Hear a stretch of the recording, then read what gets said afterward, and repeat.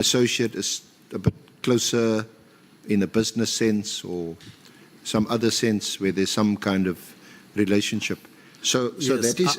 I do want to conclude, though, and say, when I heard that there are members of this Honorable House who have taken me to the Ethics Committee and Code of Conduct, after which I was given a deadline to submit an affidavit, I did so, freely so. But, well, up to now, I haven't been called and so on. But I did make an effort to clarify this matter. And it is the first time I clarify this matter as I do in an organized fashion since Mkhwanazi made that statement. So you're satisfied that your response has now been... Except the issue of the lady, that lady pretended to be worried about what was happening between me and Nhlanhla Mkhwanazi after the IP'd kind of conduct to him, speaking like she wanted to sort of bring about an understanding so that we could, from where she sits, reconcile, which I was fine with. I said, okay, I'll brief you. So I briefed her, relaxed, and so on for quite some time, 30, 40 minutes. And I didn't know that she was recording me. Now, I only learned the following day that she was actually recording me. And then when I followed up, I realized that she was on a platform that is associated or is said to be administered by somebody who is a member of MKP, that is Mkhwanazi's party.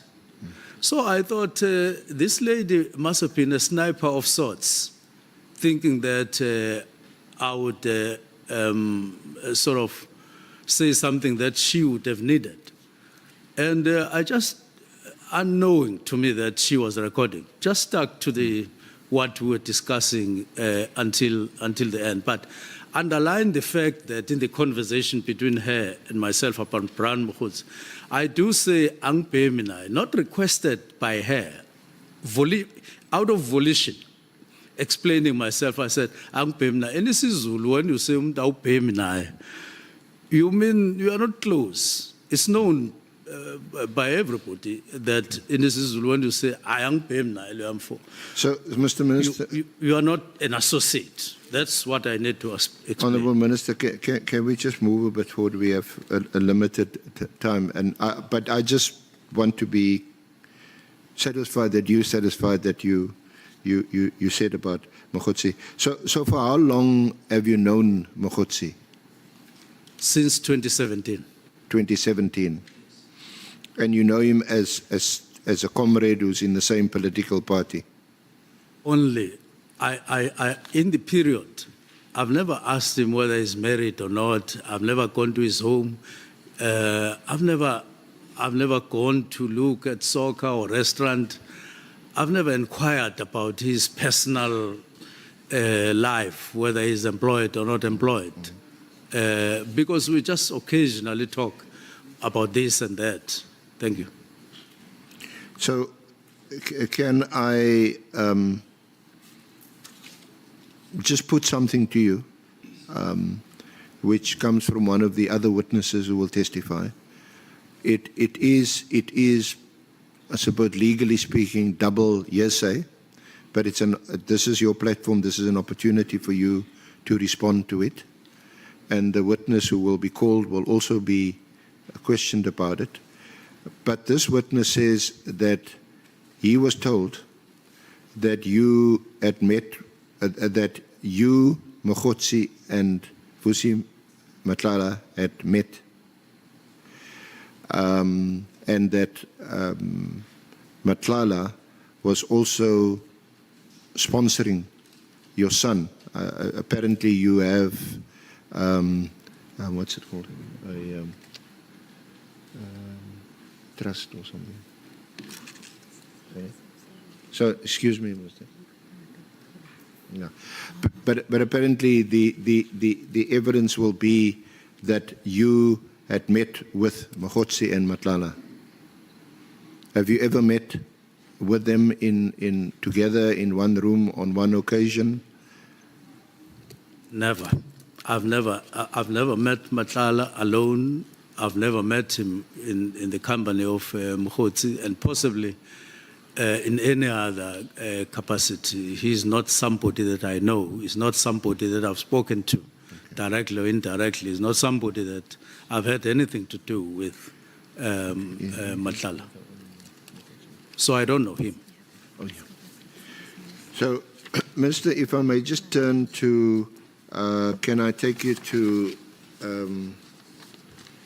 Exhibit Bundle 3, EB 7. That is an extract of the WhatsApps that we sourced from the Nhlanhla Commission. These are extracts from their WhatsApp bundle.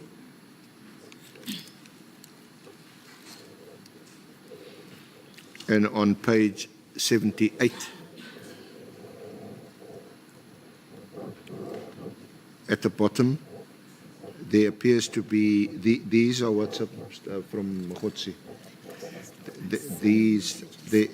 The bottom there, it seems to be a WhatsApp addressed to you.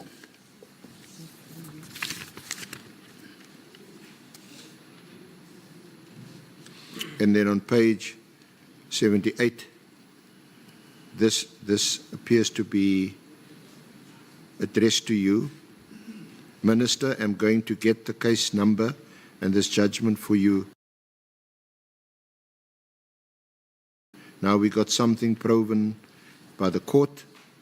This is the matter now which either Sabia or the minister can charge Khumalo and apply Rule 9 of the disciplinary hearing.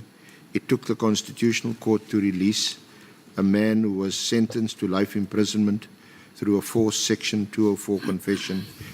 Imagine Comrade Senzo, after 30 years of democracy, having this kind of policing. The good thing is now that there is not, these are not allegations, but a court judgment. These are apparently signal messages. Then on the following page, 80, there's a WhatsApp, Sunday the 26th, morning, Minister.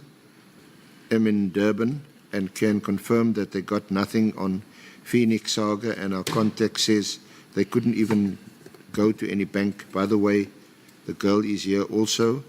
Tomorrow we are signing the practice notes on the Northwest PEC matter for the SCA in PTA with Senior Counsel. The matter will be a month from tomorrow. Then it's something about a briefing.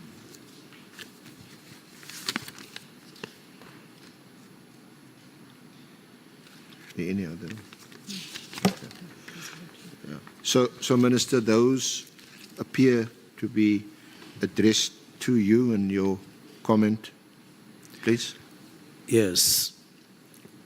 Number one, I think these two messages they were sent to me coming from Mkhwanazi, if I have some recollection of them. Now, I wouldn't have responded to both, and I think I never responded to both, simply because I didn't quite understand what he was referring to in the first one, talking about judgment and all of those. And it wasn't, or it wouldn't have been for the first time that Mkhwanazi would send to you something that you wouldn't understand unless you sat down. And so he sent that, and I looked at that, and I didn't have quite a good understanding of what he was talking about. But I didn't inquire, I didn't follow up. I took it as one of the messages that he would send to you, and you would know what they are referring to. On the second one, although you have made them disappear, first message, I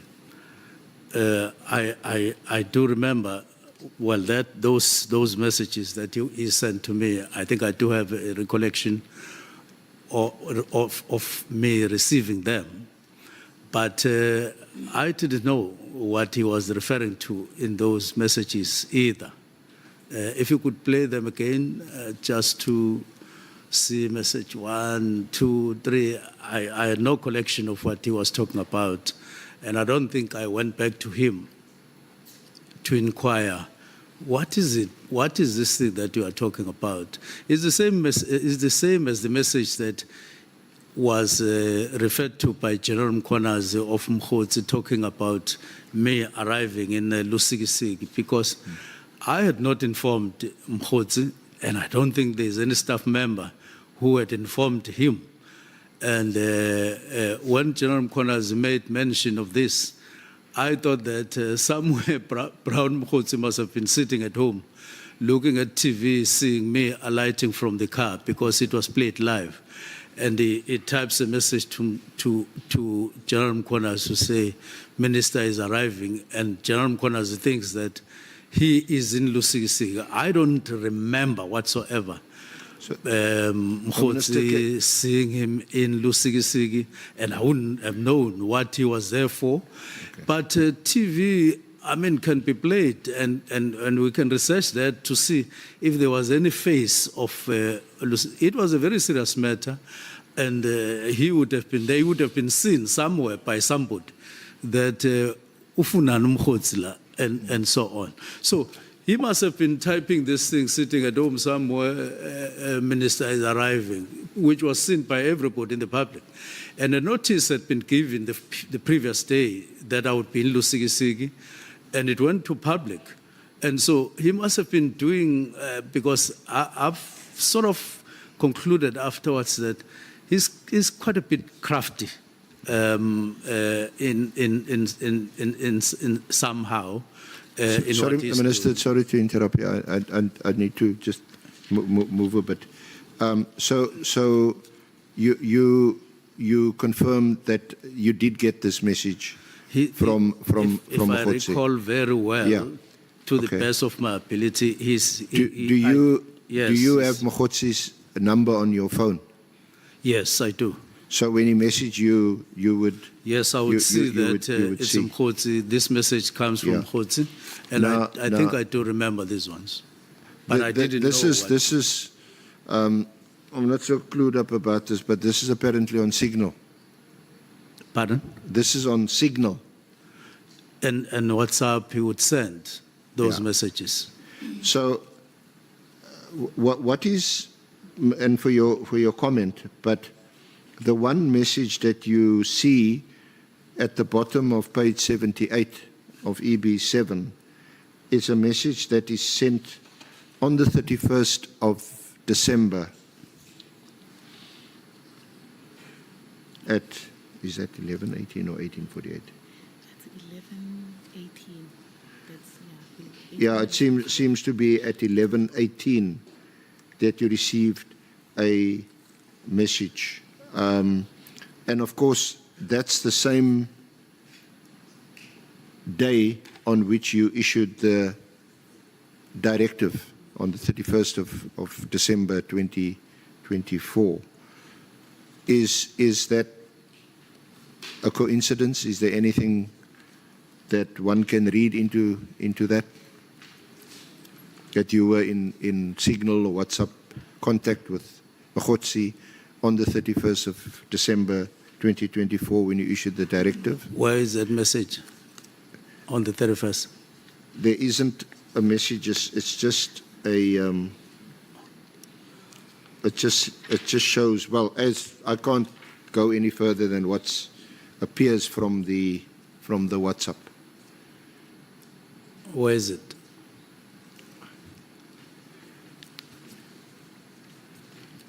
So maybe my question is this, and you can, if you can also confirm it, that on the 31st of December 2024, you received the... I don't remember sending any message to Mkhotsi on the 31st, but unless I see it, I don't remember at all. And I think I was quite busy for the longest time on the 31st, writing the directives. I don't think I did, but let me see the message. All right. So can perhaps then can we move on to Nhlanhla? Yes, we can. On a note that I don't think I sent a message to Mkhwanazi on the 31st. I don't remember at all. I don't remember at all. It is a. But we can pass. It's from him to you. It's from him. So it's not from- alleged that to- you to sent me him a message. On the 31st. Yes. What was he saying? I'm not sure whether it's not apparent, Minister, from the whether this is the message that appears on the following page on 79, which I've already read to you about the Constitutional Court judgment that was issued on the 20th of December. I'm not sure whether that's the same message. Yeah, neither do I remember or have any recollection of him sending me a message on the 31st. Okay. I did see some message said to have come from him to me at Nhlanhla Commission, but I don't want to get closer to that because I just saw it on TV. But I don't remember such a message from him to me on the 31st, nor do I remember what subject we would have been speaking about. Until I get that, I can then have a better comment. Page is SM 44 and volume 2. If I can just move on, Minister, to Nhlanhla and his affidavit, which is at SM 44.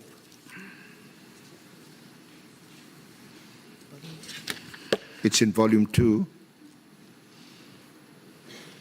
It's an affidavit that is deposed to by Vusimusi Nhlanhla. It's date stamped the 22nd of September of this year, 2025, and it was commissioned by an officer at CMAX on the 22nd of September 2025. So, can I start by asking, how did you obtain this affidavit from a person who is being kept at CMAX? And I think colloquially, we all associate CMAX with high security and persons who are detained there because of its high risk, high security. Would I be correct more or less in that understanding? That CMAX is not just your ordinary prison like a Polsmoor or Drakenstein. It's high security. So how did you obtain this affidavit from him? I got this affidavit from my lawyers, and they said they had a chat with Nhlanhla's lawyers at their level, in their own time, their own way, and then they gave me documents that they said they received from Nhlanhla's lawyers. How any other thing happened, I don't have the knowledge, but I do know that my lawyers did give me the statement a couple of days or so ago to say they have this kind of a document. So was the sole purpose of obtaining this affidavit, or procuring an affidavit from Mr. Nhlanhla, that he denies knowing you? On several occasions since I started preparing, I have been emphasizing to my lawyers that I don't know Nhlanhla. I repeated that and I said to them, my lawyers, I'm not fooling you. I'm not playing any game with you. I am honestly saying to you, I have never met Nhlanhla. I have never seen him in my naked eye. I have never had a talk directly or indirectly with him. And I've been repeating it over and over, and at the same time saying, I know Mkhwanazi on the other hand, and how I got to know Mkhwanazi, and how he's not my associate. And I think they then took the initiative that they took to inquire on their own, and they got this affidavit. And this affidavit, when I read it, it reflects what my understanding is, that I have never met a person. The only time I got to talk more about Nhlanhla, other than coming across the name from newspapers and social platforms, it was on the 20th of December when we started talking to General Masimula about the contract. Then that's when I started talking more about Nhlanhla. Before that, I just come across the name Nhlanhla and the stories about Tembisa and all of that, but I had never heard anything else to talk about Nhlanhla. Minister, what prompted you, just because you raised the issue of the Tshwane health contract, what prompted you to make further inquiries about the award of that contract? Because that was done and in fact signed off by the National Commissioner. I think before you became the Minister of Police. The contract, as we know, subsequently it was cancelled after he was already paid, I think a substantial 50 million or 25 million or something like that. So the question is, so what prompted you to make those inquiries which then resulted in the contract being cancelled? Okay, before you respond, Minister, let me recognize Honorable Malema. Thanks, Chair. Good morning, Minister and colleagues. The SC is raising a very important point and is leaving it, where the Minister says, I never solicited an affidavit from Nhlanhla. My lawyers are the ones, after listening to me so many times, they went to solicit the affidavit from Nhlanhla. and I wanted the SC to ask as to, are you saying your lawyers acted without an instruction? Because lawyers act on instructions of their clients. And Minister should understand the implications of what he is saying about his lawyers, because they can be reported to LPC, that on their own volition, go to a maximum prison, obtain an affidavit. Is that without his instructions and they're his lawyers? Is that the understanding that the Minister wants to share with us? Senior Counsel, that is sustained. Should I refer to Honorable Malema as my junior counsel? I intended to ask about that. I'm mindful also of my 2-hour limitation, and I suppose Honorable Malema can perhaps defer that question to Honorable Minister when his turn comes. But you've heard the point, Yes. and Yes. maybe if you want to respond to Honorable Malema. My response is, Honorable Malema is quite correct. I did express a wish that if all possible, if it were to be possible, I could wish to get an understanding, even via such a document. They say I get something of a lifestyle from, without naming what is it that I've ever received from Nhlanhla, or what word has ever gone between me and Nhlanhla, but they say he funds my lifestyle. And the strangest thing, Chair, is that I have nothing that I can, they just on their own connect me, and it has never happened. So the express response is that I did express a wish that if I could, I mean, if anything could be possible. So I was wishing, and they carried out that wish. So it was on your instructions that your lawyers approached Nhlanhla in CMAX to depose to this affidavit. Yes. But Minister, if you don't know Nhlanhla at all, you've never met him, that's your evidence? That's my evidence. Yes, so why would you want to obtain an affidavit from a person who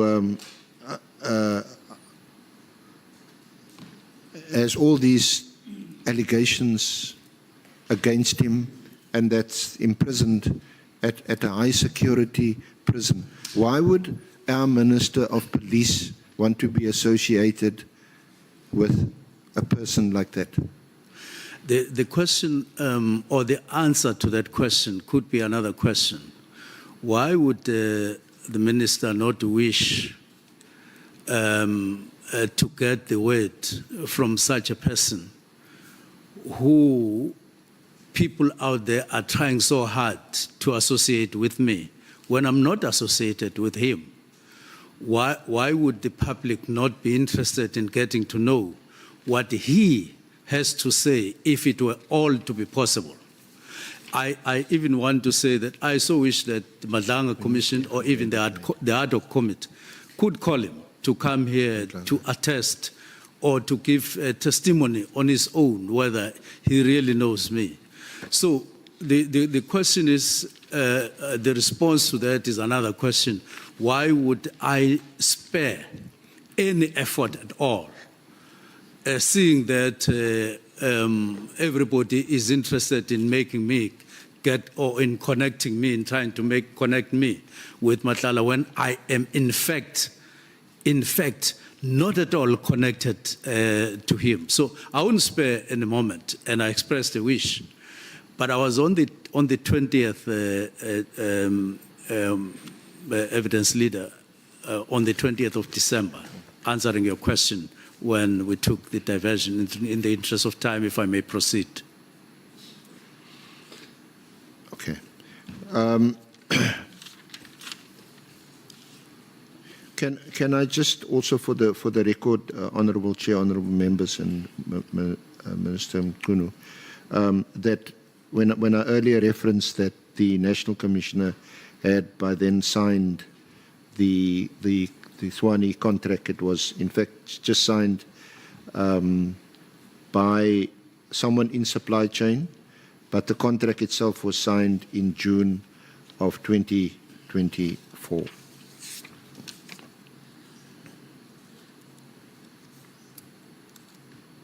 Now, I had already put this to you, but again, just for the record, I'd indicated that a witness will be called to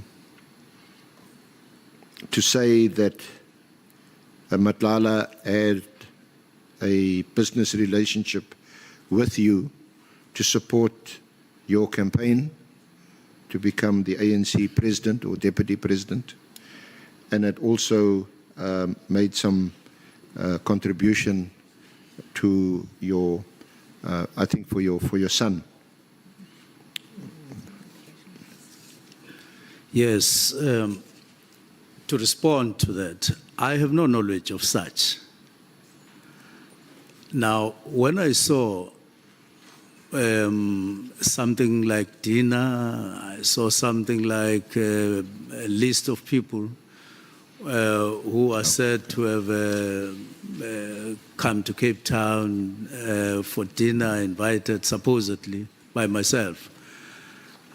It almost shocked me, because I had never had any discussion with anyone Brown Mkhwanazi to be exact, about any dinner anywhere, about any contribution anywhere, and so on.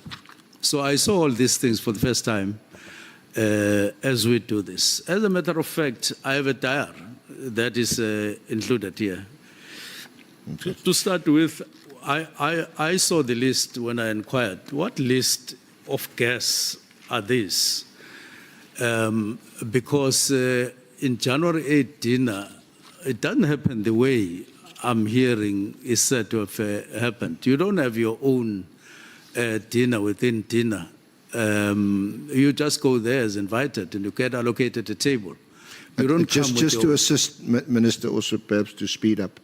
I'm sure that honourable members will also ask you questions on this, but you deal also with the January 8 celebrations on page 82 to 88 of your statement. It starts at the bottom. Did Nhlanhla pay for my associates or guests in the January 8 celebrations? You may want to reference that or look at it. yes. I'm saying I've never asked, or I didn't ask anyone to organize any dinner whatsoever for me during that period.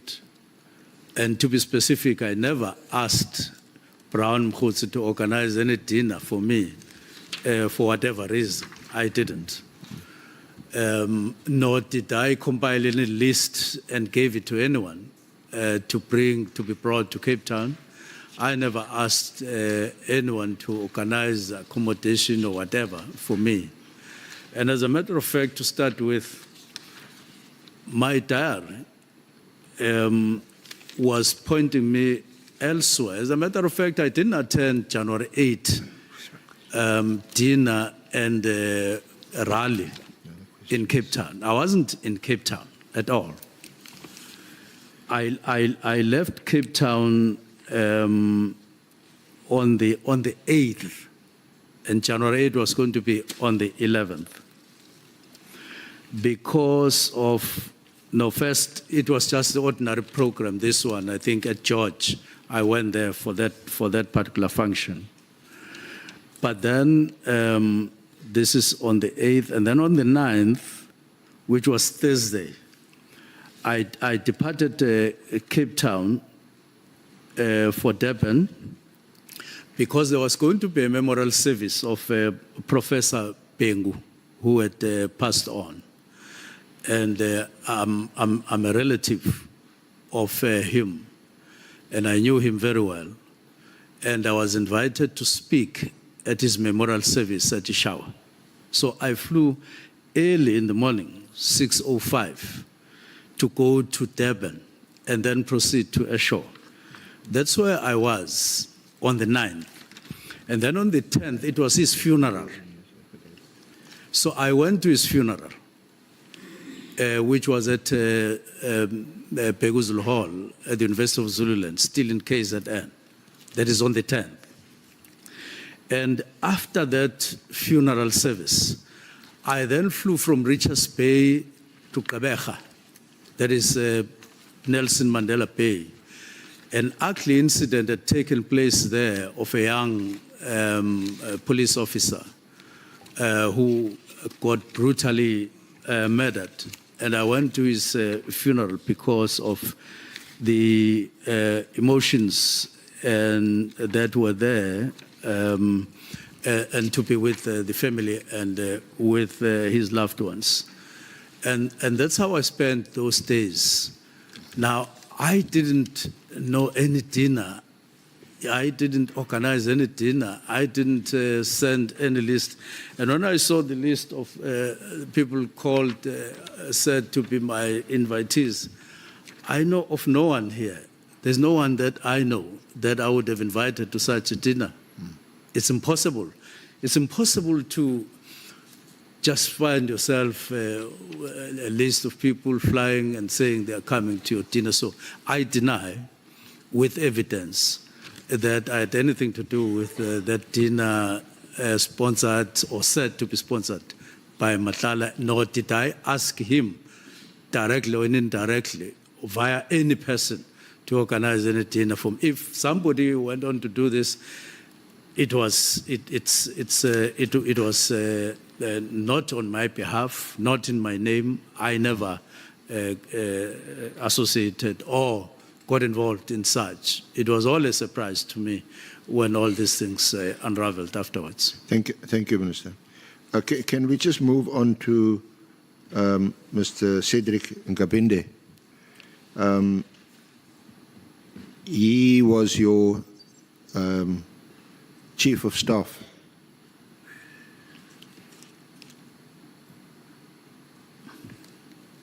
Before his appointment as Chief of Staff, did you know him? Who is that?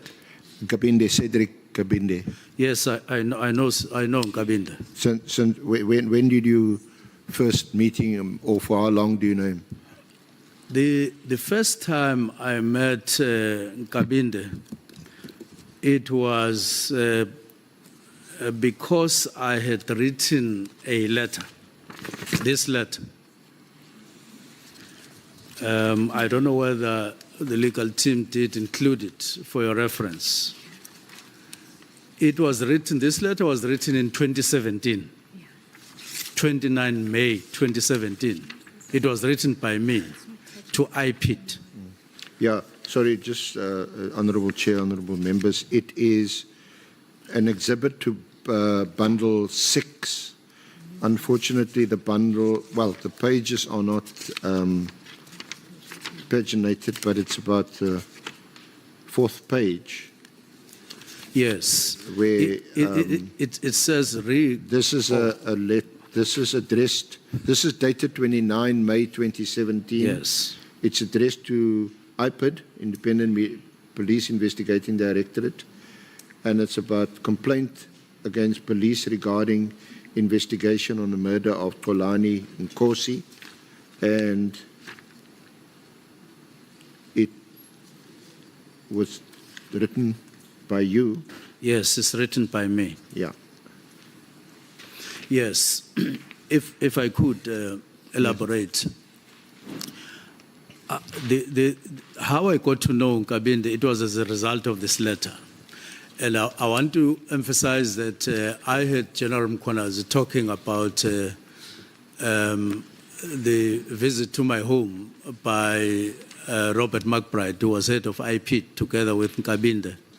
Indeed, that incident did take place, but not the way he was relating it to the public, because he spoke about them flying a long way to Durban and then driving a long way to Mpangeni as if it was leisure and as if it was some So is this in 2017? In 2017. When McBride and Nkabinde, who's also with IPID, when they were with IPID. And yes. Yeah, they come to your house, to your home. Yes, at Mpangeni. And after receiving this letter. Yeah, and was that after you were no longer the Premier of KZN? No, I was no longer. Okay. So they visit you in 2017 at your home? Yes. Is it in connection with this, with your complaint? Yes. That you lodged with IPID? Yes. Because there was some allegation or some insinuation that you were somehow involved with the death of Nhlanhla. Yes. And Nhlanhla was one of your bodyguards. He was my staff, not really my close bodyguard, but he was part of the security team that he would advance where I go and check, and then he got murdered at some point, and I wasn't there around Mpangeni. I was working in Ladysmith when I heard it was in the evening that he had been murdered. It was around 8. So that was the first time you met Nkabinde? That was the first time I met Nkabinde, and then I explained my matter, the basis of this letter, to McBride, Robert McBride. Yeah.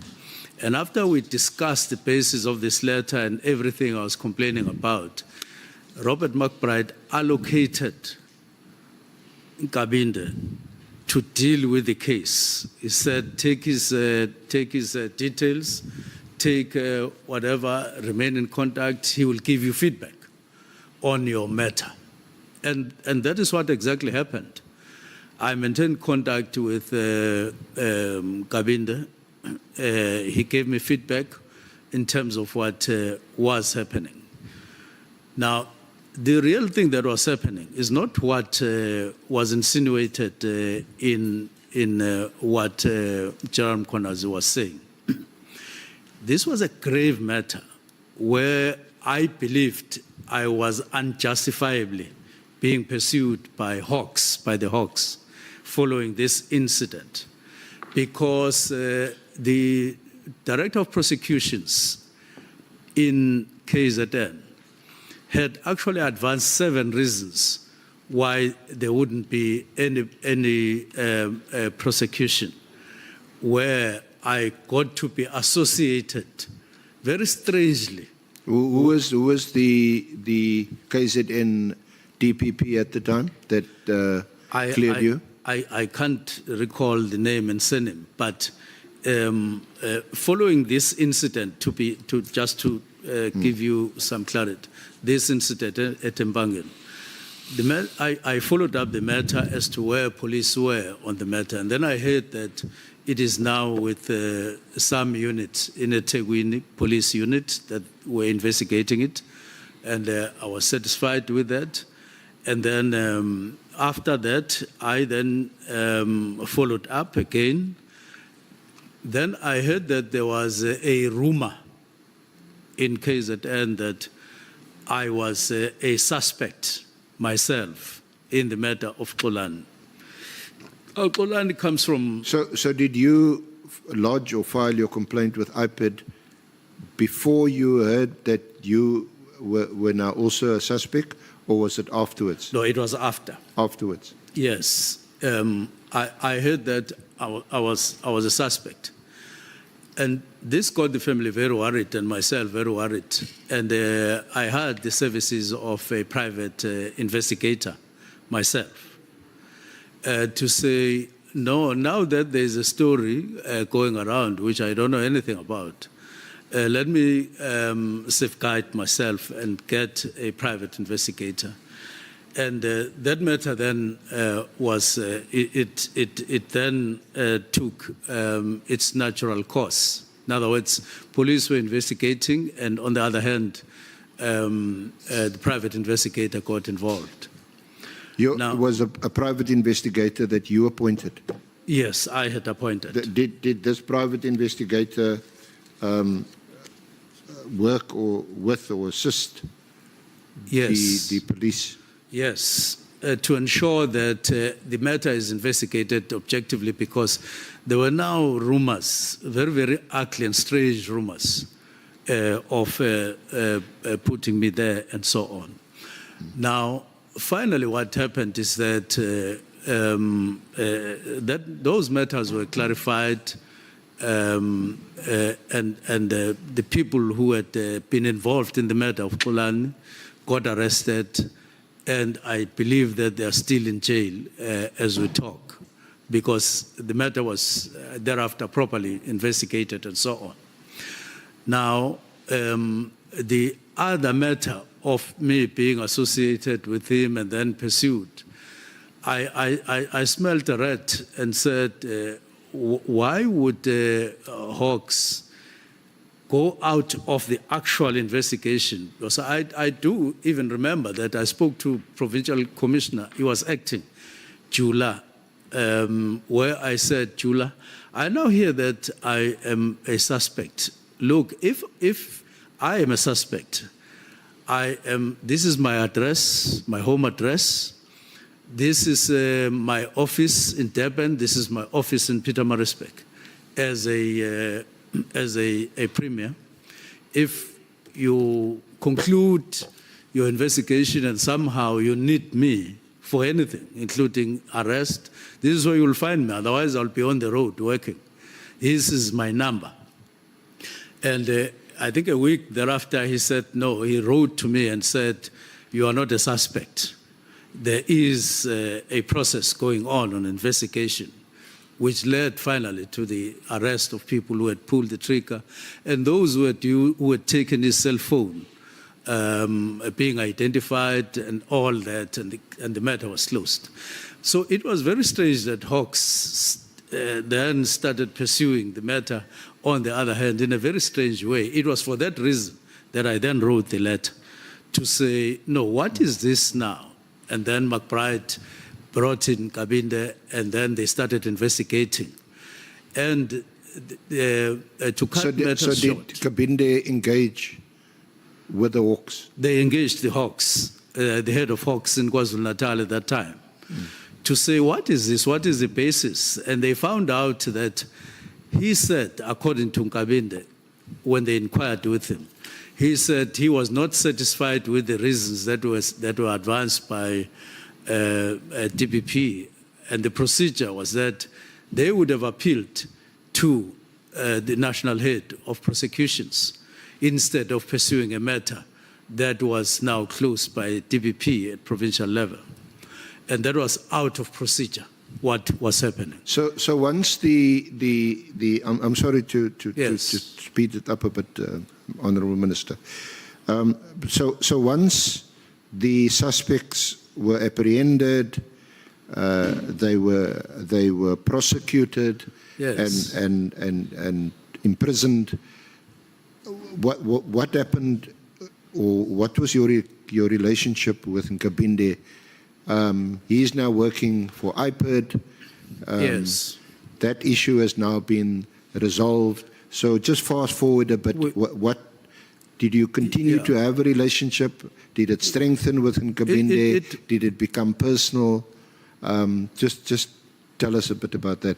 It was now very loose and very relaxed, not pursuing anything, because I was now satisfied.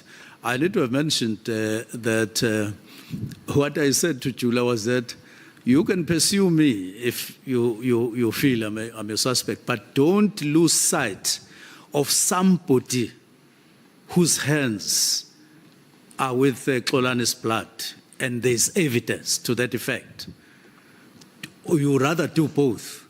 Yeah. And I put that very strongly. And that led to that person being prosecuted and so on. But So Minister, with Kabinde, it was now very loose. It would be just a call here and there, not for anything.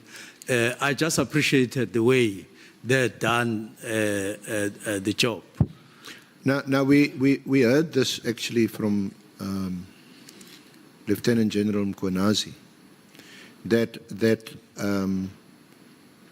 Nkabinde then left the IPID. I'm not sure whether it was a termination, a resignation, or a dismissal, but he left IPID. Yes. I think he had a fallout allegedly with McBride. Yes. And he left IPID. He was unemployed for a while, and then Mkhwanazi found him a job with a security firm. I don't know if you're able to comment on that or how much you know about it. If you don't have to comment on it. But yeah, so during this period that I'm referring to, do you still have a relationship with Nkabinde? Do you still know him? Do you still interact with him? Now, when I called Cedric in terms of the vacancy as Chief of Staff, to say he may submit a application if he so wishes for the panel that would interview them. I did check some detail on the profile, and actually, after I spoke to him, it is not exactly as John Mkhwanazi puts it. Cedric spoke to me that all the reasons why he had to leave IPID and circumstances thereof. After that, he got employed by the bank in their forensics department and so on. And he told me that John Mkhwanazi actually knows that Cedric got employed in the bank because he would invite Nhlanhla Mkhwanazi to functions of the bank because they were close, and he would attend. So he knows beyond any doubt that he got employed. So he found it strange that he is said to have been unemployed. Yeah, they. I'm not sure what the position is currently, but they were friends. They were close. They were. That's Yes. how we hear about these phone calls between Mkhwanazi and Kabinde. So, Well, I'm not let's sure. just fast forward a bit. This position of chief of staff. Yes. What was it? Is it an advertised position? No. What are the qualifications you need to have to be a chief of staff of a minister in government? Now, there is something called ministerial handbook. What happens is that when you recruit staff, you've got to look at the ministerial book and what it says about each position, and then you contact people that you think are possible candidates, and they get to a panel set up by the department that you are working for, and they get interviewed. I know this in detail because I was once Minister of Public Service and Administration, and I made sure that I introduce improvements that are in place today in terms of recruitment, so that you don't recruit anyone just because you love them or because they are associated with you or they are your relatives. We prescribed certain qualifications because if you're chief of staff, you are actually a chief director. So it can't be that you get there because you are related to the current minister.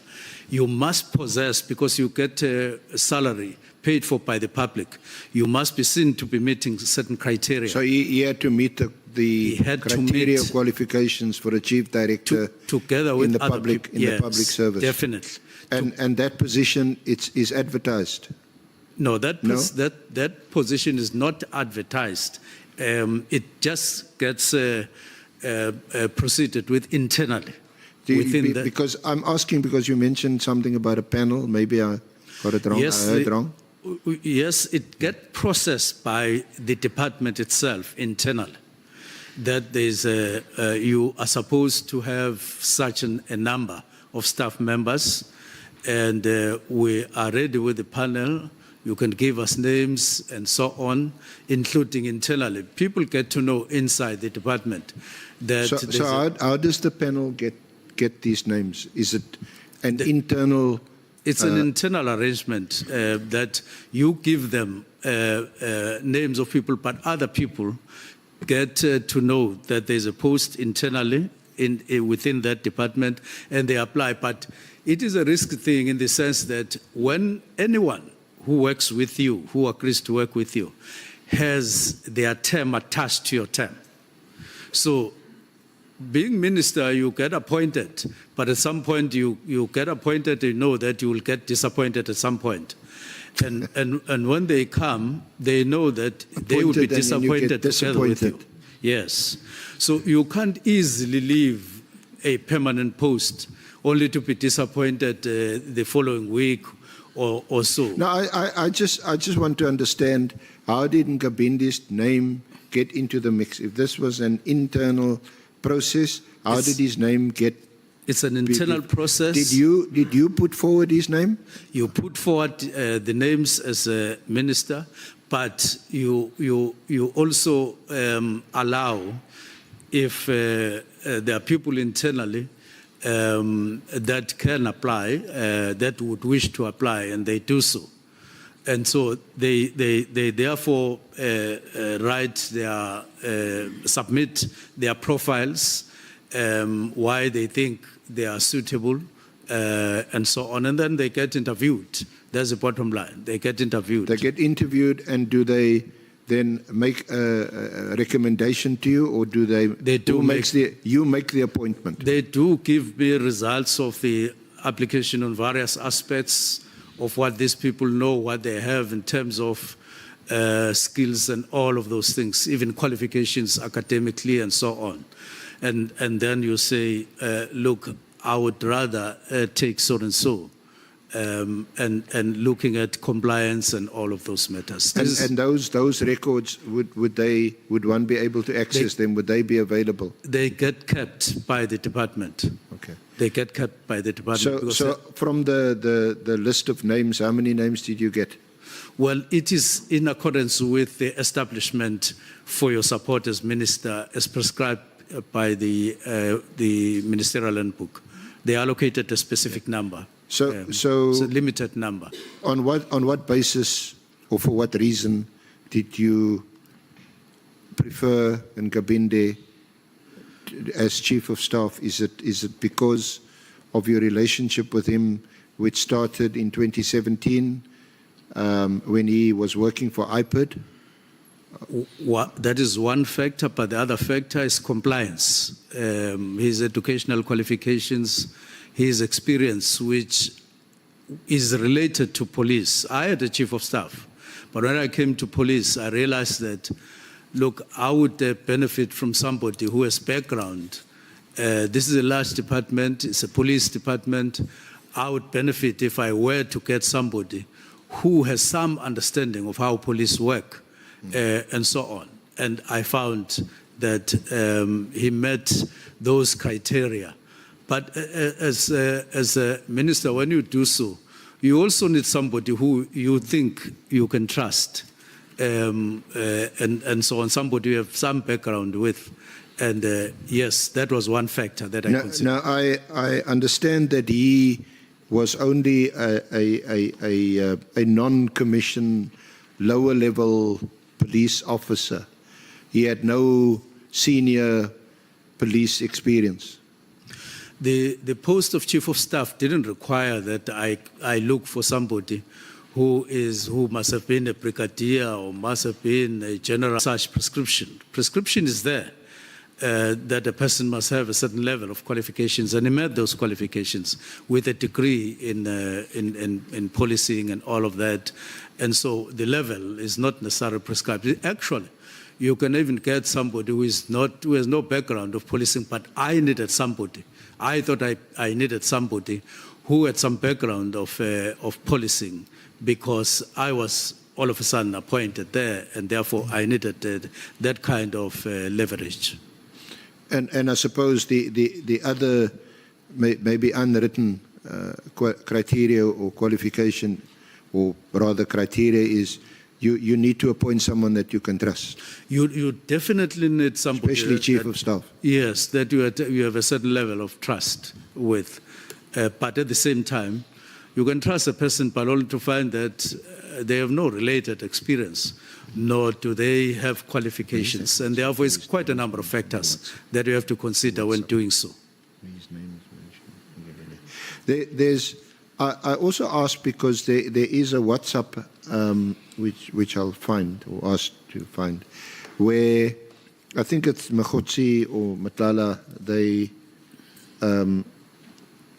say that they're looking for your number, and then it says that they should ask Nkabinde for your number.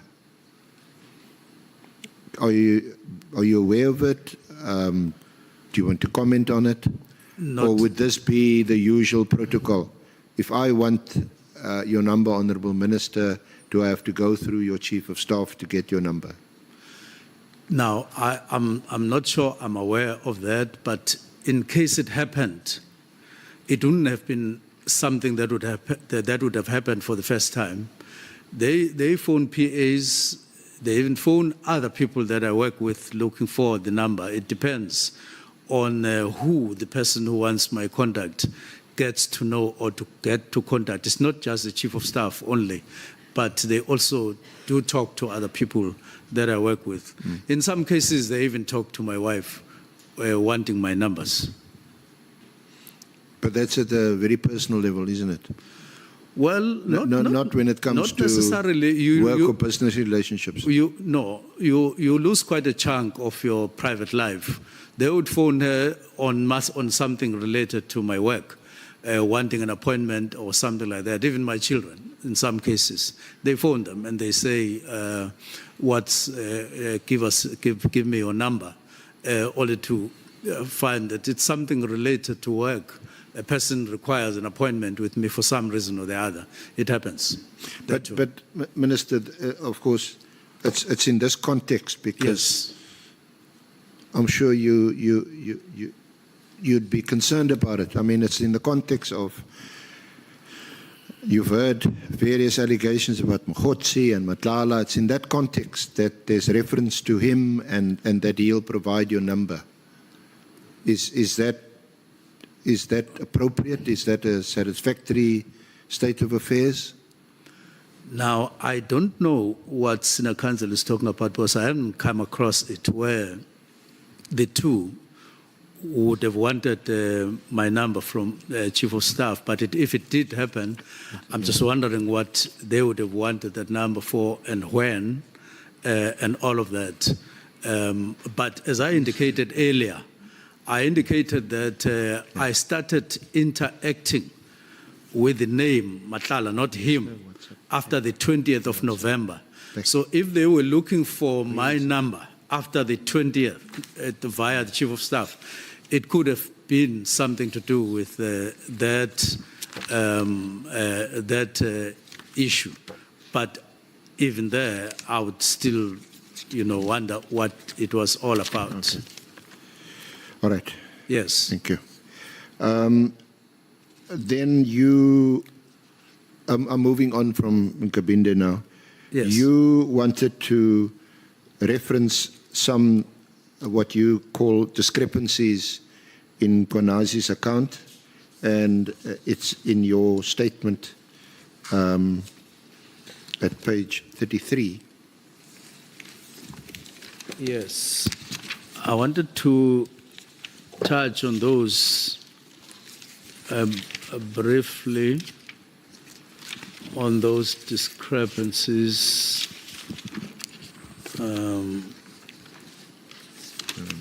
Which bundle? On page? No, it's not 33.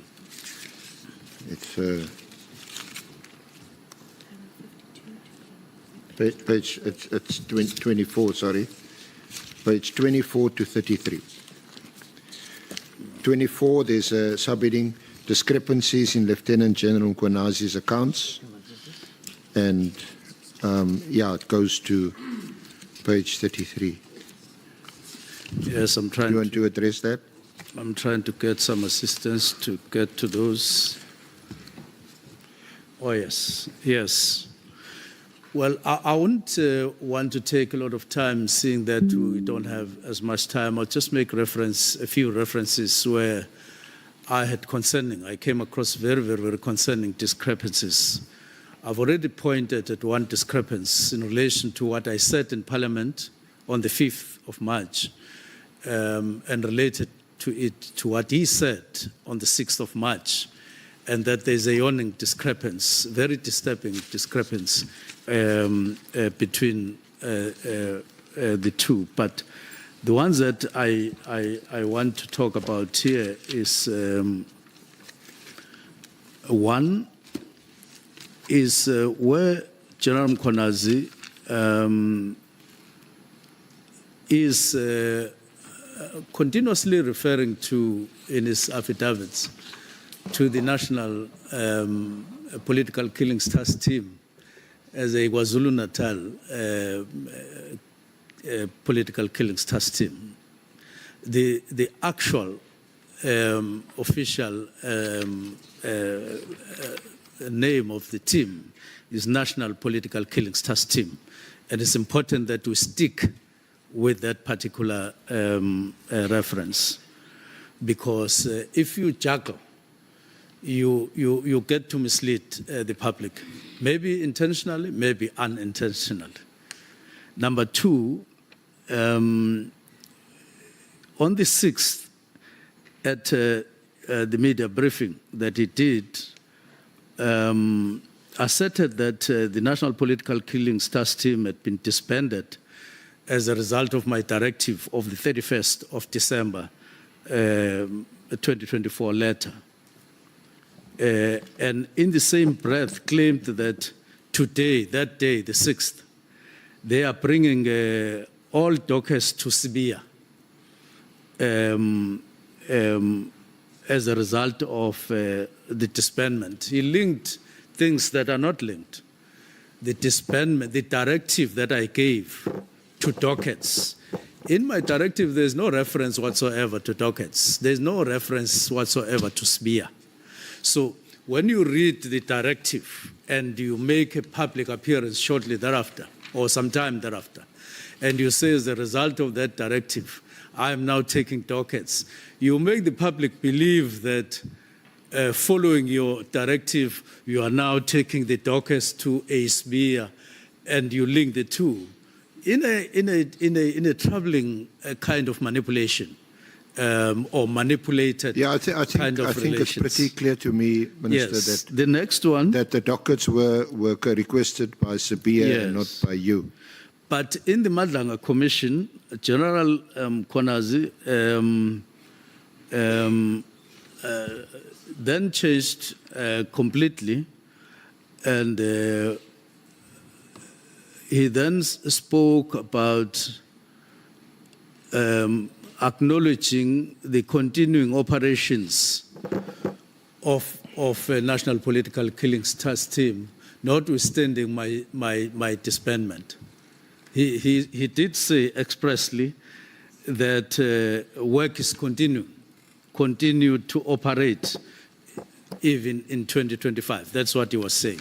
So quite worrying discrepancy as a result. The next one, before Nhlanhla Commission, General Mkhwanazi suggested that Parliament had failed to act after his 5th March appearance before the SAPS Portfolio Committee, including that Parliament had been confronted with the same WhatsApp and proof of payment evidence that he had publicly alleged.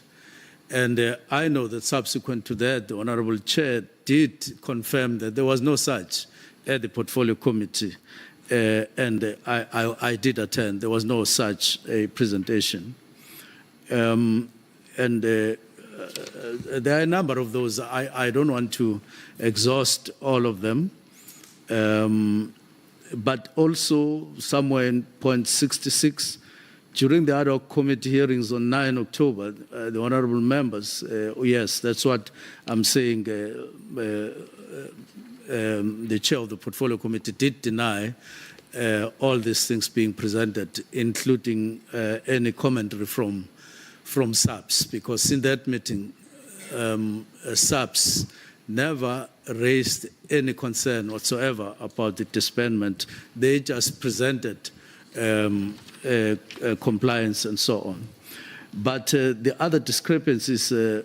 Nhlanhla, or any 360 million tender was not presented there and so on. So there are quite a number of discrepancies. I'm just making references to them in the interest of time that come about in his statements depending on the platform. And that is very, very worrying. Well, you've set it out in your statement. Yes. Thank you very much, Honourable Minister, Honourable Chair. That concludes this part of our questioning. As usual, at the back end, you're a cricket man at the back end. If I can get the opportunity of asking a few more questions, depending obviously how it goes with the honourable members' questioning of the Minister. Thank you very much, Minister. Yeah, Minister and SC, thank you so much. It has been a protracted session, starting from Thursday last week. I think you deserve a 20 minutes break. We will come back at 11. Thank you. I would want to use part of my 20 minutes because Senior Counsel asked me a question that while I was just starting, I had just started on the contract then we got diverted to something else. It is very important to explain that in a way. Yeah, you can explain that in 3 minutes. I would do so. Yeah, we must break at 20 minutes before. Yes, I'll take 1 minute to add another contrast. 11. Yeah. On the 6th of July, Nhlanhla Mkhwanazi made an allegation to the public that I was guilty for interfering on police operations and on protecting syndicates and all of those. But when he was confronted by one member of the ad hoc committee in the portfolio committee, he publicly said, I quote, I wouldn't say corrupt per se, but on the 6th, he told the public that I'm corrupt, public.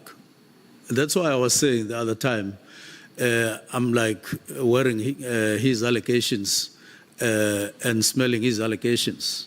Then he tells the public that no, I wouldn't say corrupt per se, and so on. A police officer can't talk like that. A police officer must say, this person is corrupt, here is my evidence.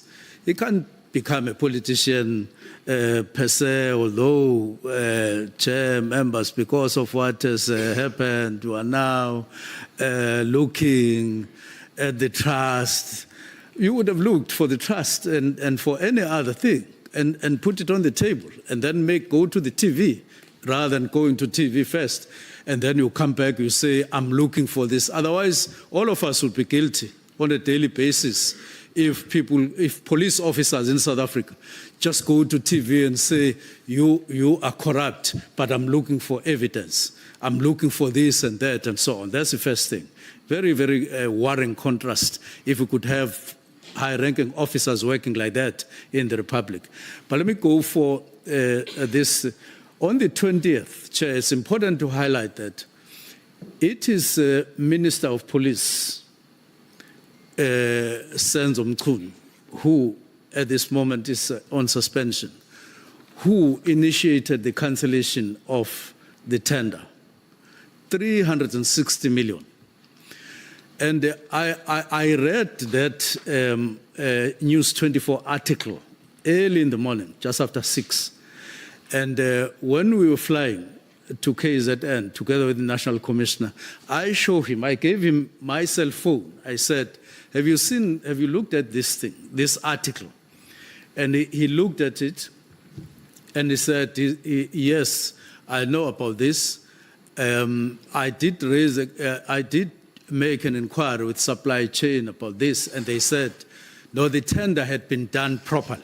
That's what National Commissioner said. And he added by saying, if you want a briefing, I can organize a briefing for you. And I said, National Commissioner, I would want a briefing because if the portfolio committee asked me about this, I wouldn't be able to answer, even though it was awarded before I came.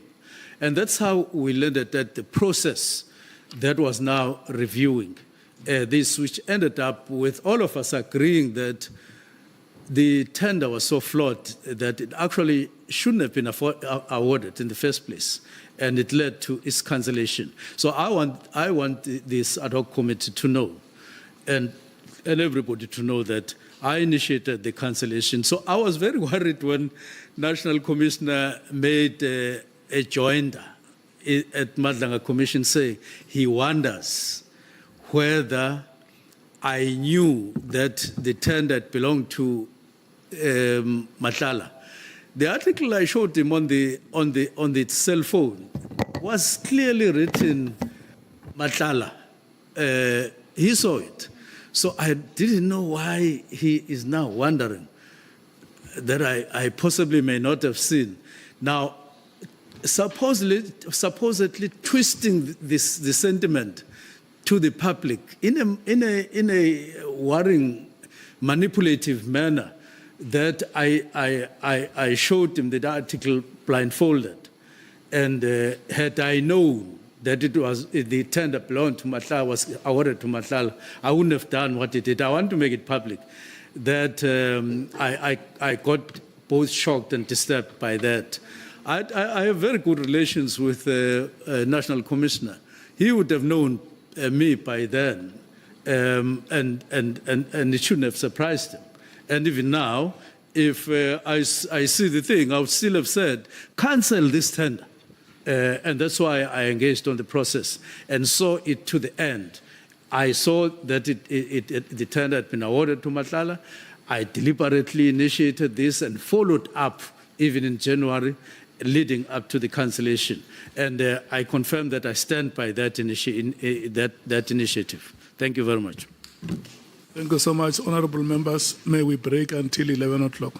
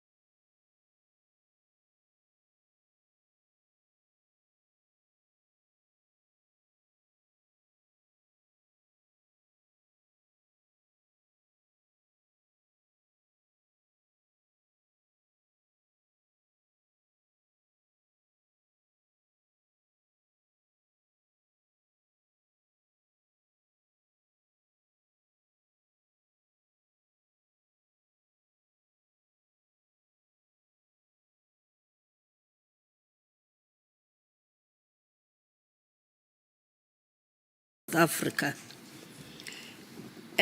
Honorable Minister, I will go straight to, I'll go straight to the directive that you gave on the 31st of December through the correspondence that you wrote.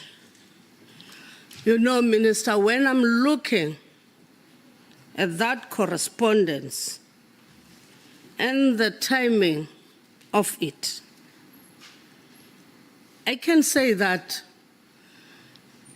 it was very much contentious,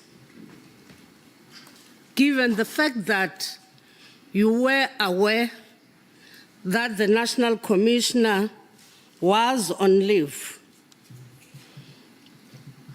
and you didn't even have at least to brief the National Commissioner with your intentions to disband the PKTT. So that's why I'm regarding that directive, and it has that immediate effect on it. That's why I'm saying that the timing of that correspondence to me, do you agree to that, Minister?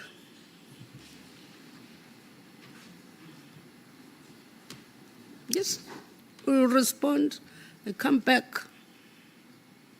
Yeah, just specifically, do I agree to what? If I'm saying that the timing of issuing the letter, knowing quite well that the National Commissioner Yes. was leave. on leave, Yes. and you had time sitting with the Commissioner, maybe 3 days before, you can say that I've got this intention. Yes. When the National Commissioner goes, you will say that the National Commissioner was aware.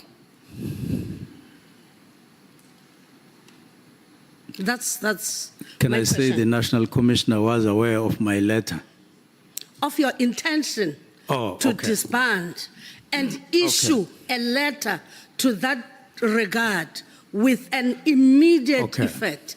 Because on the 31st, you issued a letter with an immediate effect.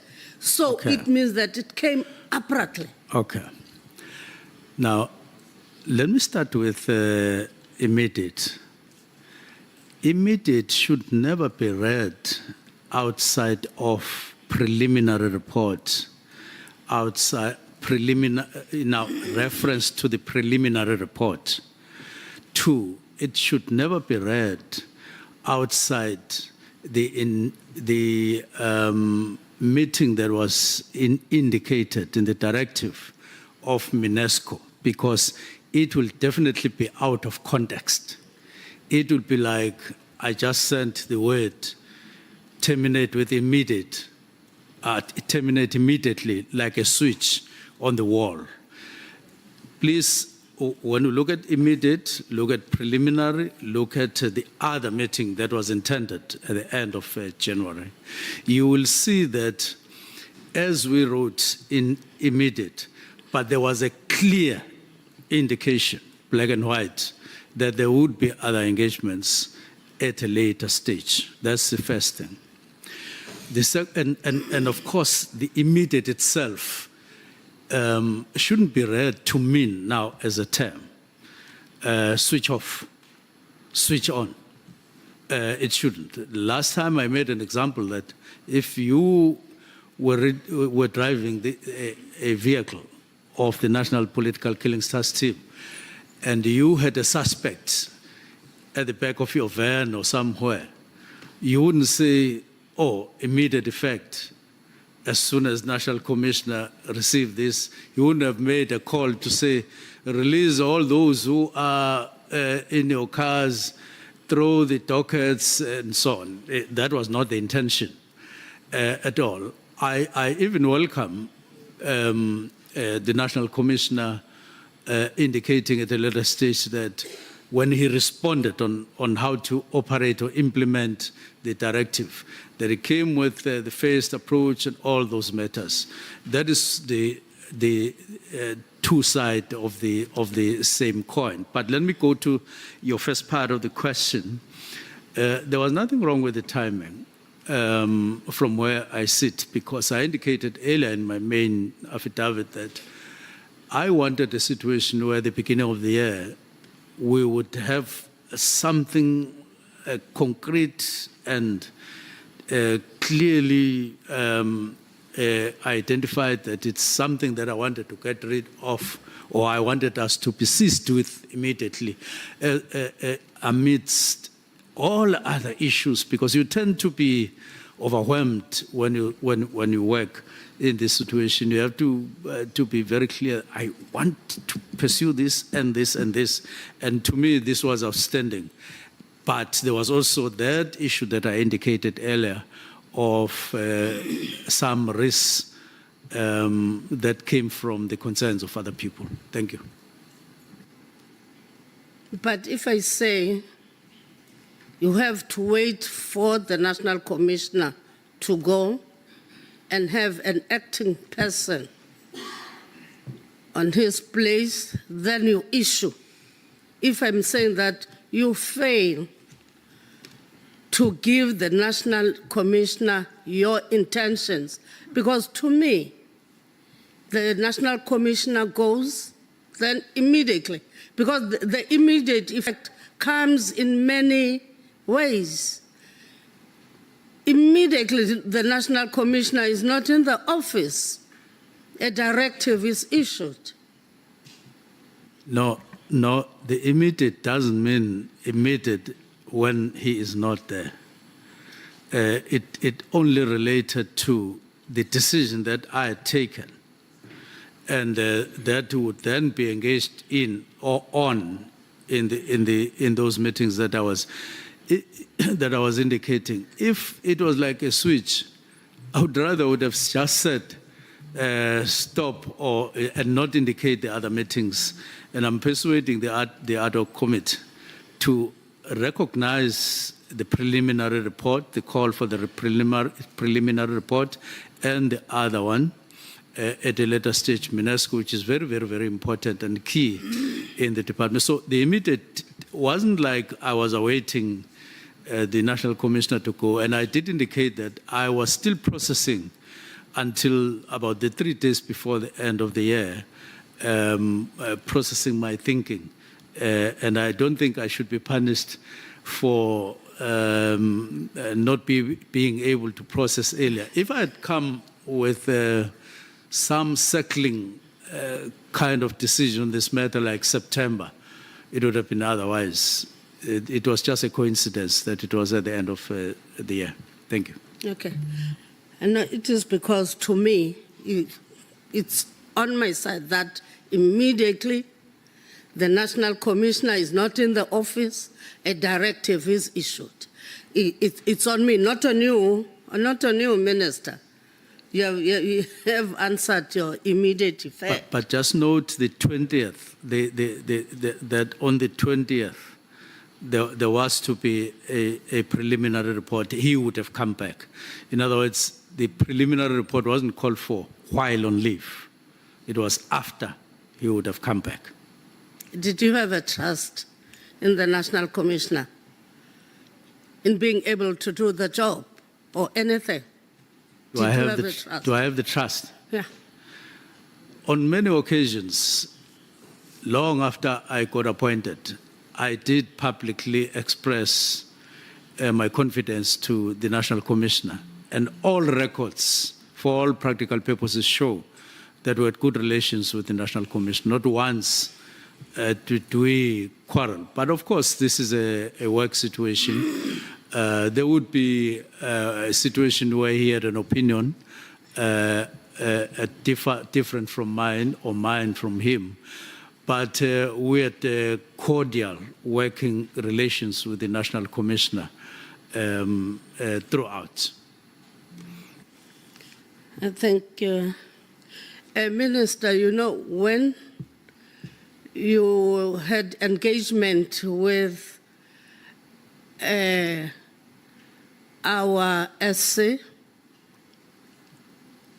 asking you about meeting the National Commissioner in a funeral on the 28th of December in KZN. You said you couldn't discuss the work related in a funeral. But to me, because I'm looking at this timing, to me, didn't you find it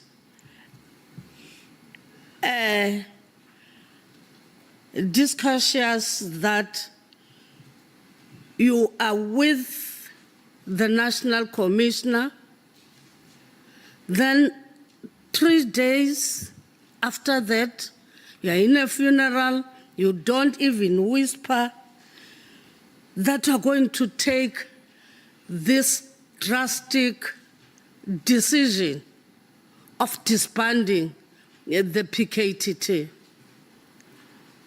I'm raising this because this PKTT, I'm having a document here that was submitted today, and some of the issues are not correct, or that reflect on the political killings or of the politicians. I know you have said that on the political killings, you didn't want it reflect the reducing crime. You talk about political killings on this task team, but you wanted to talk it broadly. But now you have the National Commissioner in a funeral together with the Provincial Commissioner. You don't even whisper that to the National Commissioner that you are going to take this decision. You don't even give the National Commissioner a listening ear. What would you say if I'm saying that I'm going to disband them on the 31st with immediate effect? Didn't give a hearing to the National Commissioner, and yet you knew the National Commissioner will be gone 3 days after that funeral. I want to repeat what I said at the beginning. I had no solid idea. This is despite the funeral, that it's not normal that you would suddenly in a funeral remember but even if I had remembered, I did not have a solid idea of how to engage with the National Commissioner by then. That's why I said it was only after I started relaxing at home, 29, 30, and 31, that everything then shaped up in my mind. Under normal circumstances, if I had shaped up by then, I would have even asked for an hour or two, go to a hotel, sit, and relate this. But at that time, I was just busy still turning up this thing in my mind. It's different in an ad hoc comment because you are looking post. At that time, I was going forward, looking forward to have a solid idea of. I didn't even have 31 in my mind at that time. That come 31, I'll write a letter. To be honest, it didn't happen that way. I was just still checking or turning things in my mind how I would actually engage on this matter. You know, those police that are in the hierarchy, that your National Commissioner, your Provincial Commissioner in KZN, they have a trust in you.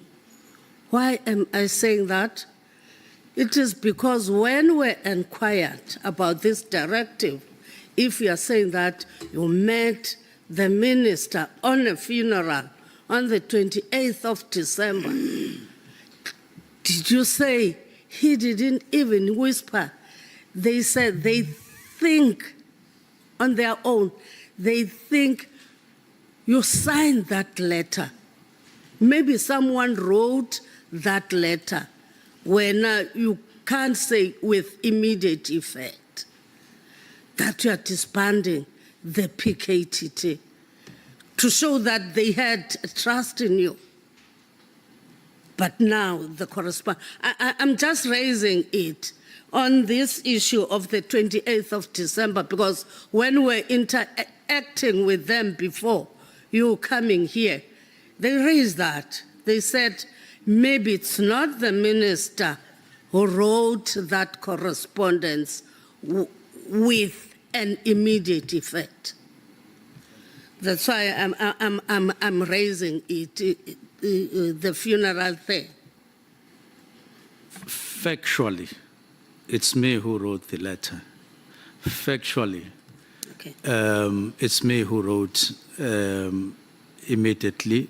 And as I say, I had no solid view at the time on the date of the funeral, how I would deal with the matter. It only came once I settled at home for a few days, processing this in my mind. Thank you. Then, Minister, I think maybe a rounding off in this timing of the letter, and now the letter is there. How would you expect to maintain a collegial work environment within SAPS, especially with the people that are taking decision, having a decision that you have taken with such, I've said, in effect, maybe the nature of the decision, such without consensus, taking a decision without consensus, then the collegial work environment with you and the generals there. Let me say the first day or time when we met with the National Commissioner, the only thing we discussed in relation to the letter was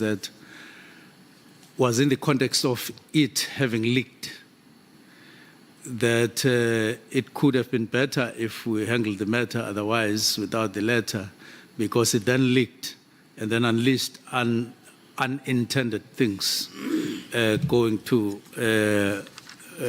other people for which it was not, or to whom it was not intended. On collegiality of the matter, I would take your comment kindly, and perhaps it is something that could have, if it had cropped in my mind, it could have caused me to make a call that, hey, I'm now taking this decision, having thought through in those 3 days. Now, I acknowledge that from you as a feeling, but I'm saying it shouldn't be construed that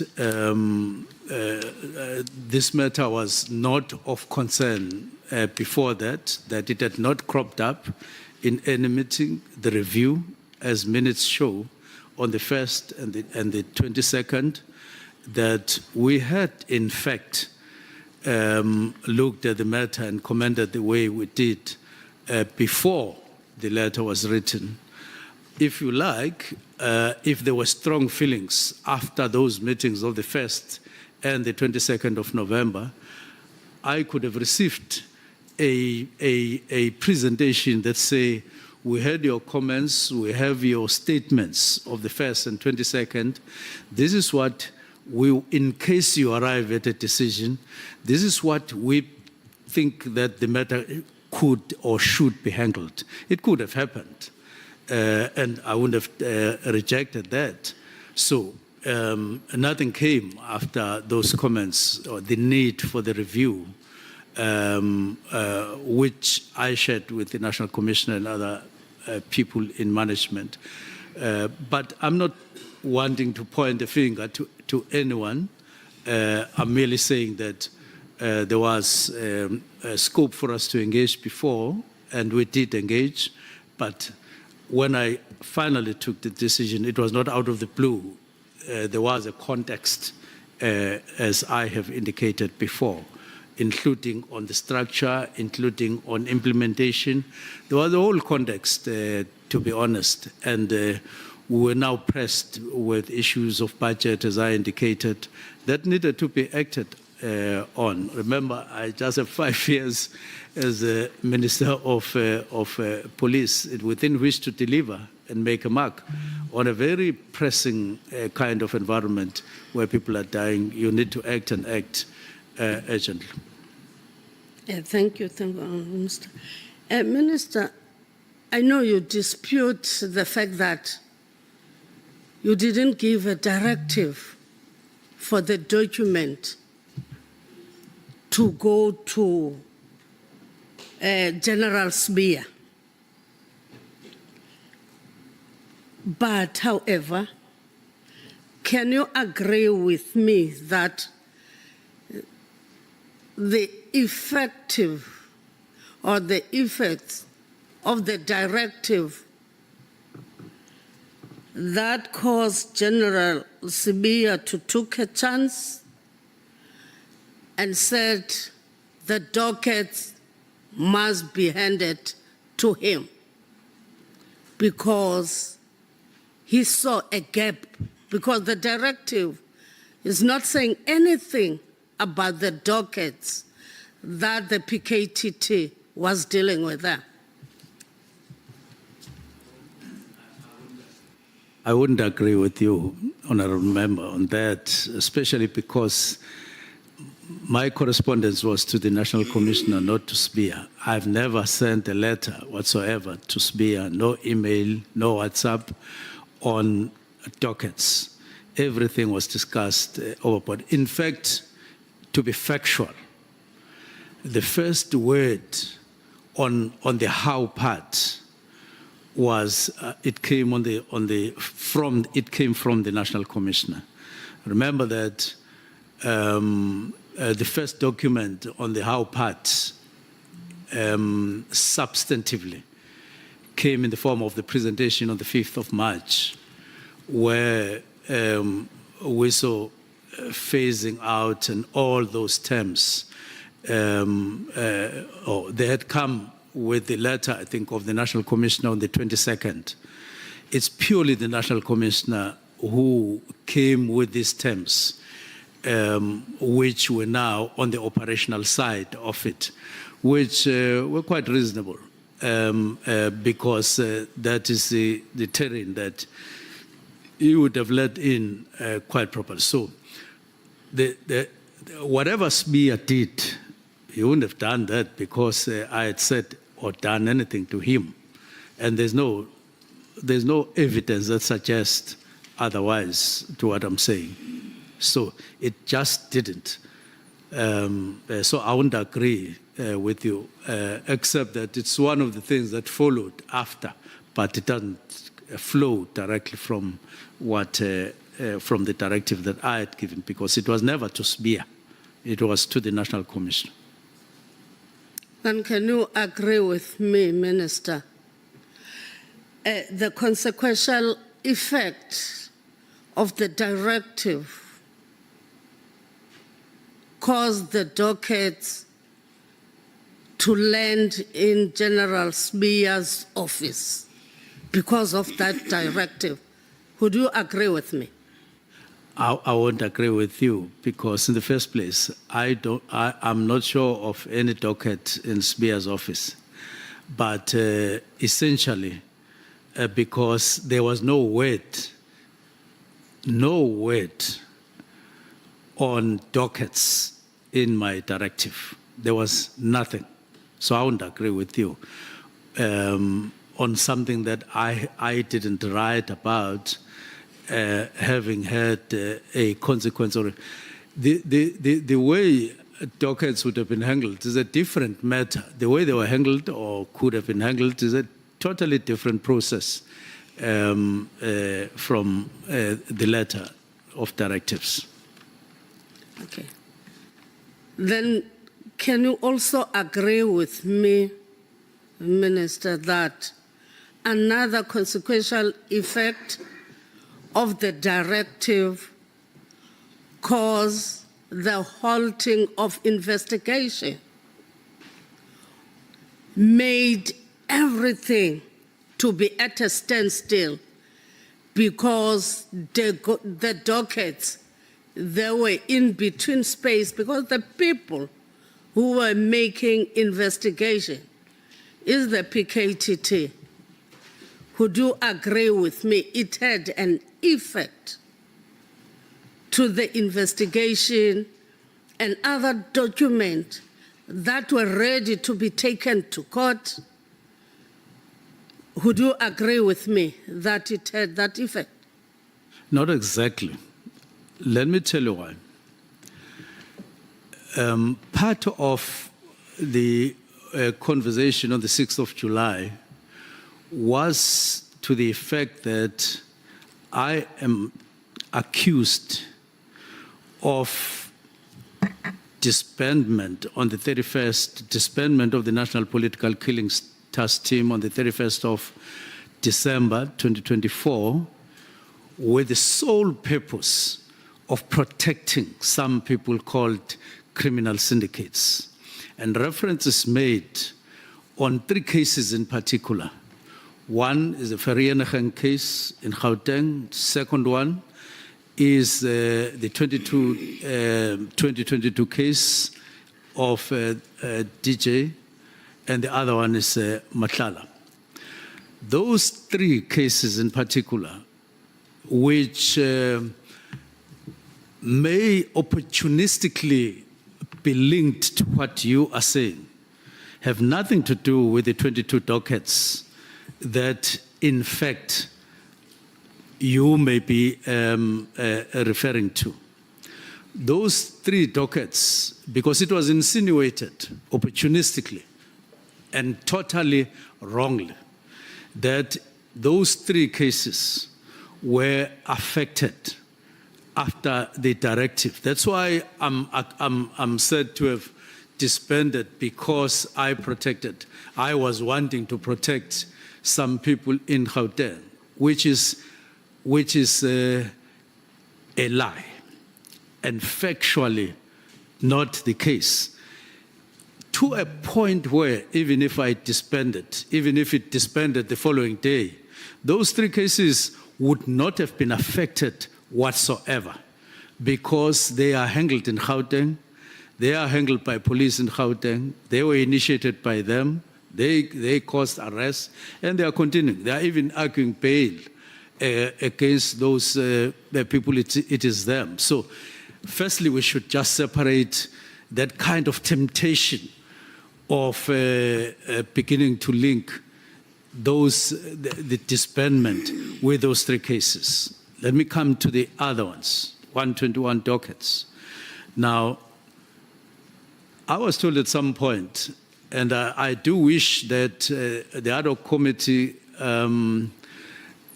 also call people who were actually handling the dockets at head office, not just General Spear under whom it was happening, but to name a person that I know was handling this.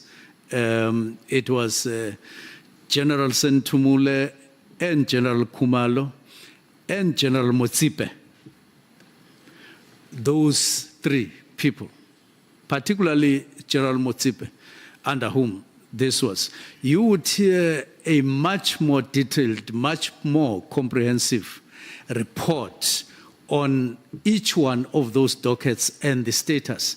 And I would then see afterwards if you would be of that opinion. Then you may come back to me and say, ask me whether I agree or not. Maybe it will be me saying, Honorable Member Sokanyile, do you agree with me that it is not what you thought at the beginning after hearing more comprehensive details on the dockets? I even happen to know that there was a call at some point when members of the National Political Killing Stars team called General Motsipa about a docket in the interim, and they wanted to proceed. And they thought that it was part of the one-to-one dockets. And she said to them, that docket is not part of the 121. Check in your dockets that are remaining there. And when they checked, they found that the docket was there. And they said sorry to her and so on. So I'm saying not exactly. And remember that according to the report that I'm aware of, some of the dockets were 2016 dockets. Some of them in later years, 2020, 2018, and SBIA came to this committee and did respond along those lines. But they are the people who know exactly the status of each. So it shouldn't be assumed in a blanket approach that each and every one of those dockets, while they were at head office, then it caused screeches, a standstill, as you are suggesting, for the cases not to move. So, not exactly. Can you assist me here, Minister? Pardon? Why do you always put an N before the PKTT? Because it seems as if we've got the PKTT knowing it was working nationally, but to stress this N when you speak about the PKTT, why is it important to put that? I stress what? The NPKTT. Then us as the ad hoc committee, because most of the people who came before you, they were talking about the political killing task team. Then you put that national. Yeah, I want to suggest that they were not even talking about the political killings task team. They were talking about PKTT. That was the word that was running, more than political killings task team. But I am using that because it is proper to do so, because this is what it was created to be, and this is what it was, legally and formally and official. But you can use whatever other references and so on. Say that we but shorten. it was what it was meant to be. Okay. Yes. You know, General SBIA was here before you. We'll say that because the document, the dockets were in his office. 3 or 4 months, nothing was done on some of those documents. If you listen to what was said, I'm just raising it not to say respond on that. I've heard your answer that we must act so and so on that.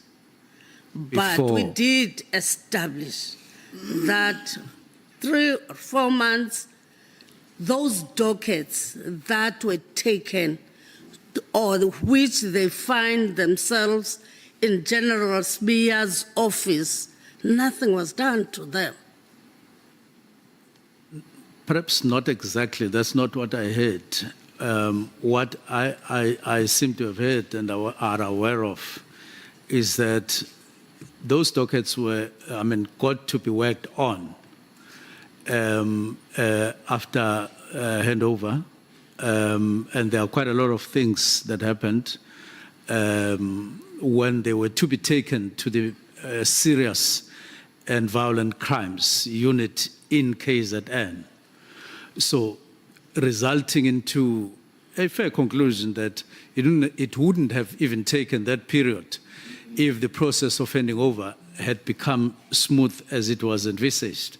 but there were hitches among officials between KZN and nationally on the matter as they handled the dockets. But even that period, when they were still at head office, they were being worked on, and there was even an investigation ordered by the National Commissioner, where he appointed General Patekile to go and investigate, and they asked for the dockets, and so they were being worked on in one way or the other, and they were not just lying there, as it had been said on the 6th of July.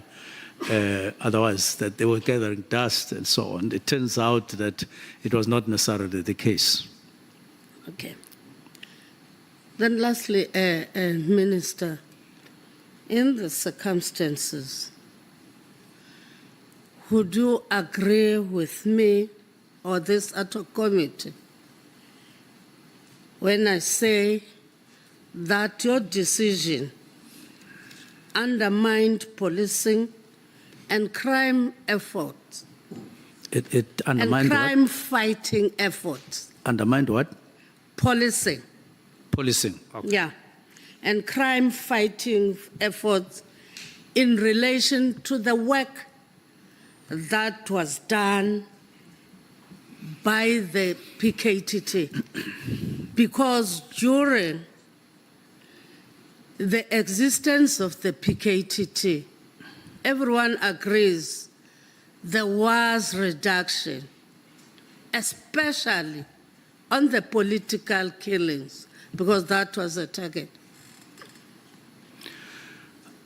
I wouldn't. I've just read a statement that General Mkhwanazi made to Nhlanhla Commission that PKTT, as you would want me to refer to it, was at work. That's what he said in Nhlanhla. In other words, he says, although I had issued that directive, but they never stopped working on anything. So we can't ignore that statement. That's number one. Number two, if you say policing was hampered in any way, I think it's over-exaggerating those matters that were dealt with by the National Political Killings Task Team at that time, and taking it for policing in the whole country, which is an error. It's far, far, far from that. Let me just indicate to you the report that was subsequently given by National Commissioner through the head of National Political Killings Task Team, General Kumal, to the Portfolio Committee on the 5th. He speaks about 7 murders. This year, last year, 2024. In 2024 that they dealt with. He speaks about 1 murder by the 5th of March, 2025. 1 murder in KZN. That is how far a reduction had gone in terms of political killings in KZN. Now, if you say that docket, for instance, that was dealing with this 1 murder on the 25th, those 7 murders that are indicated on the graph on the 5th of March, and you refer to them that this was policing, that was disturbed, that was hampered, I will not agree with you. There were thousands of other cases, and there were activities throughout the country. And I do want to warn that we shouldn't, and I said it in my main submission, that we should not mistake the work of the team, the National Political Killings Task Team, for a substitute of policing in South Africa. It shouldn't, because once we do so, we are making a factual error. It would lend in a sentimental way to people in South Africa to believe that at some point I took a decision that caused things to stand still in the cases. This was work of the political killings task team, and as and when I did this, there were 7 fresh cases that were being dealt with in 2024, and as reflected in the report that he gave on the 5th of March, which was 1 case, a fresh case, plus the dockets that were being dealt with, of course, under investigation. So I won't agree with you once more.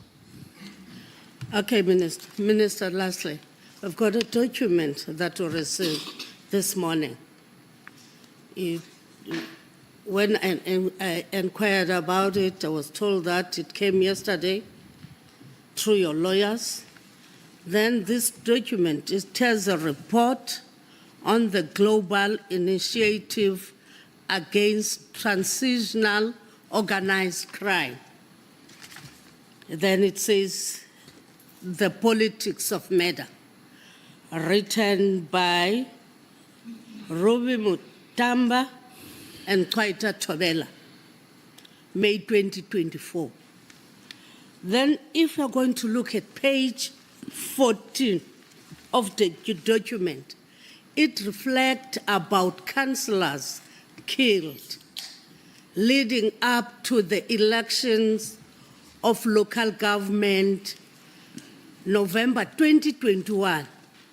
One of the people that is said to have been killed in October 2021 is Xolile Nkompela.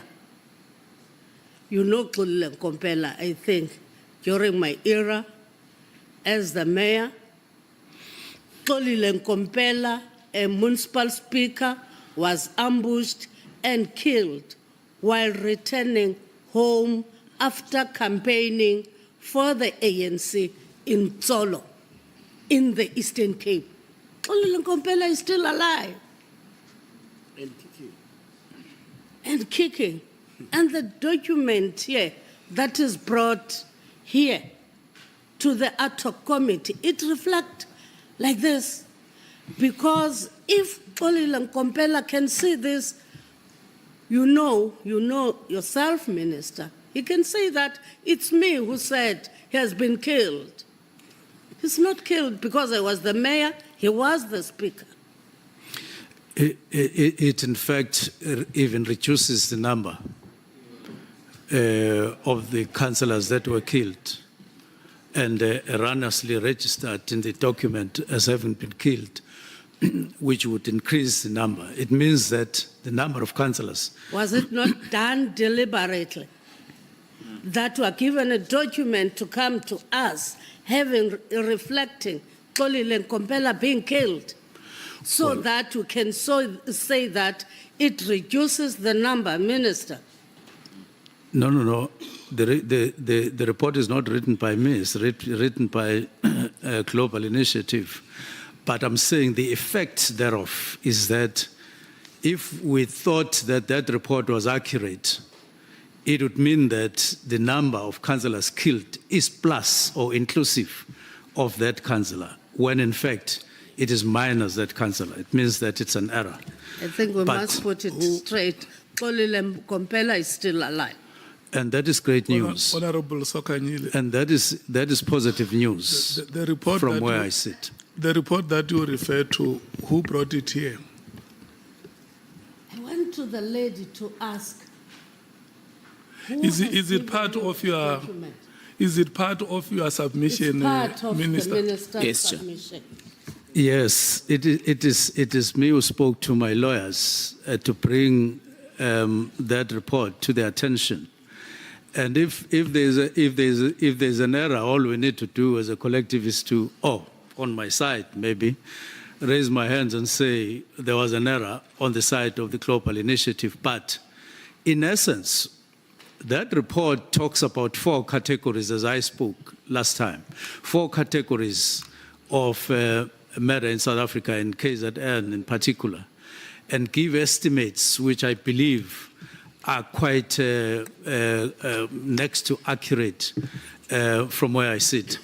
But if you are then suggesting that just because there was that error, it shouldn't be, we shouldn't register with the contents of the whole report, I would disagree. Honorable- Errors do happen. Honorable Minister, may you please confine yourself to the statement about Kompela? Or if there is another Kompela, because I know where I come from, you may find in a village you have 5 or 6 Mulapil Khanyan. So what is your response to the name that has been mentioned there? I have noted the honorable members, Honorable Skosana and Honorable Shong, I'll give you time to speak. If we can just deal with this part of Mr. Kompela. I have no reason whatsoever to doubt the honesty of the honorable member, who I happen to know personally, Honorable Member Sokanyil. I believe that she's correct in what she's bringing my attention to. Okay, Honorable Skosana. Are you fine, Honorable Sokanyil? Okay, Honorable Skosana. Thank you, Chair. I don't think it's appropriate, Chair, for the Minister to downplay what we were given and were told this document is part and parcel of the Minister's submission to us. And I mean, it means we must discard this information which were given to us, because it means he did not peruse the document, whether it's his lawyers, but he must take responsibility of this document. He can't downplay this. I mean, we were given this document this morning. We were told by the lady to say this document comes from the minister. It can't be downplayed, Chair. I don't think we are really. We have to take this thing as easy as that. That, you know what, the minister is distancing himself from the document. It can't be, Chair. Please protect us, Chair. Okay. Honorable Shongwe. No, Chair, I was in line with the Honorable Skosana, but Chair, please protect us. So, Minister has a tendency of ukusibonisa indlela akhuthele ngayo. Ubuzwa lo umbuzo asiphendula into yaseJohn yakaJohn waseNiniva ayilandele kude, and that takes isikhathi, Chair. So siyacela ukuthi angasibonisa ukukhuthala kwakhe. And number 2, Chair, if leli phepha ezenalo yena akalithembi akasitshele manje silijikise, ngoba if already said ne error A1, how many more are there? So we must deal with this document immediately. Ukuthi do we accept it or not? If uthi li right linje asiqhubeka nalo linje. Sazi ukuthi uxola ubani lo la uphilayo? Oh yabonala. No, thank you. Do you want to say something, Honorable Ngola? Okay. No, Honorable Minister, the members are right. You have to take responsibility for the material that have been submitted before us. Especially that you make reference that these submissions have been made through the assistance of your legal team. You can imagine if Mr. Kompela or his family or people who know him are following the proceedings now, it may cause a very serious inconvenience on his part. Or if I arrive at home now, I just switch on television and I hear that Mr. Kompela is no more, I start sending messages of condolence to his family, because it's something which is being said in Parliament. I don't even have time to check the veracity of such statements. I think it can cause very, very serious inconveniences. And I think you, here on record, you must apologize for submitting that material, but also make an apology to whoever it may concern. Thank you so much. I take full responsibility.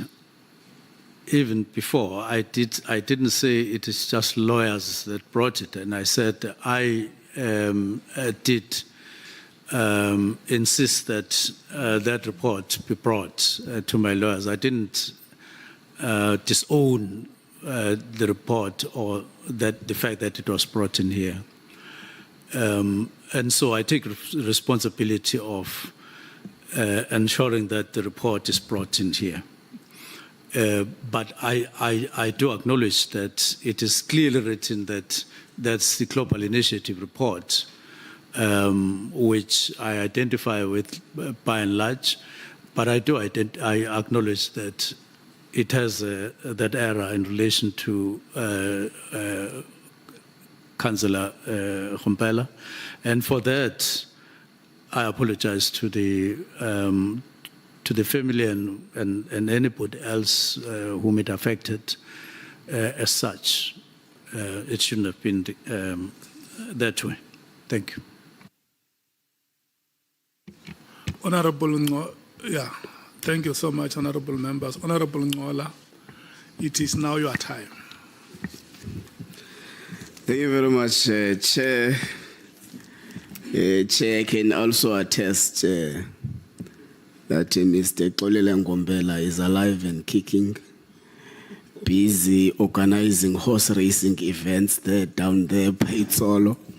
I can give you his number so that you video call him through the lunchtime. But do you know if there is other citizen using the same names?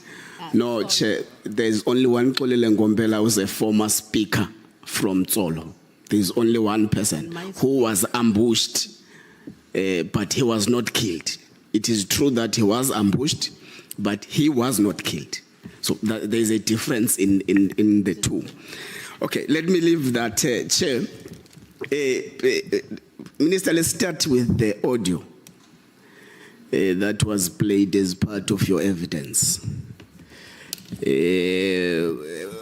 Firstly, I was concerned of Chair that the minister advised Mr. Nkabinde to record General Mkhwanazi without the consent or knowledge of General Mkhwanazi.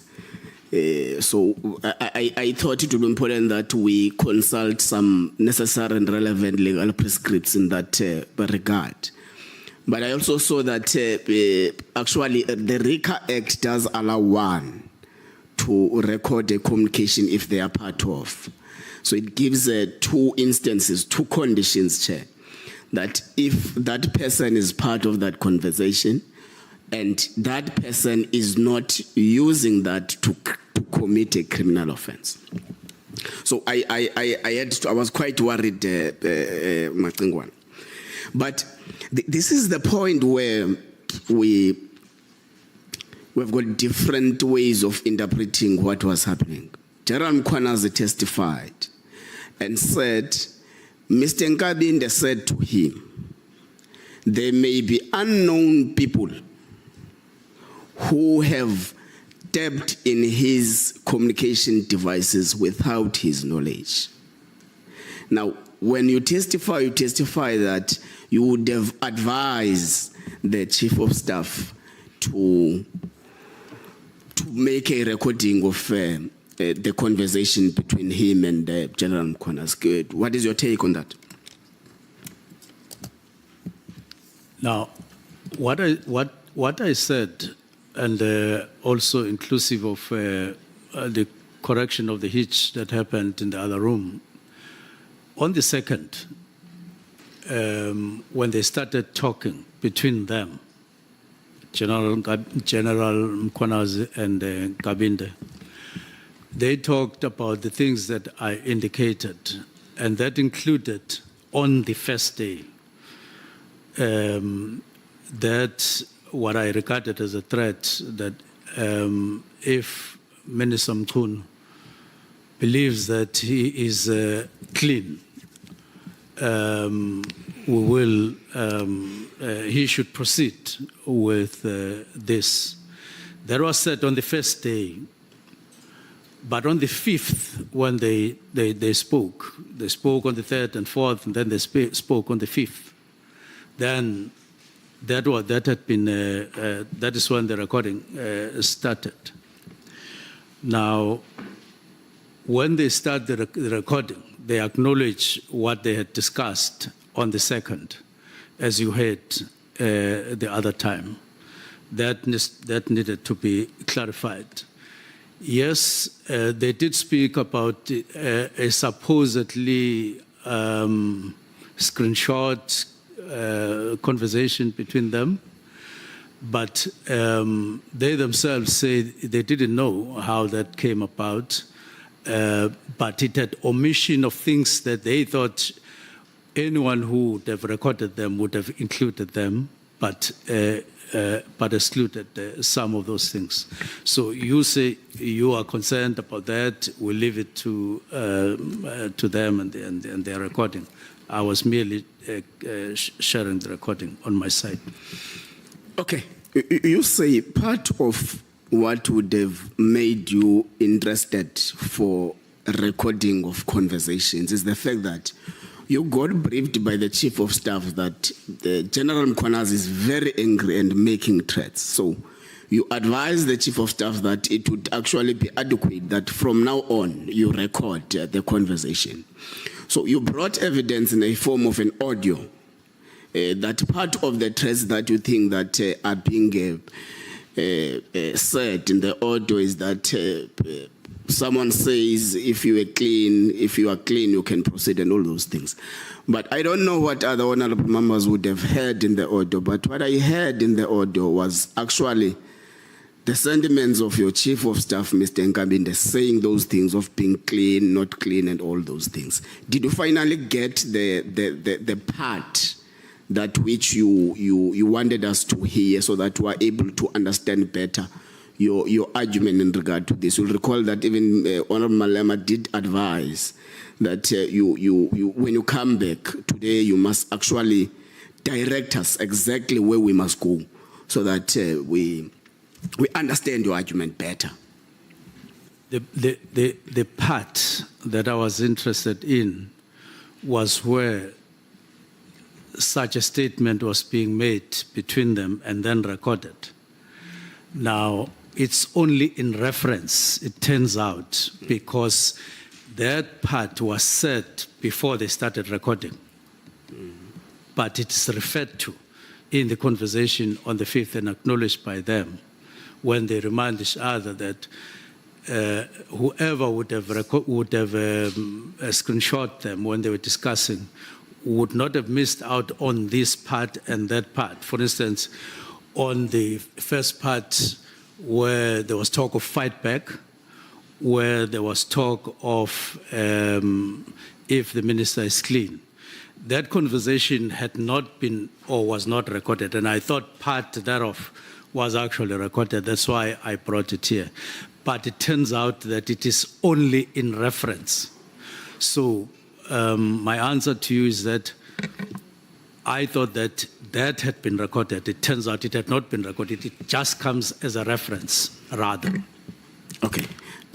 Does the minister understand that as things stands, given that response, the ad hoc committee doesn't have the evidence of threats as things stands now?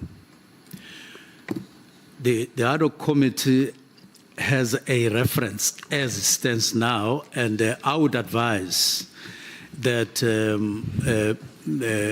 if it pleases the ad hoc committee, you can get Mr. Nkabinde to come and say it for himself. So it shouldn't just be just because the actual recording is only in reference, and therefore that's the end of the game. It's not the end. And Nkabinde is alive, he can be asked to come so that he says it himself, if you so wish. He's alive and kicking. He's alive and kicking, just like... No, it's fine. Yes, Chair. You know, this morning when we started, from this table, we made an announcement to members of the ad hoc committee that our support team followed up with the minister and his team to forward the extract that he wanted us to play on that day. And as at the time of resumption of proceedings this morning, that extract has not been forwarded to us. So it is not us. It was him who said it last week on Friday, that he wanted us to hear that extract and it was not there in the recording.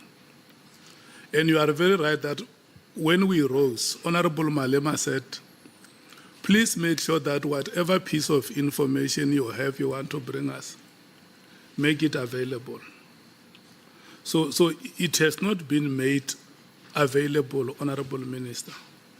And the question that the Honorable Member is asking, he is justified to say that as it stands now, the ad hoc committee doesn't have that extract, which you promised that it will be made available.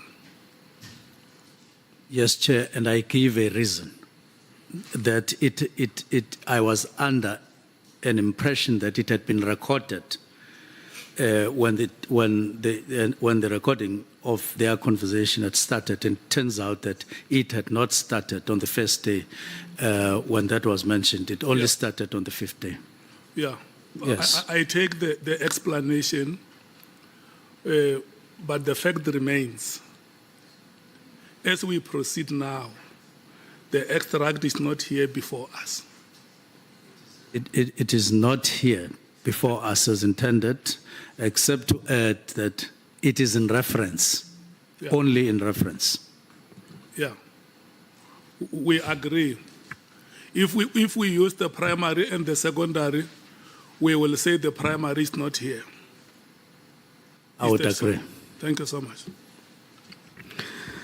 Thanks, Chair. Chair, there is a hand.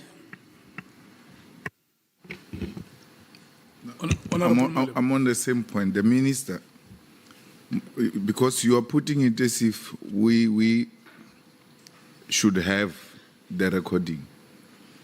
The minister does not have a recording. He told us he's got a recording and he wants us to play. That's number one. Number two, he wanted us to listen to something he never listened to himself, because it's not there. And that's what you should be asking the minister. Not that where we are now, we don't have a recording. That recording doesn't exist. Let's agree there that there was no such a recording where Mkhwanazi was threatening the minister. And that's why I was interested that he must bring that thing here, because we want to hear for real if minister was threatened. Minister comes, that thing is not here, and then we speak in different languages.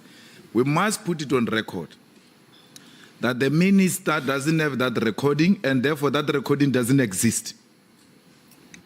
You are absolutely correct, Honorable Member. And that is how we are proceeding.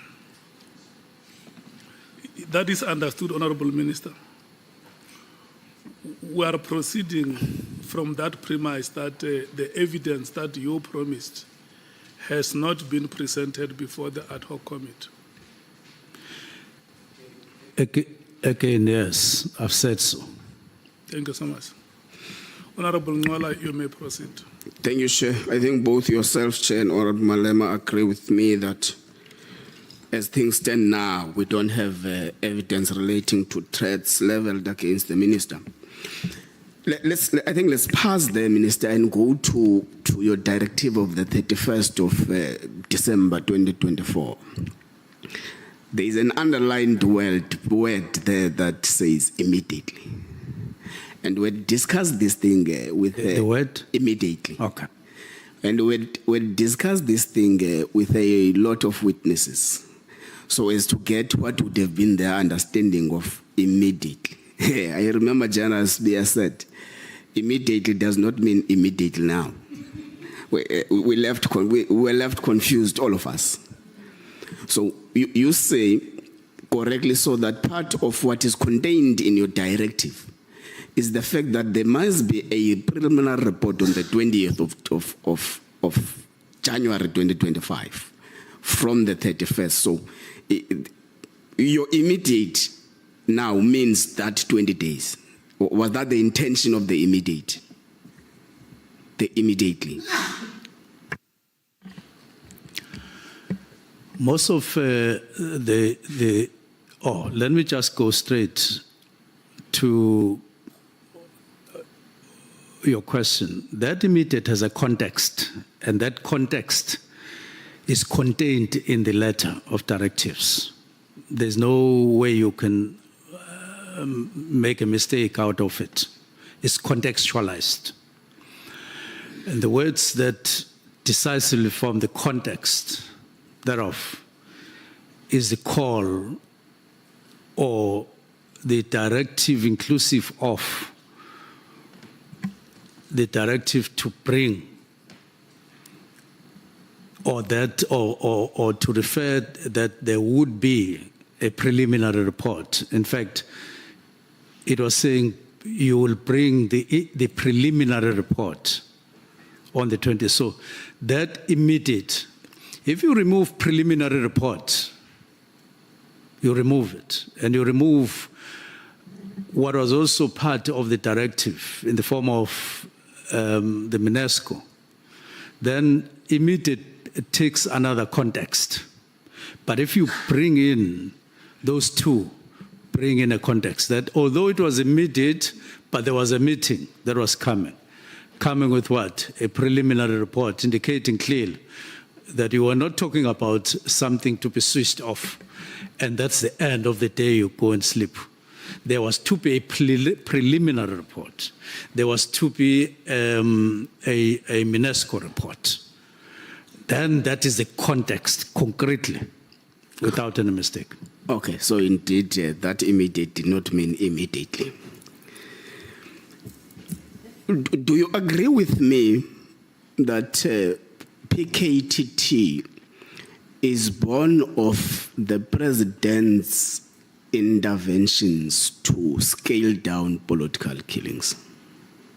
Yes, that was a political intervention by the president.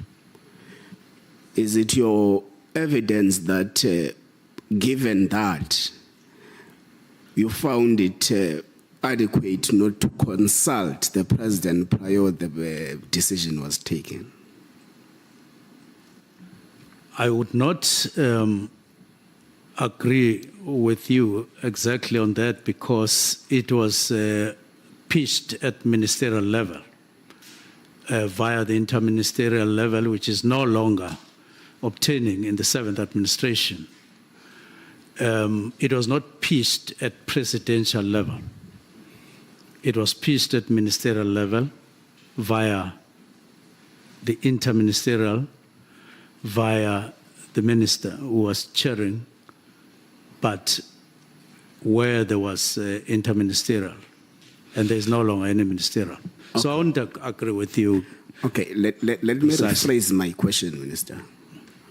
Was President Cyril Ramaphosa informed or briefed or consulted prior the taking of the decision to dissolve the political killings test team? You swallow a lot of words such that I don't hear. It might be the mic. I'm saying, let me rephrase it. Was President Cyril Ramaphosa, as a person whose intervention as a result of the PKTT establishment, consulted, informed, or briefed about the intended dissolution prior the decision was taken? No. He was not consulted. Okay. The president also established the interministerial committee,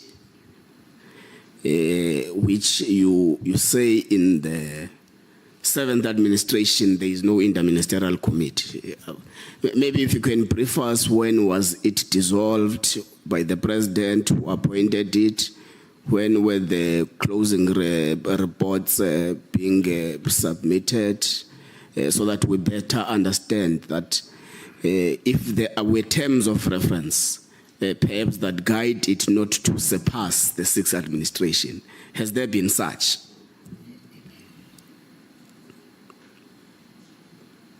What's the question? I'm saying the question is, you say the interministerial committee is non-existent in the 7th administration. So I'm saying, did the person who appointed the interministerial committee dissolve the interministerial committee? 2, when were the closing reports of the IMC submitted to the president? So as to seal the closing of the IMC. 3, were there terms of reference that say the interministerial committee only exists in the 6th administration? Yeah, Honorable Nhlanhla, you must not drown my witness with Okay. a bombardment of questions. May you please take your One by one, Chair. questions one by one. Okay, thank you, Chair. So apologies, Martin. No, I understand all of You it. okay, no, that's fine. He says he can take it in that fashion, Chair. Just saying, go easy. You have time. I mean, Okay, Chair. My statement, that is my affidavit, only refers to the 7th administration not having an interministerial committee on the National Political Killings Task Team that was established in 2018 to focus in the main KZN.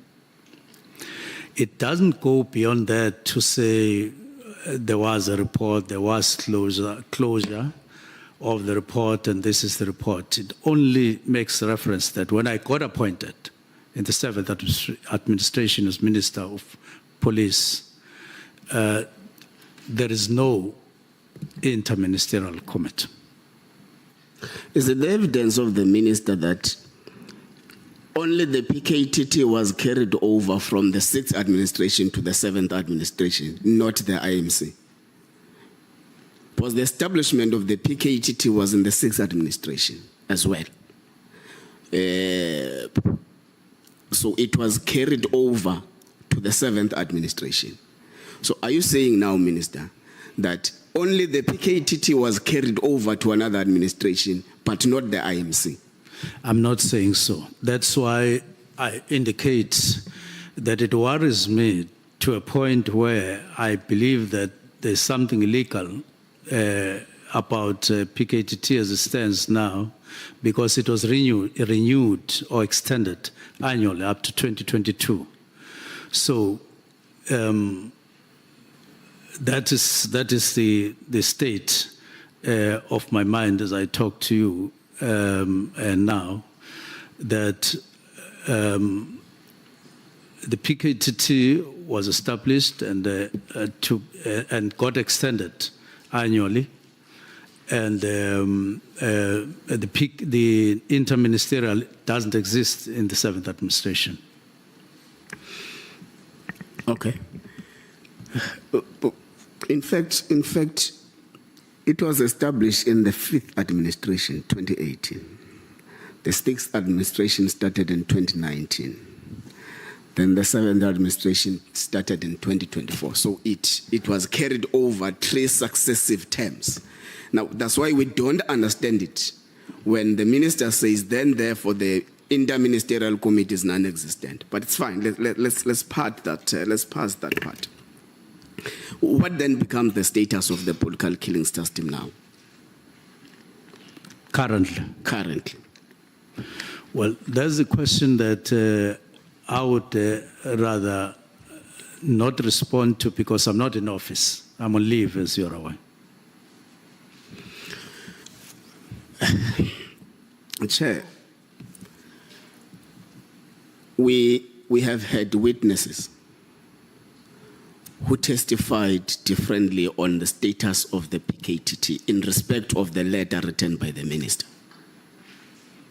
Was the reason we're talking about the state now, status of the PKTT, is on the basis of the letter written by the minister. Now, from the 31st of December 2024 to the 20th of January, where a report was supposed to have been submitted, 2 months later when you were taken to leave, are you saying you are unable to tell this committee that the status of the PKTT now is this and that? Because the evidence by General Mkhwanazi is that the PKTT is alive and kicking. The evidence by General Masemola is that the PKTT is alive and kicking. The evidence by Sibiya is that the PKTT is operating illegally somewhere in a corner. Yeah, Sibia is also General. General Sbia, yes, sorry, Chair. The evidence from General Sbia is that PKTT has got a very questionable status now. And all these testimonies, Minister, come from the letter authored by you on the 31st of December. So we thought it is important that we get an information to ask from the author of the letter what then becomes the status of the PKTT now, because we are receiving contradicting statements about it. I understand. I wrote the directives. The directives were responded to by the National Commissioner in the main, proposing or suggesting that it should be on the winding up. It should be on a phased approach. And it details that phased approach in a number of platforms, including on the 5th, including on the 6th. And then the process of winding out is then underway. While it is under discussion, as would have been intended by the preliminary report and the report at UNESCO,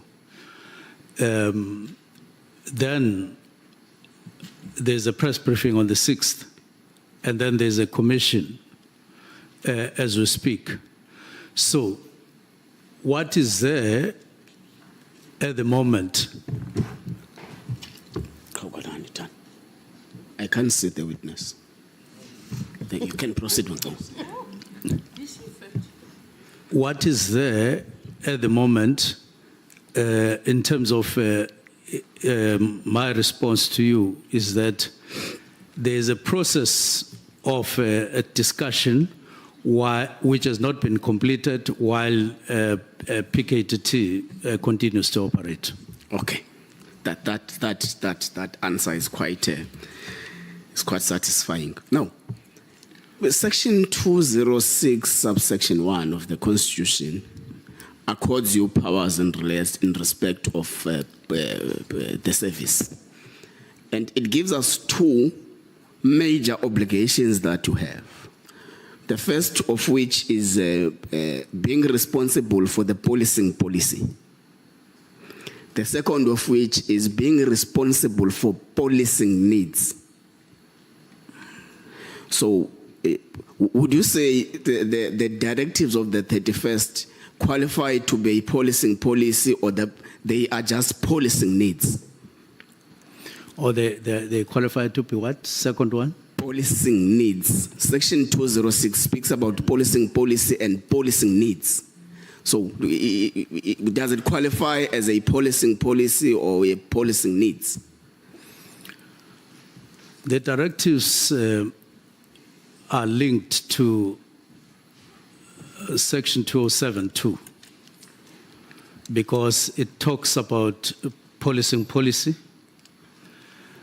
And of course, in 6, there's also policing needs, but in 207(2), there's also the issue of directives.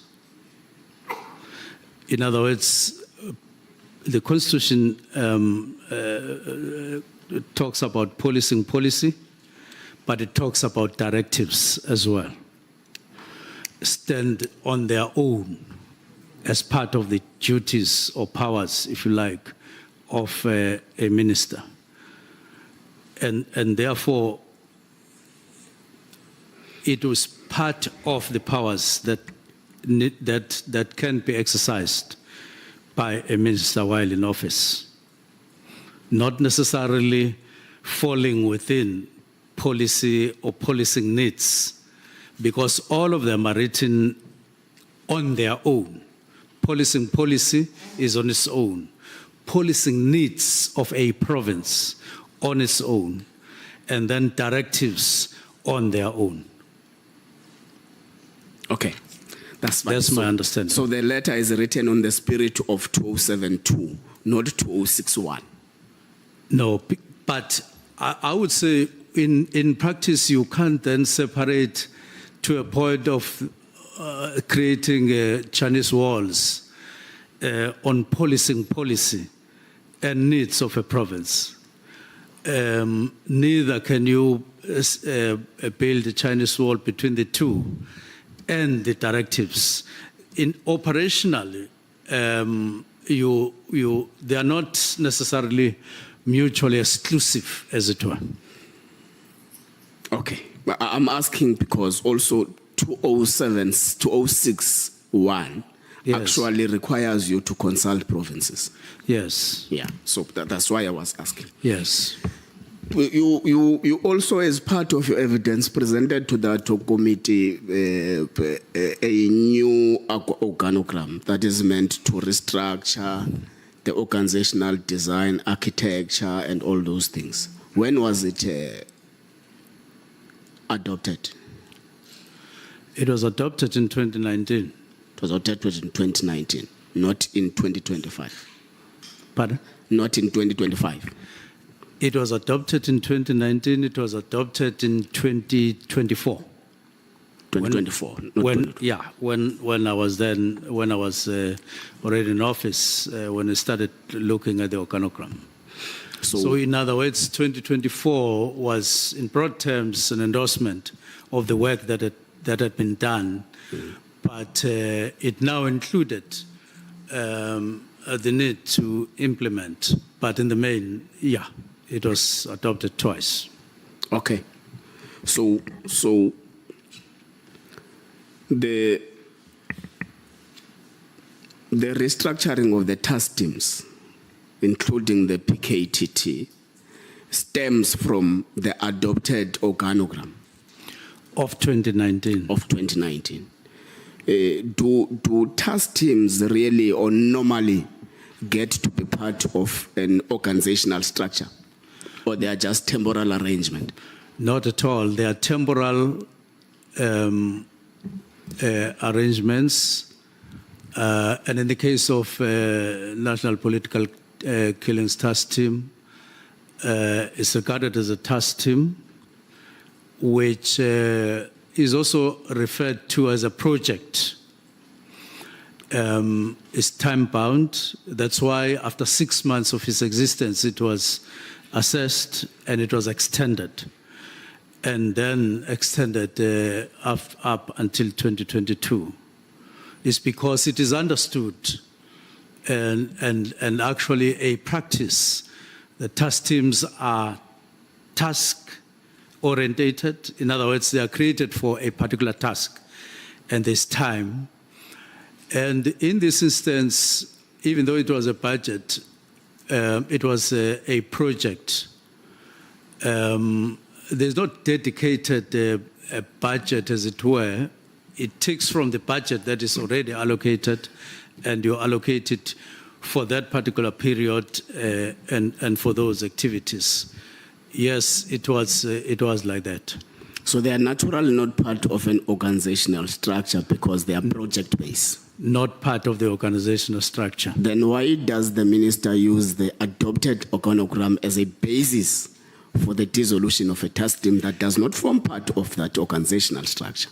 It is precisely because when the structure was reviewed, it was reviewed with conscious understanding that you are entering an era of specialized units in subs to make sure that you are able to run an effective policing or effective policing in South Africa.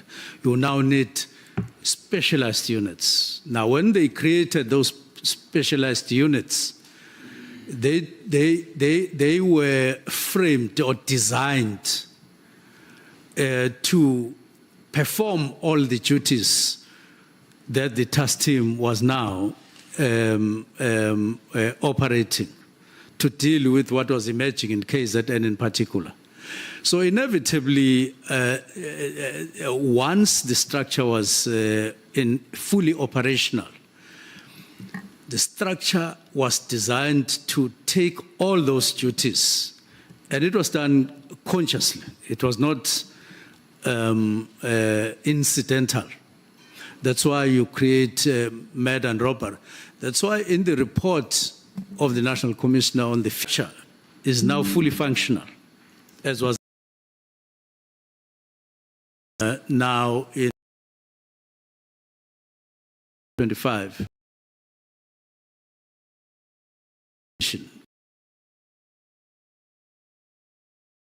Of consideration that you're overstretched, but you have challenges for which you need a lot of money. You rather optimize on the money that you have and then be effective on the ground. That is the intention. That's where the correlation is. Okay. In your directives of the 31st, amongst other reasons why you decided for the dissolution of the PKTT is that you do not think that it adds value anymore.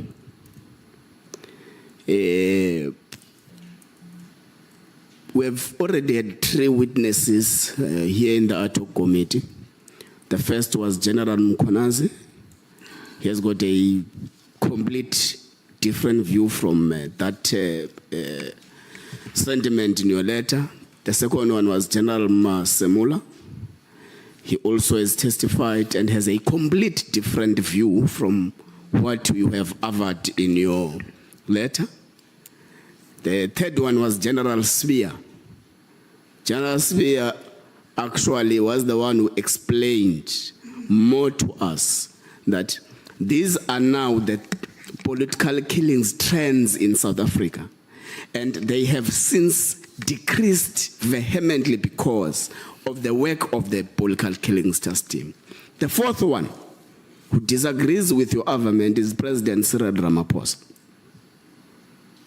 He has just had a public commentary on TV where we were speaking about the PKTT and the work it did in reducing the political killings in South Africa. So I'm mentioning these 4 people because they've got a different understanding of what you say adding value in your letter.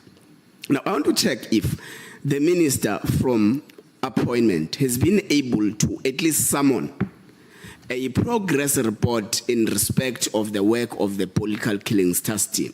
So that what informs the decision of the minister is actually the progress report that the minister would have actually received from the officials of the department, whoever is obliged to do that. The issue of, if you look at the report that was, or the comments that were made by CFO in 2024, they do indicate a monetary value on this matter. And you look at, yes, March 2024, when you look at what National Commissioner says in 2025, talking about the need to expedite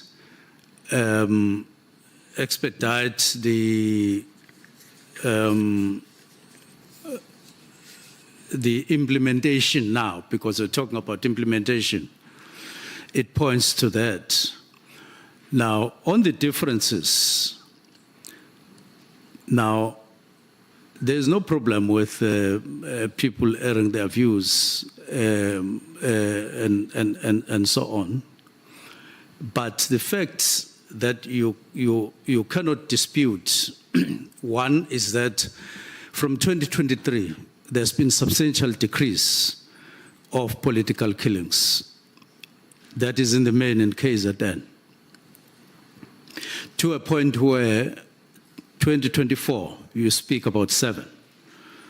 In March 2025, you speak about 1. That's a decrease. But what is happening on the side of the budget, it's different, it's not in line. And it's all because you haven't done the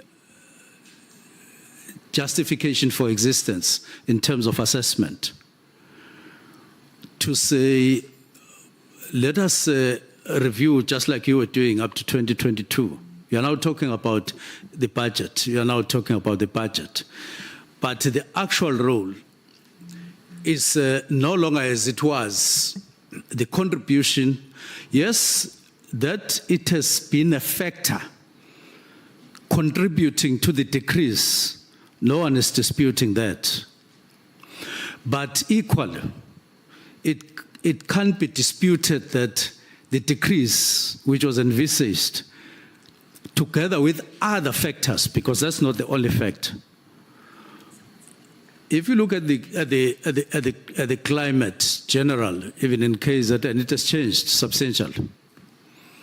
Starting in 1996, 1994, when government no longer contributed in causing conflict among parties and people, and fighting people who are wanting democracy when it wanted to maintain the status quo. Immediately, democracy came in and led by the new government. The situation changed, and then there was gradually a decrease, then increasing. In 2018, up to 2021, you see increase in numbers. And numbers are supposed to inform you more than any other thing. So they start decreasing in 2023. Now it says to you, you are controlling resources. You have a say in the resources of SAPS. And there are flare-ups in other parts of the country, substantial flare-ups, murders. And in fact, even in KZN, murders are outside of political killings, are up in figures. But you ignore that in your analysis of allocation of resources. You say the team must continue, even though you have a structure which you must be implementing, even though organized crime, taxi-related violence, and personal matters are continuing and increasing, characterizing matters in KZN as being very high and among the 4 leading provinces in the country. But you continue as if all those things are not happening on the side. You couldn't do that. You had to adjust through assessments what is happening and adjust accordingly. Now, so the decrease is real. And then those differences that you are talking about are part of the process as intended, went down so that we finally get to that level. Because what is happening, in my view, is no longer directed by needs of the budget. It's not taking into consideration that things have since changed. As I indicated earlier on, if you look at the much spoken about cases in Gauteng, they are being handled successfully. They are being handled successfully. Yes, the team has intervened, or it has been drafted in the form of 10 people. But it doesn't mean that those 3 cases were not handled properly or in any way problematic by organized unit in Gauteng, which is a clear indication that your organized units all over the country, which you need all over the country, can work. And they need reinforcement. They need to be empowered, just like in the Western Cape. So that is, I would want, in other words, I am arguing for a look at a number of factors at the same time, not just a national political killings task team in isolation. In fact, I could even go to the extent that if the intention of the minister is as alleged on the 6th of July to protect some criminal syndicates. One unit that you would have targeted is organized crime in Gauteng, who are handling the dockets, handling the cases, who are doing that with the National Political Killings Task Team only assisting. That is reality. That is factual. So we shouldn't isolate the National Political Killings Task Team and then from any other thing that is happening. We should look at all these matters together. So is it the evidence of the minister that the not adding value part in the directives was solely looking at the available resources? Was solely looking at? It was in the context of the available resources. It was budgetary driven. No, not alone, but related, yes, to the budget, but related on the need to strengthen the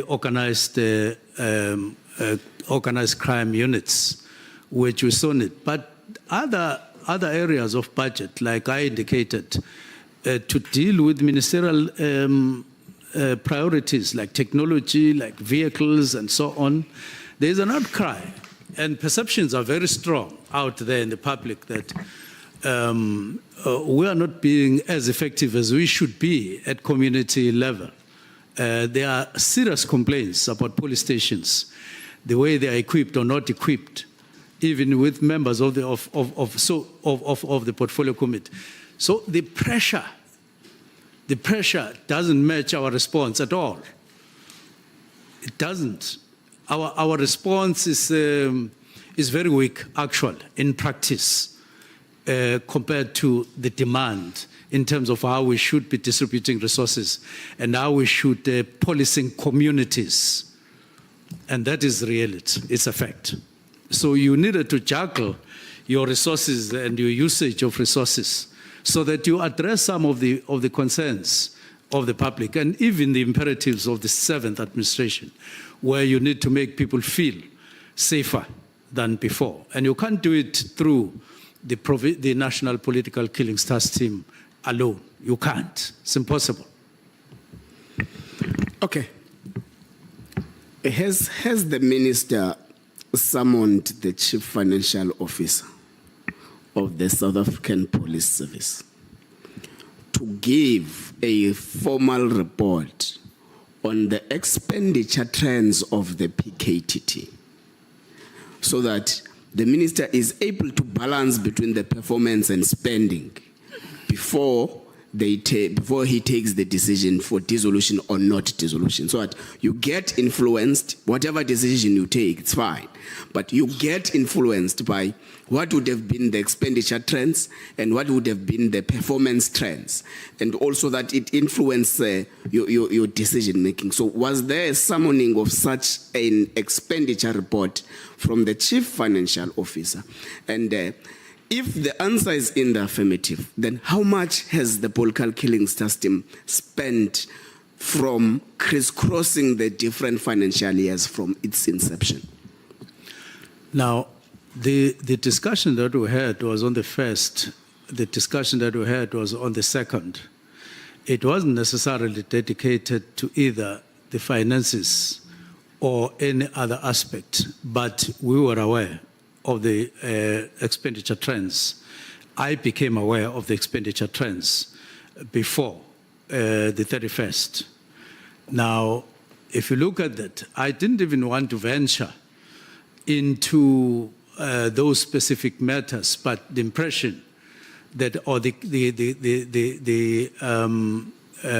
what word did I use? The observation that I made was that you would no longer comfortably spend these amounts on accommodation, spend these amounts on vehicles, spend these amounts on other related activities like S&T and related matters, on the task team, that is the National Political Killings Task Team, spend so much even on accommodation, when in fact you are not spending something similar on organized crime, even in KZN.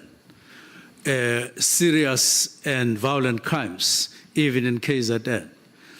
You are having difficulty to explaining your outstanding dockets in South Africa at the moment.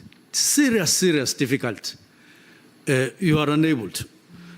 And other areas of work, why there are no vehicles and so on. Remember, the expenditure that you are doing in political killings trust team is the same amount that you should be doing all over, but in an even way. So I did make an observation on that,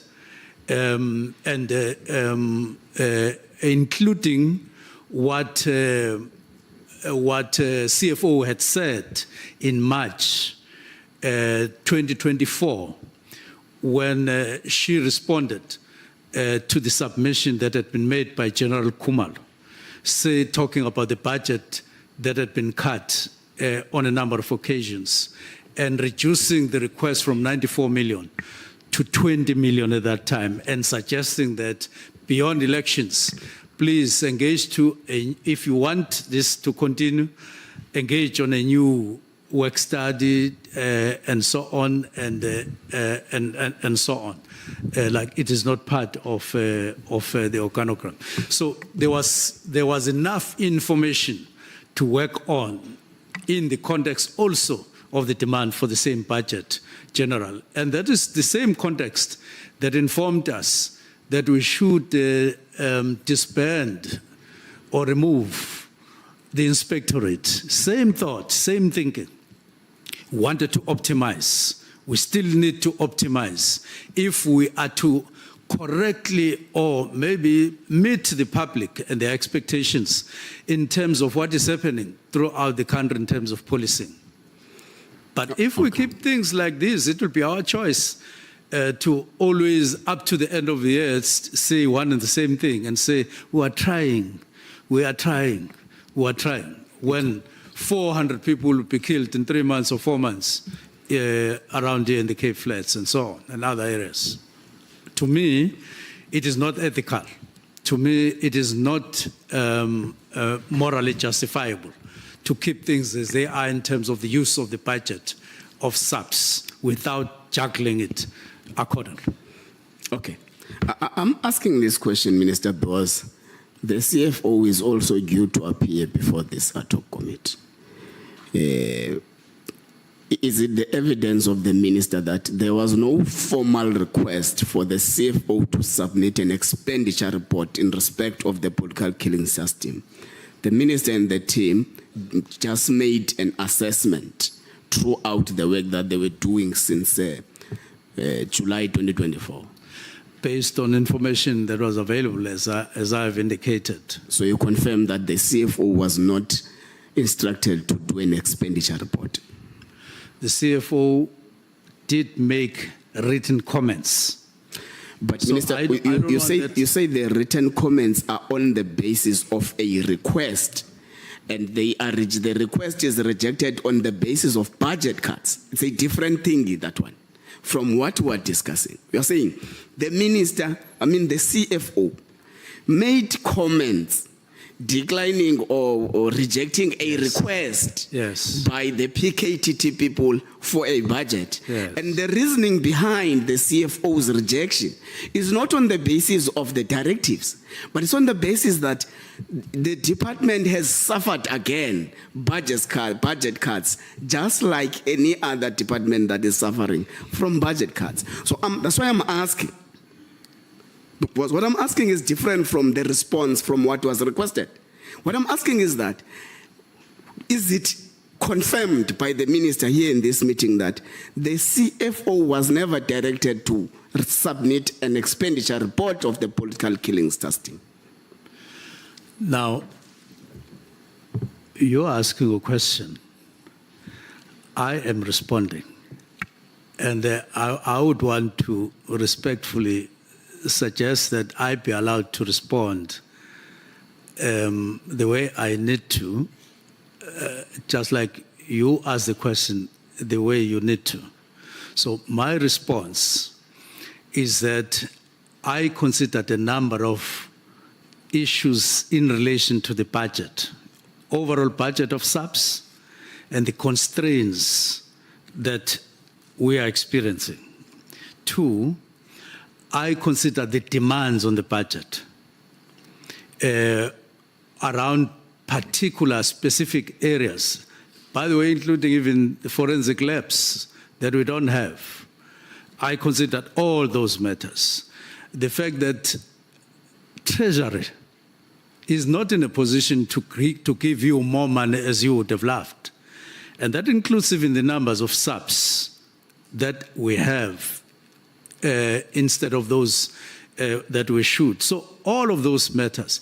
The budget that is allocated to PKTT in relation to the tasks that they are supposed to perform and the value thereof when you compare.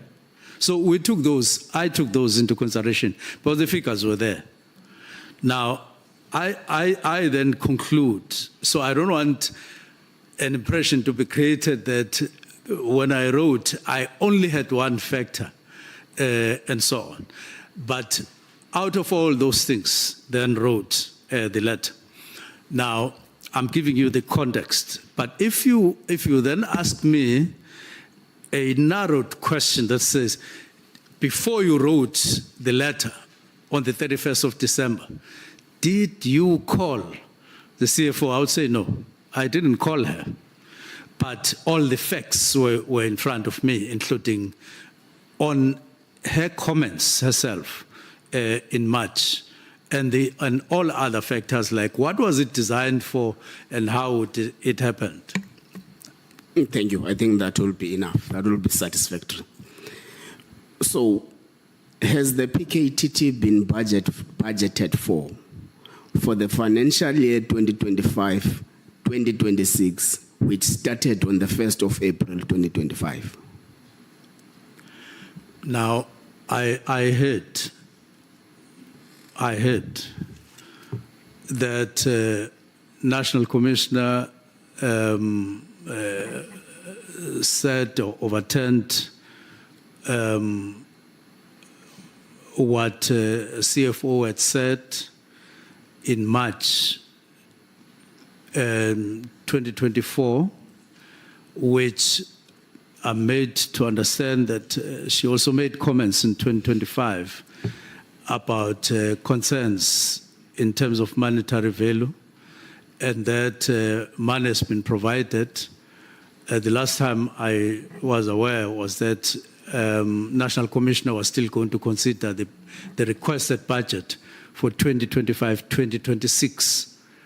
And I don't know whether the matters have been concluded to the effect that you now have money that has been provided. If so, I would still say that is money, in my view, that should be or could have been optimized and should be optimized along other areas that we now need, especially when in March this year, we have one fresh case of political killing in KZN. But you still budget the same as you would have done when there were 18 incidents or even 50-something incidents. So you would differentiate, you would adjust your budget. You would adjust your use of resources in a responsible way from where I sit, and that's my central argument. Okay. Minister, it is common cause that the PKTT does not only comprise members of SAPS. You have got the National Prosecuting Authority taking part. We have got the State Security Agency taking part. We have got DPCI, Correctional Services, and other stakeholders. So what has been the value of their contribution, or else let me put it like this. What has been their contribution in respect of all the intention to disband the PKTT prior the signing of the regulations on the 31st of December? Their role, insofar as cases that have been dealt with by the National Political Killings Task Team, has been significant. But you must also know that it is in the context of the cases that the National Political Killings Task Team is dealing with, as reflected by FACAS. In this case, when National Political Killings Task Team say we have one fresh case in 2025, it will be in that context, that contribution. In other words, in one fresh case. In a sea of matters, not only in KZN, national. And it is important to take cognizance of that fact.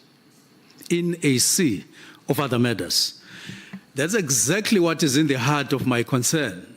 When we start even using, as National Commissioner was saying in the Nhlanhla Commission, followed by the head of crime intelligence, Tumsan General Kumal, saying, in the National Political Killings Task Team, we don't use traditional methods of investigation.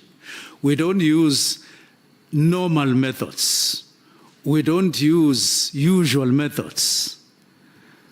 We use a different design that is expected to yield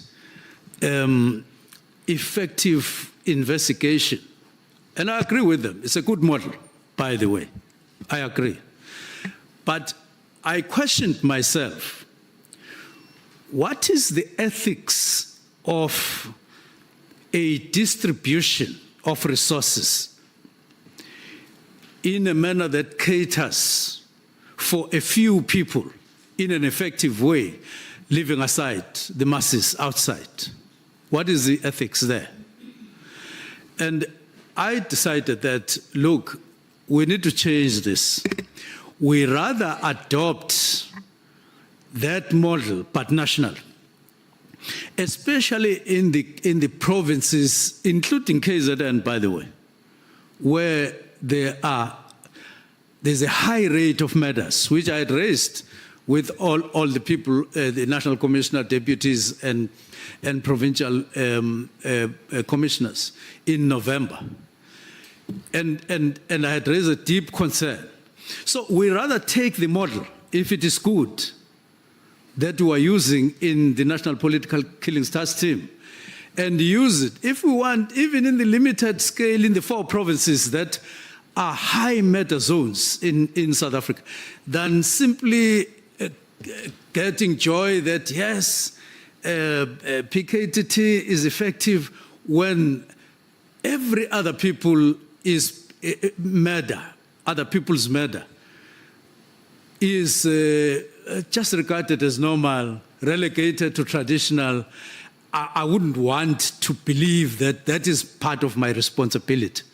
That is why I then said, no, look, we need to come up. The model is good, as I say. So direct your answer. They contributed well, but no longer to a point where we can proudly and say justifiably, especially if you look at the Constitution and imperatives of the 7th administration. We're not required to look at cases emanating from killings of certain specific people. You can call them elite or whatever. We are required to be interested in everybody. So you can't keep things as normal as they are. You've got to wake up, and you've got to wake up to the imperatives of this administration and behave accordingly. Thank you. A second last short question. A person that goes by the name of Merdias writes a complaint to name you. Of? Merdias. Okay. Writes a complaint to you and sends it on the 31st of October, complaining about the continued existence of the PKTT and how she thinks that the police service must be restructured. On the 31st of December, the same year, you write directives. Has Merdias influenced your decision? Firstly, I must correct that impression that the only concerns that I had dealt with at the time of writing the letter of the 31st was those of Mary Haas. I have gone through, to all the corners of the Republic.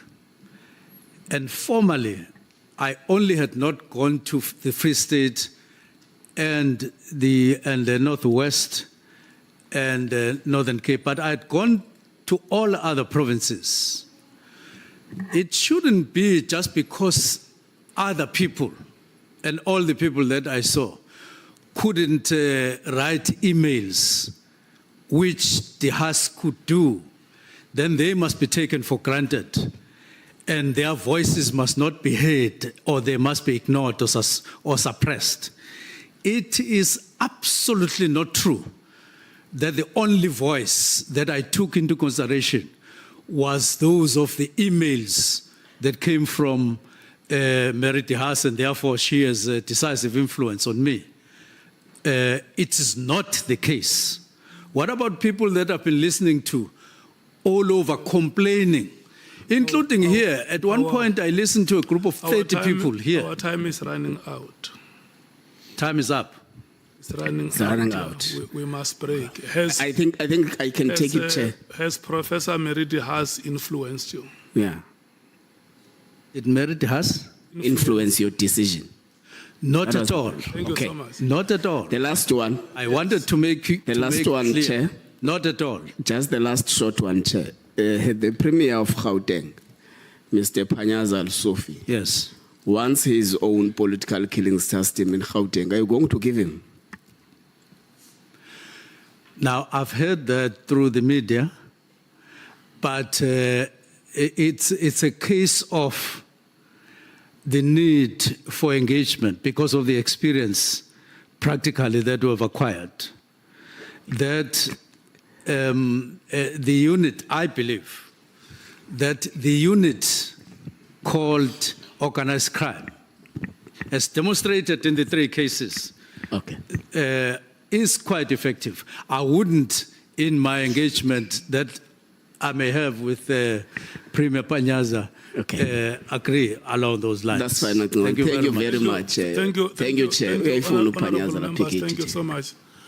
We are breaking for 1 hour. And when we come back, the MKP must be ready. And then we are going to break at 15 minutes before 4. So now we come back at 14 hours. We take the MKP. We break for 15 minutes at 3:45. We come back at 4. I'm lining the speakers. We come back at 4. We take the Democratic Alliance and break at 5:45. We come back at 6. We take the EFF. And then further announcements will follow.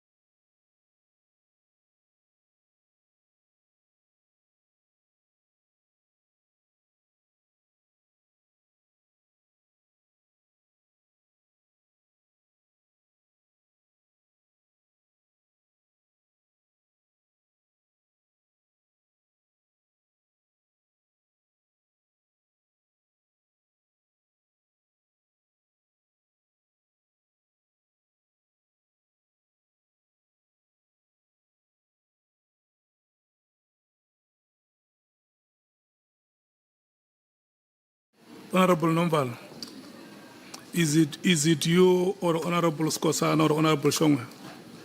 It's you. We start with you. And who is next? Who is next after you? Yeah, it's me. Honorable Skosana will It's follow. until 4:45. Ne? For both of us. Yeah. Or is it once of not? It's until 4:45, the two speakers.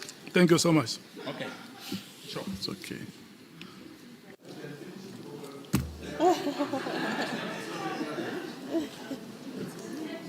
Can I proceed, Chair? Please protect me, Chair. Use your time, use your time. Yeah, protect me so I can proceed under a conducive environment. Is there somebody injecting fear? Honorable Malema says we must use 30 minutes only. No, he's right. If you use 5 minutes of the time, we proceed to the next speakers. Yeah. Thank you so much. But use your time effectively. Okay, no, thank you very much, Chair. Good afternoon, Minister. Before any further ado, I would like to request for this clarification from you with regards to a consultation to the President. Earlier you said when you were asked questions by the evidence leader, the response that you gave is that you did consult the President and the President consented to the disbandment of the PKTT. Today, when Honorable Nhlanhla was asking the same question about consultation between yourself and the President, you gave a different answer. You said you did not consult the President. So for my record, which one should I take? Did you consult or you didn't consult the President? I did. I did consult after writing After means after the letter of the 31st. 31st, yes. After the 31st of December. Yes. Okay, so you were not consulting, you were informing him because the decision had already been taken. Well, that could be your interpretation or somebody's or anybody's interpretation, but factually, it was after the 31st. Okay. If I can summarize the presentation that you have given here before the committee, you said that the reason why you disbanded the team is because A, you have a constitutional right to do so. 2, and you gave different interpretations of the clauses in the Constitution. B, you had budgetary concerns. C, there are complaints that you received from the members of the public. D, there is a work study that was conducted which influenced your decision. Is that a correct summary of your whole presentation? Fairly, yes, because you count the Constitution, in other words, that I was within my constitutional right, and the clauses that is within the legislative framework, and then budgetary constraints, and then complaints not just from the public, where I want just a slight amendment, but also from members of the National Political Killings Task Team internally, not just outside that. And then the work study and implementation thereof. Okay. It's a fair summary. Yes, I just want us to deal with one aspect, the aspect of complaints from members of the public. The evidence that you have attached to your statement is an evidence that relates to complaints that were written by Patricia Mashale and Mary Dihas. Those are the two complainants that we have attached in your statement. Now, you have even went to an extent of attaching Facebook posts that were written by Patricia Mashale. Do you regard the allegations that were made by Patricia Mashale as damning? Were they damning? First, I must correct that I only included those two. I did include that there are other people internal to national team. I did indicate that in my main submission, and that I even went on to suggest that they be called in themselves to speak. And I did engage the evidence leader, how it could be done and all of that. And therefore, they are included in the submission. It's not just Patricia Mashale. Yeah, but I'm saying mainly the evidence of Patricia Mashale is dominating, for instance, the Facebook post and so on, and emails that were written by her to your office. And then your question?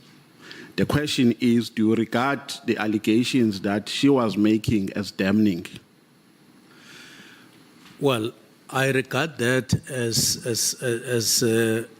something that can't be ignored. That's why I brought it. Not necessarily damning, especially because I did indicate that at some point I got worried about the frequency with which she was sending things about subs, and I went to the IGI to say, can you profile this lady to me, because I am looking at the frequency. I want to know who she is exactly and so on. So not necessarily all damning, not just damning, not damning in all respects. There are somewhere where you feel, yo, this matter, but in others it's a repeat of what you know and all of that. Yeah, yes. But the fact of the matter, are you done, Minister? The fact of the matter? Are you done? Yes. But the fact of the matter is that when you were giving reasons here for the decision that you took on the 31st, you made mention of these reasons, of these complaints. So it means they influenced your decision in one way or the other. Is that correct? Well, I'm not sure exactly when you talk about influence, because it could be misinterpreted, but I'm counting it as a factor. There was this, there was that, there was all these issues. To me, they gave a collective weight that caused me to write this collectively. But if you select one and as having this and that, it will be a problem, because immediately you discount all others. So I weighed all of them. Yeah, no, I'm not discarding others, Minister. I'm saying they are part of the reasons that influenced your decision on the 31st of December. Yes. Now, don't you think you acted irrational by being influenced by decisions which you have never tested through subjecting them to an investigation? No, all the time when there are matters like those, you need some form of investigation, or if not an investigation itself.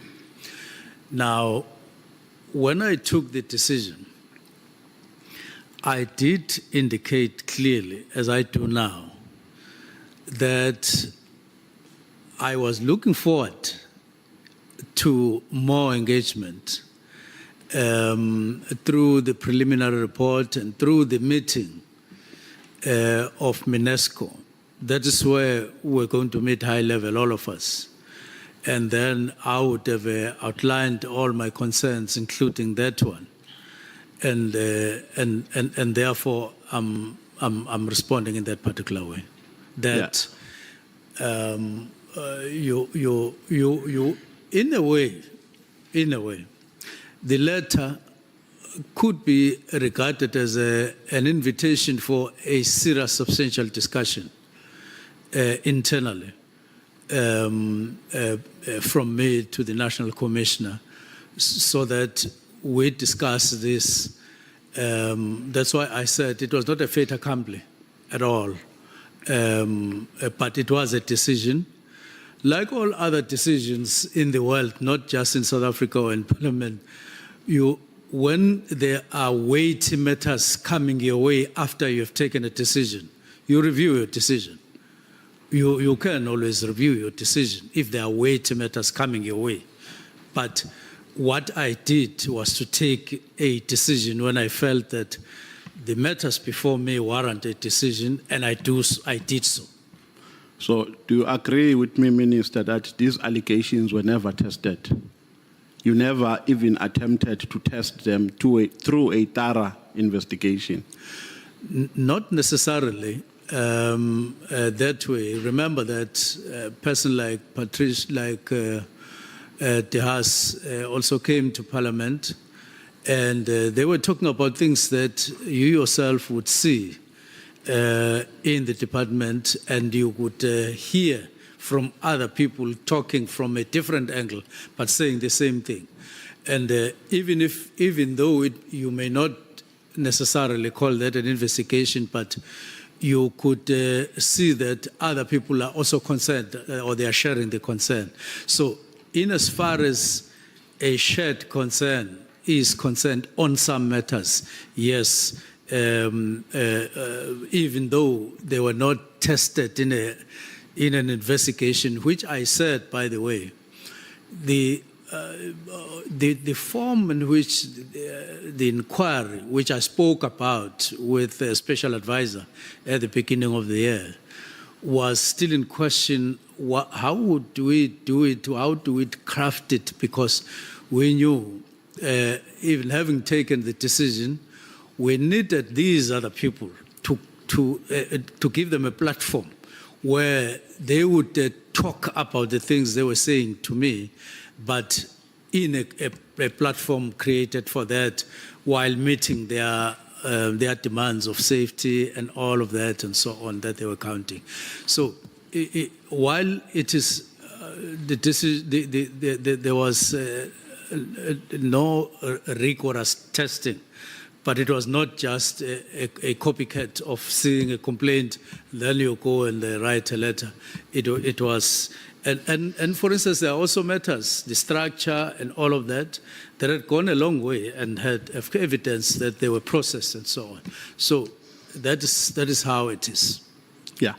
Let me tell you the logic from which I'm coming, Minister. When I say you never tested them, I mean that you just acted upon a belief that they are true. Because you were supposed to say, let me appoint a forensic investigator, like you did. You gave an instruction for a tender of 360 million, that it must be audited, the contract. With regards to this one, which was putting the name of the organization into disrepute, you just acted based on allegations which were written on Facebook. Because partly, I'm saying partly, because you even attached them to your statement to say these are one of the reasons that led to the disbandment. So it means they influenced your decision. Because if they did not influence your decision, then there is no need for them to be part of your submission here in Parliament. So they did influence your decision. I'm not saying they represent holistically the decisions that influenced you, but they are part of the reasons that influenced you. And if you agree with me on that, then it means you acted with negligence because you failed to test them.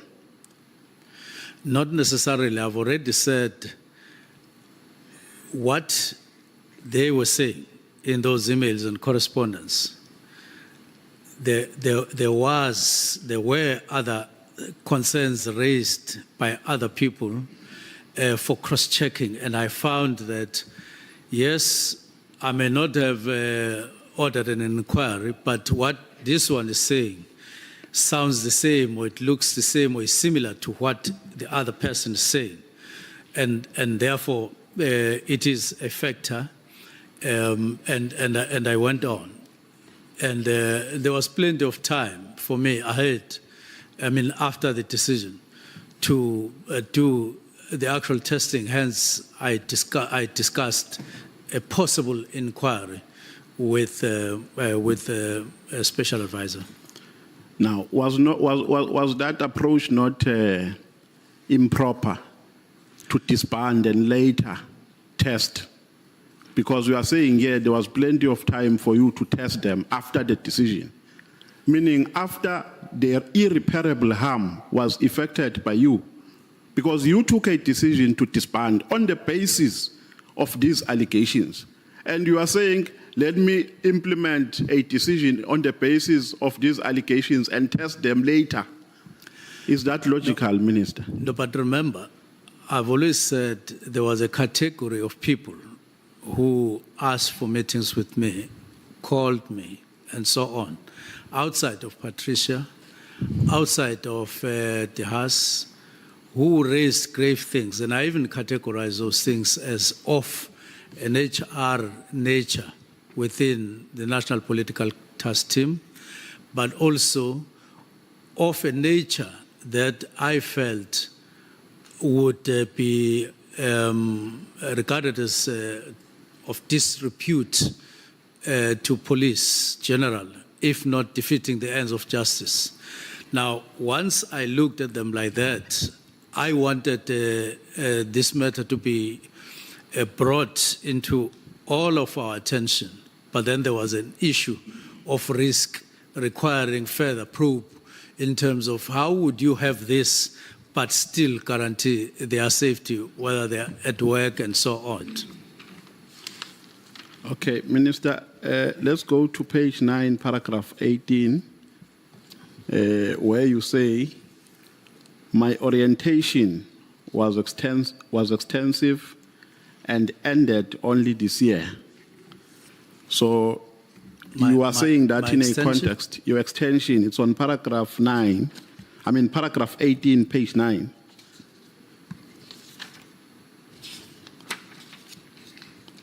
So here you were just explaining that during the period of your arrival and when the decision, you were still under orientation.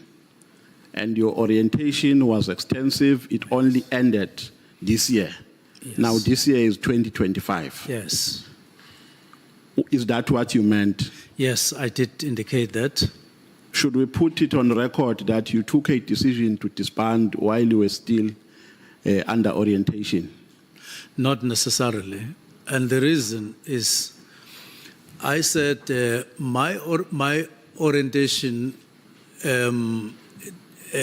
got or extended to discussions, extended to decisions. I do indicate that in my main submission because it did. What I mean is, even on the third round of discussions on the same issue, scaled down to smaller units or areas at work, where you would have started, for instance, discussing support services, which is a big branch. You would, in your second round, take one of the issues that fall within, like the structure, for instance, the organizational structure. You separate it, you discuss it until you take a resolution, which we did. We took a resolution during that period. So by the time we reviewed the structure, it wouldn't have been called orientation in the normal sense of the word, because we had understood that the structure of this organization is like this. Now, we took another round to match it with the imperatives of the 7th administration. And to say, if you are structured like this, would you be able to meet the imperatives? And that is what we did. And then we looked also at the budget and so on. So yes, it was loosely spoken about. It was the period, broadly speaking, of orientation, but not necessarily that we were in the mode of orientation in the normal sense of the word. We were discussing and taking decisions. Because this was the 5th month already. So I can't say for 5 months I was just cruising with orientations only. I was at work already, having understood some of the aspects. Now, with regards to the allegations that were raised, because the allegations, insofar as they are concerned, they also implicate some members of the organization. The Facebook post, for instance, of Ms. Mashale, they even speak about an illegal abuse of monies in the secrets account. And they even mention names that they allege to be involved. Did you give those individuals an opportunity to explain, to say, gentlemen, come here, here are the allegations against you. How do you respond to them? Now, the letter was written on the 31st. These allegations had been going on for some time, and we did talk about them internally, personally with the National Commissioner. And we did talk about Patricia Mashale, to be specific. And he did say, tell me what his take is. And I took it for what he was saying, that she always writes, she always complains, and they have a particular regard on her and so on. So I didn't go on beyond the National Commission to specific people. It was only in January, around the 7th of January, when many allegations of the sale of property that emerged to the public, that I started saying, now, these matters that are emerging now can't just be left without an investigation, a proper investigation. That is when I went to the IGI to say, I've become aware of these allegations about alleged improper procurement of buildings and so on, including this name and that name. So let's do this. Go and investigate because that's your terrain. And that's exactly what I did.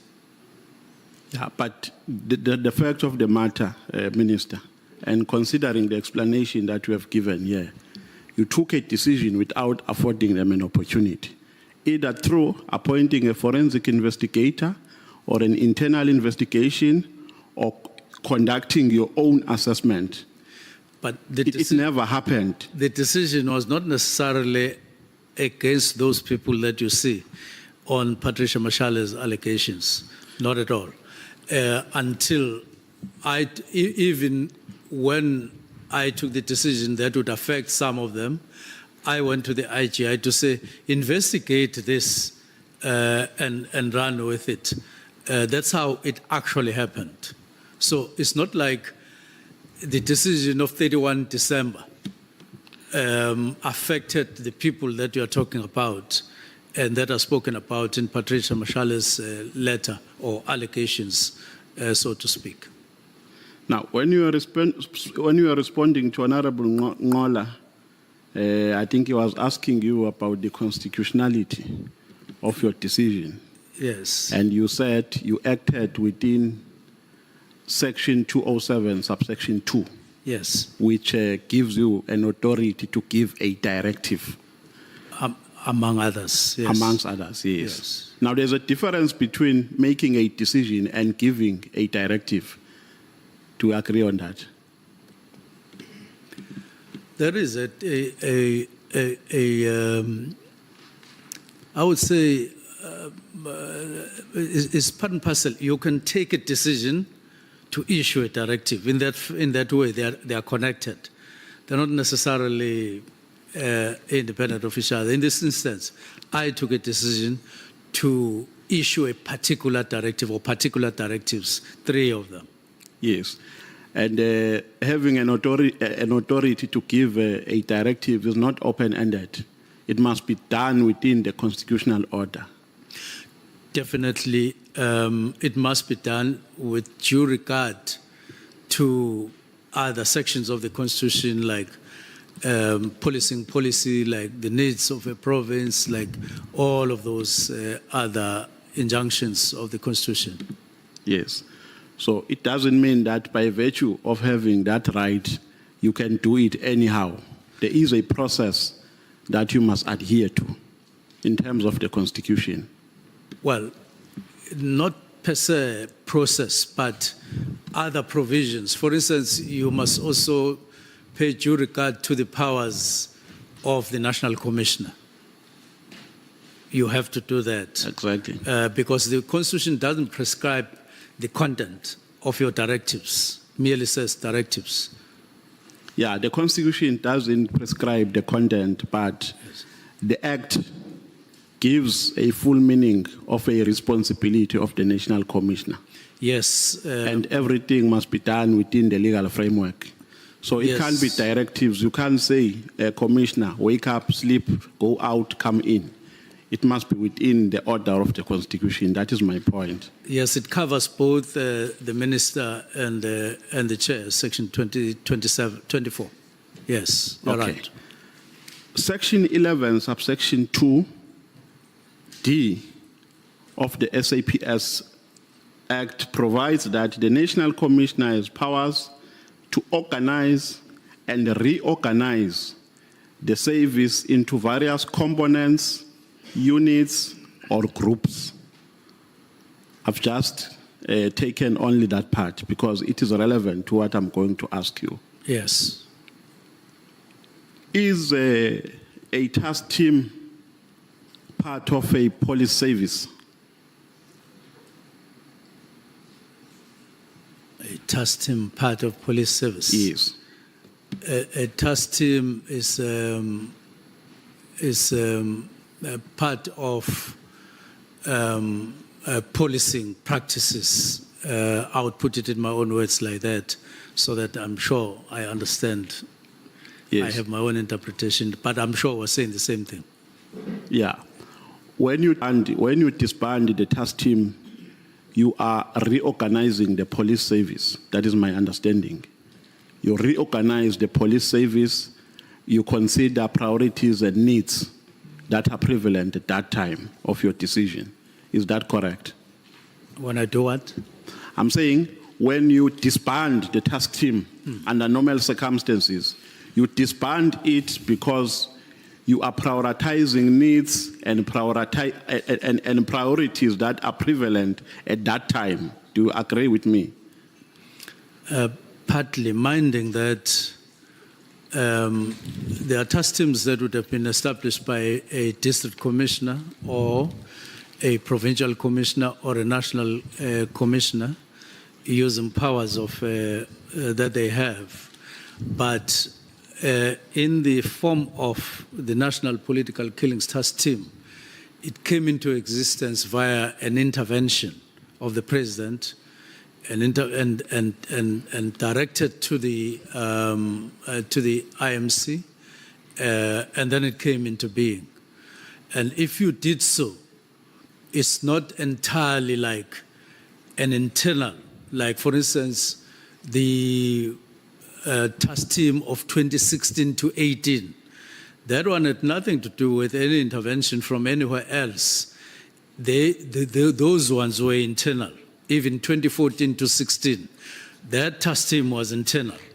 But this one had a difference. So what you are narrating, yes, but it applies to ordinary task teams that would have been established, not this particular one, because this one came as a result of an intervention. But this task team minister was established in accordance with the needs of KZN. Yes. Because political killings were prevalent in KZN, were rife in KZN. Yes, but remember that those matters got elevated to the country as a whole, to the level of the country. Yeah, but remember, we must not lose context. At the time when the decision was taken, there was a death of a comrade in KZN. Yes. And the president attended a funeral in KZN. Yes. And then he made a commitment that he's going to intervene. Post that, he came to Parliament, he announced the establishment of the interministerial committee. So I'm saying the main reason for its formation was the political killings that were rife in KZN. Yes. Yes. To which the president decided to politically intervene. Correct. And therefore, it was formed on the basis of the policing needs and priorities of KZN. You could probably interpret it like that, but you are not talking about ordinary policing here, because there was that kind of, I would say, development in the province where there was an increase in observed of this particular nature. It was not just one incident, it was a pattern, and therefore the president decided to intervene. It's important to factor that in, that there was a pattern that was discernible that caused the president to act. Okay, let me put this proposition to you, that the decision to disband falls within the ambit of Section 11, subsection 2 of the SAPS Act, which I've read. I can read it again for you, which provides that the National Commissioner has powers to organize and reorganize the service into various components, units, and groups. Now, the task team falls in a category of groups because it is not a unit. I think you gave a very eloquent explanation when you are making a difference between a unit and a task team. And therefore, this responsibility to disband does not fall within the powers of the minister.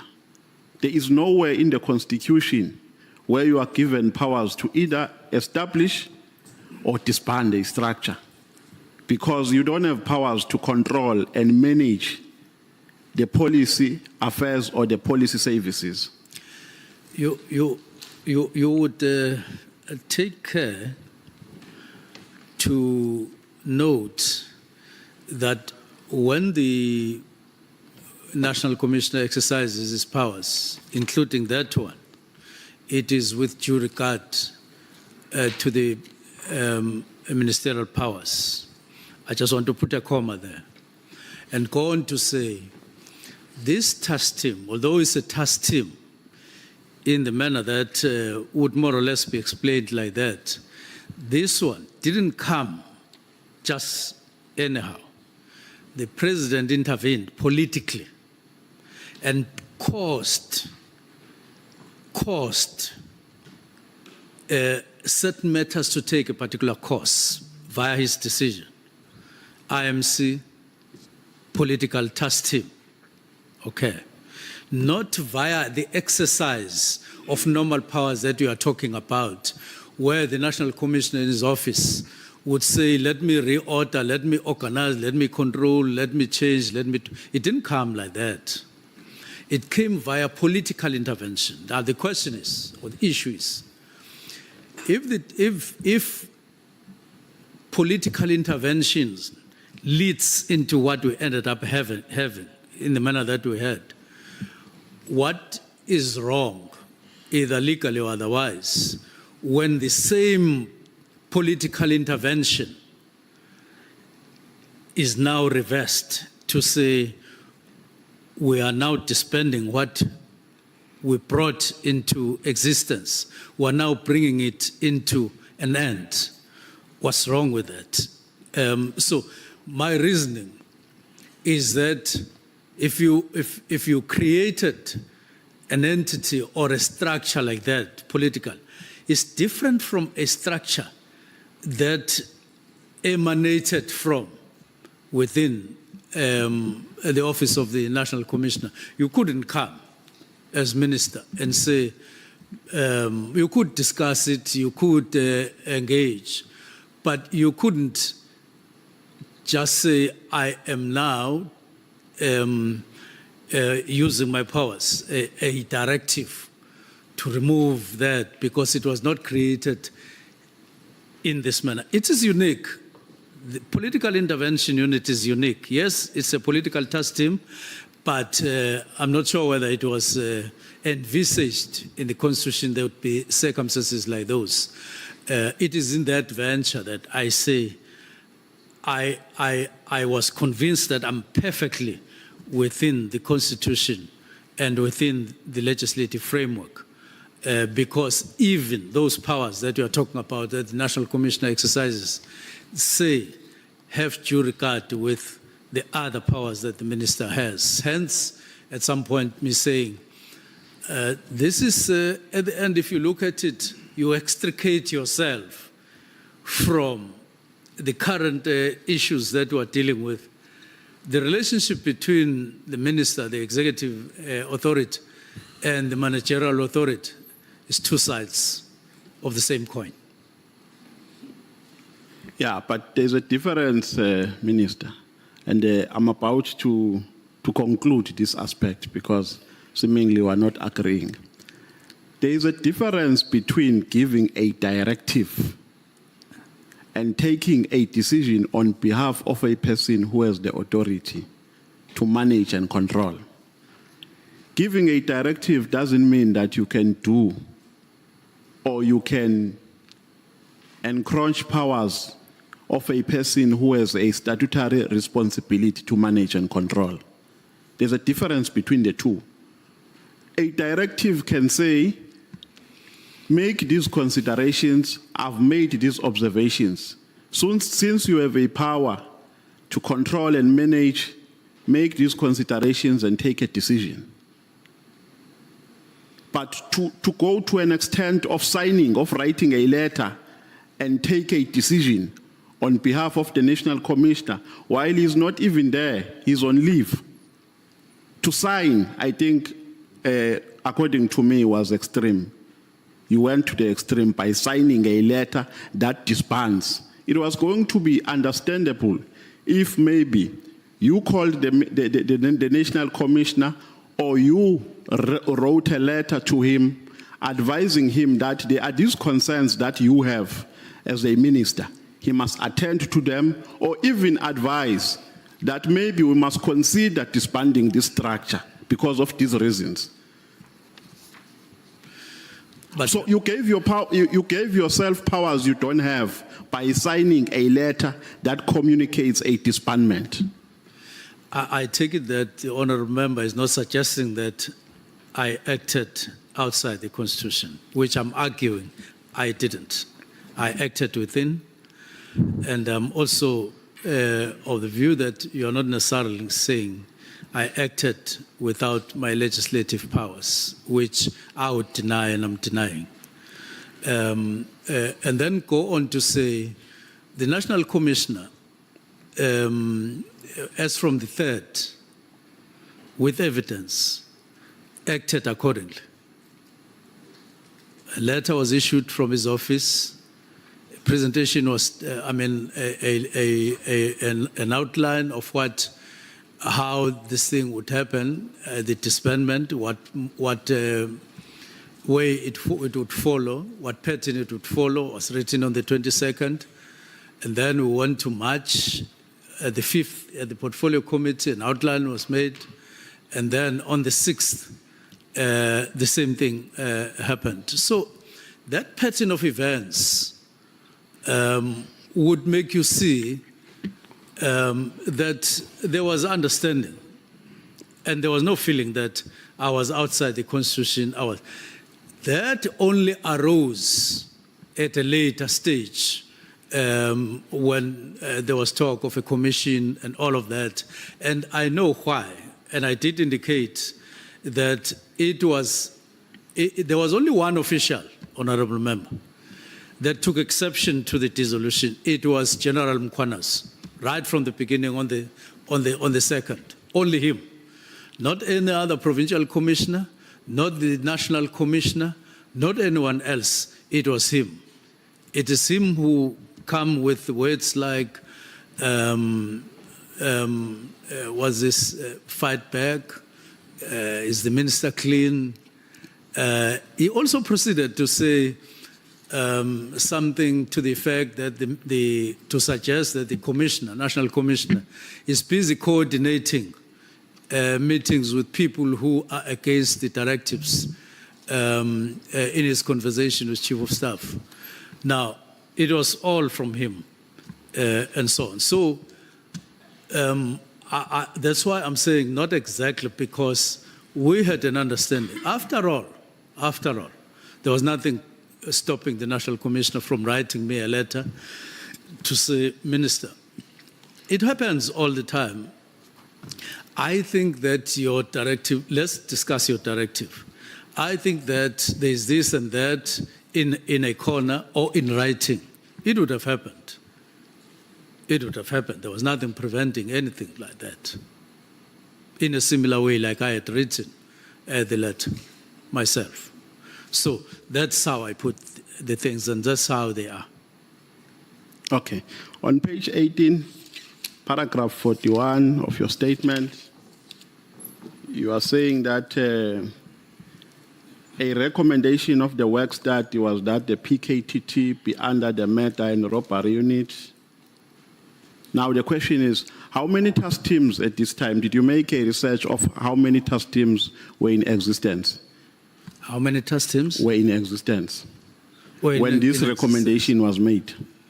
Yes, there were quite a number of them, but which were in one form or the other. But the main thing was that, or the characterization was that they were not integrated. And that's why the work study recommended, among other things, that they should be coordinated under or in a particular way. And then that work study was accepted. And I consider it as something that was rational, that they did, that, no, look, there must be specialization of all these small teams or task teams that are there, your anti-gang units and so on, when they started them, and they put them under serious and violent crimes, some of them, but others they put under organized crime units. Now that integration would then cause one commander for each, who would then have sub-teams under him, other smaller legs. And that would give rise to a better coordination, in my view.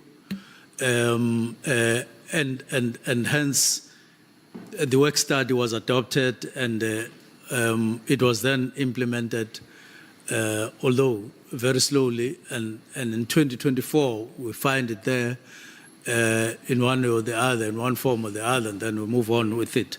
So it was put like that, and yes, there were others, but they were then reconfigured as per work study recommendations. So since this recommendation was made, how many task teams have been dissolved? Well, I don't have it in front of me, but it was in the, as evidence leader indicated, one of the days to say there were this and this and this, and I said yes, there were those task teams, and then they were integrated into, including anti-gang units, and there are even extortions in the new, in the what was new, organogram, and yes, they were put. So each one of them has their own leaders, but under one commander of the whole of those sub units that were established. But I'm talking about the disbandment, Minister. Yes. How many were disbanded after the decision, after this recommendation was made? How many task teams were disbanded? Well, the question that you asked earlier, to say how many were there before, Yes. and how many did the study recommend that they should be integrated, it refers to a specific list.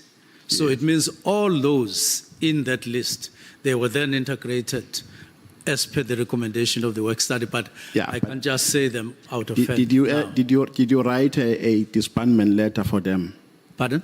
Did you write a disbandment letter for those that were also part of the list? Like you did for the PKTT. Is there any letter that you wrote disbanding the other task teams? Not necessarily, because they were not the subject of what we needed to do. Remember, here we were optimizing, we were wanting to ensure that we meet the obligations that we have. And there was an instrument that was already in place. They had already been integrated, but they were at various levels of being established or formed. And so we were confirming or endorsing that. It was not about looking at this team, disband it, looking at this team, and so on. But this one was on focus at one point, just like the police inspectorate was at focus in one of our discussions. And we say, no, look, let's look at this one. And we agreed to look at it. And then we're now looking at this one. And we decided that and look, it was not for the first time. I'm not the first person to mention disbandment of the political task team. The very beginning, it was temporal. It was never to be permanent. And there were extensions. You wouldn't extend on a permanent basis, keep on extending annually. They were outside of the structure. You wouldn't continue with that. It's not good governance. Quite a number of things that you would have needed to ratify anyway. So all others that were there had been integrated, and so there was no need to focus on them in any way, because they had been integrated. So we should place it on the record that a task team for which a letter was issued to communicate its disbandment is only the PKTT. Not necessarily, because I'm explaining that others had already been integrated. Yes. Those that were recommended by the work study. Yeah. And there were still, some of them were still in the process. But in terms of the letter, it was the National Political Task Team that had to be disbanded, and I've stated reasons that wouldn't apply to others because they were no longer there. On page 25, paragraph 54, you say Mkhwanazi misleads and manipulates the minds of South Africans to believe that the PKTT, or the NPKTT, as you refer to it, fell under his province. So you are saying this was a national team. It was not a KZN Yes. Team. Yes.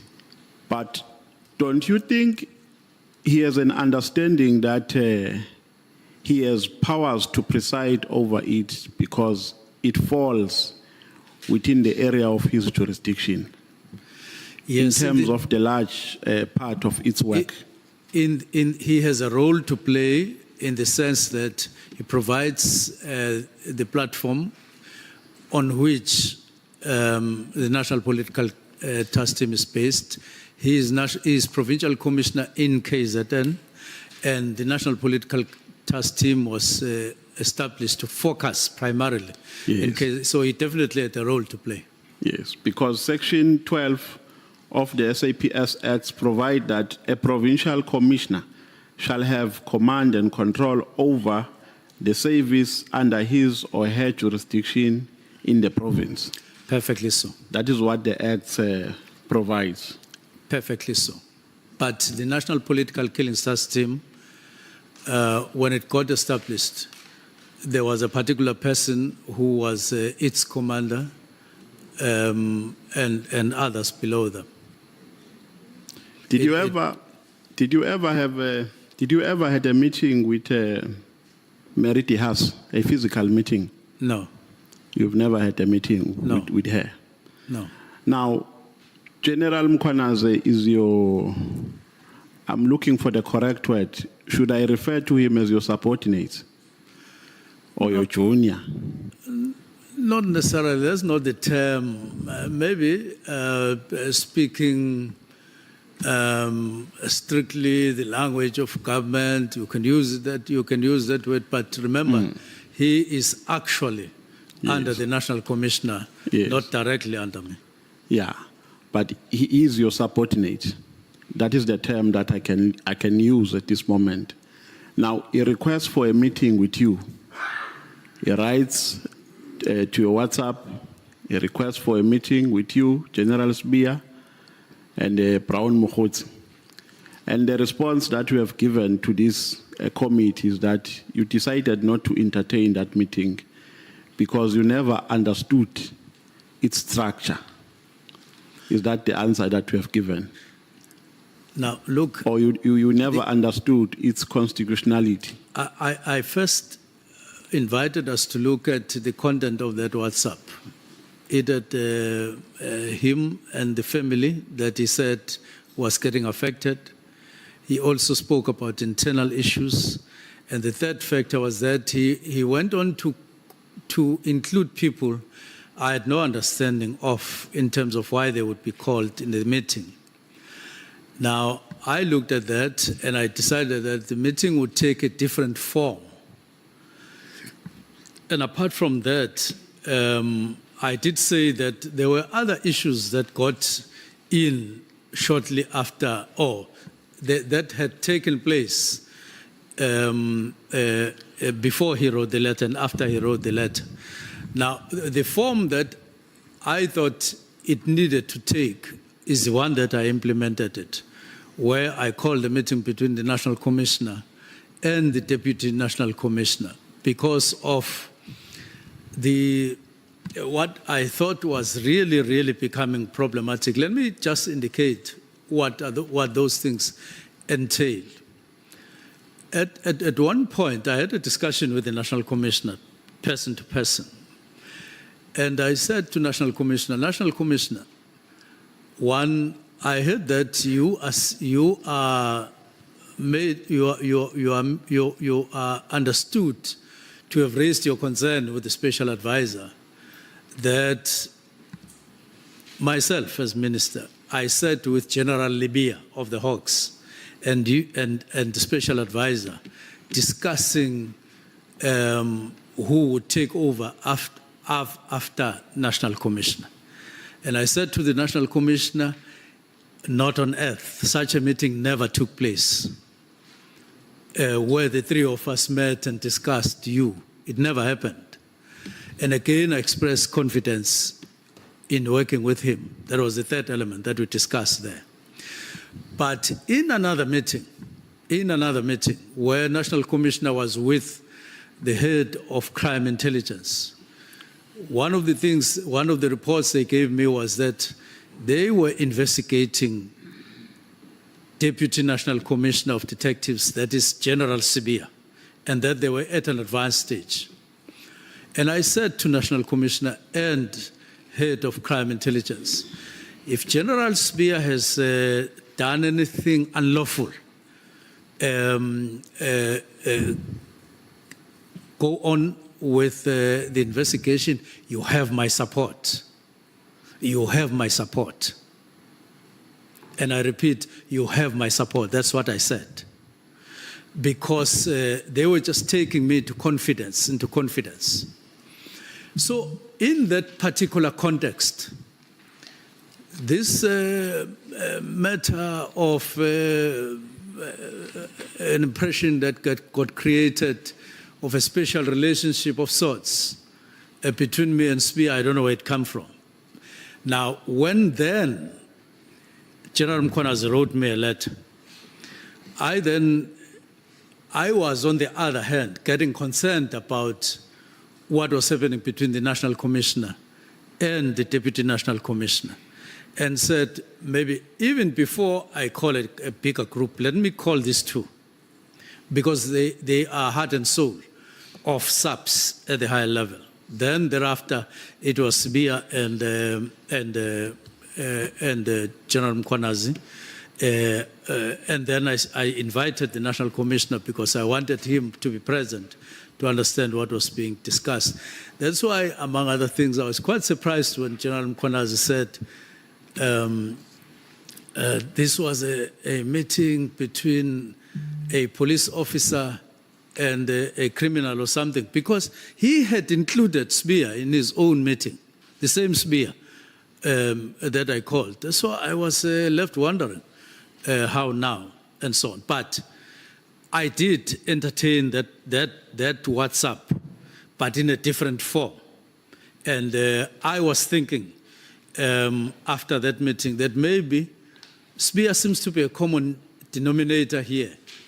I would need to call a meeting between him and General Khumalo as well, because the air between them was actually not. So once you have dealt with that, then you can see other matters. So it wasn't a straightforward letter that said, Minister, please can we meet to discuss a national political killings task team, as it were. Okay, second last question. I'm running out of time. When was the work study signed? The work study that made a recommendation that there must be a unit, there must be a murder and robbery unit. When was it signed? I'm asking because there is somewhere in your statement where you say it was signed by General Stolle, and later you say it was signed by General Masemula on the 5th of June 2025. So when was it exactly signed? Yeah, General Masemula signed a new one arising from our reconfiguration of the organizational structure, which we started last year. And we concluded that, it was concluded earlier this year, and he signed it. But there had been another one for another term earlier by Sithole earlier in 2019. So it is the new one that influenced your reason, right? Yes, Honorable Member. Not the old one. Yes, because I had come and said there are new imperatives. They may demand a different structure. And let's look at that. And we started looking at it. And that's where all of this. And remember, I did indicate that we even divided Vispol into a separate division, which has now been done. And we removed also the inspectorate. So a number of things happened which had not been in the structure of 2019 to 24 that got introduced anew in the new one. Which Following your response, the assumption is that the new one can only come into operation after it has been signed by the National Commissioner, yes, correct? because it went to negotiations with unions and all of that. That's why it sort of delayed January, February, March, April, and so on. I went to the extent of engaging unions myself to say, please, can you help us? We are in a hurry to implement the structure because we want to use it to fight crime out there, because we are under serious pressure to fight crime. No one is really recognizing that we are serious about fighting crime, because it is rampant, and I'm concerned about it. So if it's unsigned, it has no binding effect. It's not operational. The answer is? If it's unsigned, it's not operational. At the moment. I'm saying if it is unsigned, it can never be operational. It can be. It can never have a binding effect. It gets operational once you sign it. So it was signed on May. It was signed in June, on the 5th, in terms of what we have written here. But the decision was taken on the 31st. So it means the decision was taken prior to implementing this study. We had already this work study. By end of the year, we had already agreed, and I was anticipating. In fact, when I went to the meeting with National Commissioner and deputies and provincial commissioners on the 22nd of May, I already had in mind that we have decided on this structure. And when we count our concerns on those crimes, categories of crime, I knew that we already have an instrument at hand, just subject to ratification by unions and so on. So it was in anticipation, and I was conscious of it. But it was not operational at that time. It was not when the yet. Decision was taken. Well, not when you took the decision on the 31st really, of December. Not really entirely, because murder and robbery was there. The implementation structure had been discussed and decided on. in May 2024 already, or March 2024. So it was a delay structure which was there, but the new one had not become operational. They were still waiting, and so on. Yeah, Chair, thank you very much. Yeah, thank you. I was going to advise you that if you continue forever, the honorable member sitting next to you may end up forfeiting his minutes. I'm only sympathizing with him. I still had interest of asking, but thank you very much. Thank you so much. Honorable Skosana, it's your turn. Thank you, Chair. And Honorable Minister Mkhwanazi. Baba. My first question to you, Minister, will be, can you perhaps comment on the professionalism of Major General Van Rooyen, who holds a LLD degree? He's a LLD graduate, who's on record that you acted ultra virus. Well, the comment is contained in my submission that I didn't. And in fact, I acted within the Constitution and within the legislative framework in terms of powers of the minister. So you disagree with her? I disagree with her upfront. Thank you. Do you know and understand your job as a cabinet member responsible for policing? Yes, I do. Do you know and understand Chapter 11, Section 206 of the Constitution of the Republic? Yes. All in all. Well, I may not claim I don't want to make claims to that effect as you are taking me through. Do you know and understand the South African Police Service Act, Act 68 of 1995 as amended? Yes. In the 7th administration, because yesterday you spoke in length about the 7th administration, did you meet with the provincial government, especially in KwaZulu-Natal, where these killings were prevalent, in order to determine the policing needs and their priorities as expected in terms of the Constitution of the Republic? And if so, Minister, when was such engagement and what are the priorities focused, especially in KwaZulu-Natal?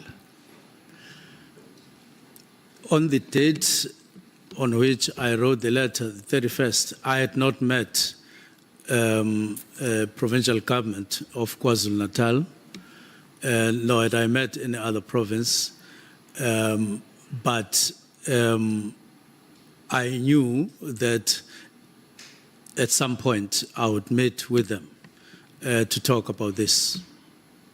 So you never met them? You say, I never? Yeah, you never met them. We had not met. But you were able to disband that task team?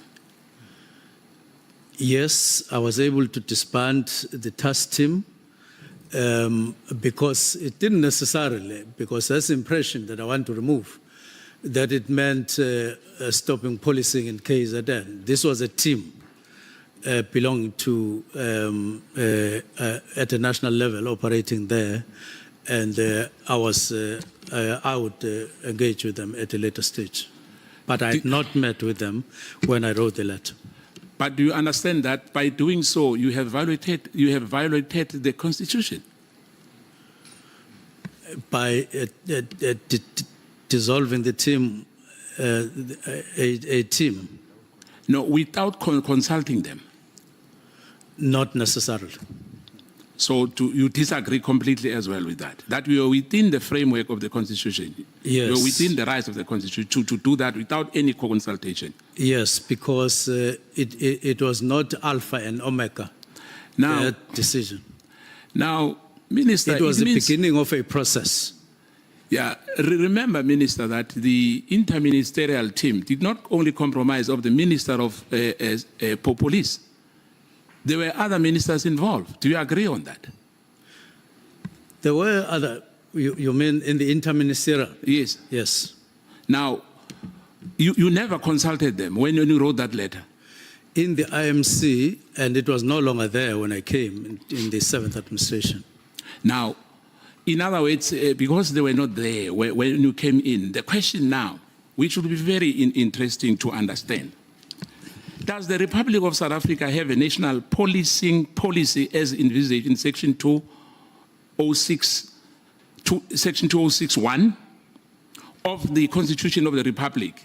And if so, was this development under this GNU government, or was it developed by the previous government? Remember when we spoke about the 7th administration? Was this the GNU, or was it the previous one, the 6th administration? That did what? Let me ask you again. I'm saying to you, the Republic of South Africa have a national policing policy as envisaged in Section 2061 of the Constitution of the Republic. Do you know that? Do we agree on that?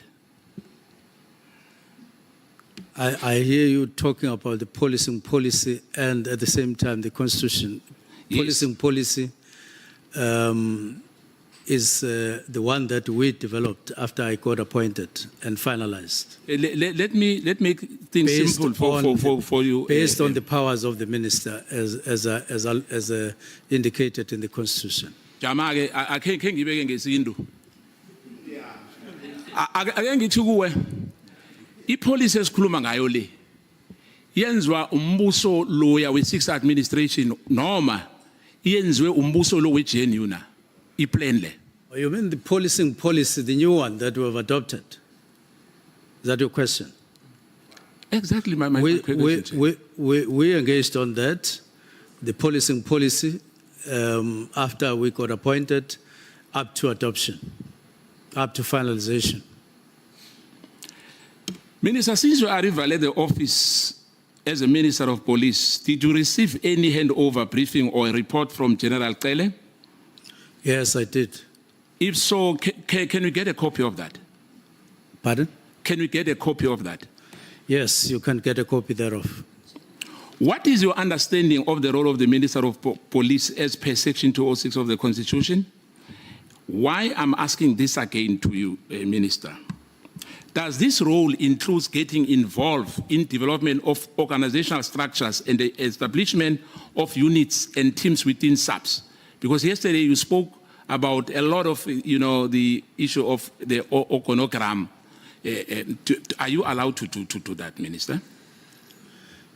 Yes, that is part of the policing policy. That is part of the directives. That's part. Let me just say that's part of the exercise of the powers of the minister in terms of the Constitution. So the National Commission has nothing to do with that. It's your prerogative. No, he does in terms of the Constitution. It's clearly indicated. Does this information note, Minister, which makes recommendations about the review of detective services, constitute a work study document as per organizational development standard? Can you come again with the question?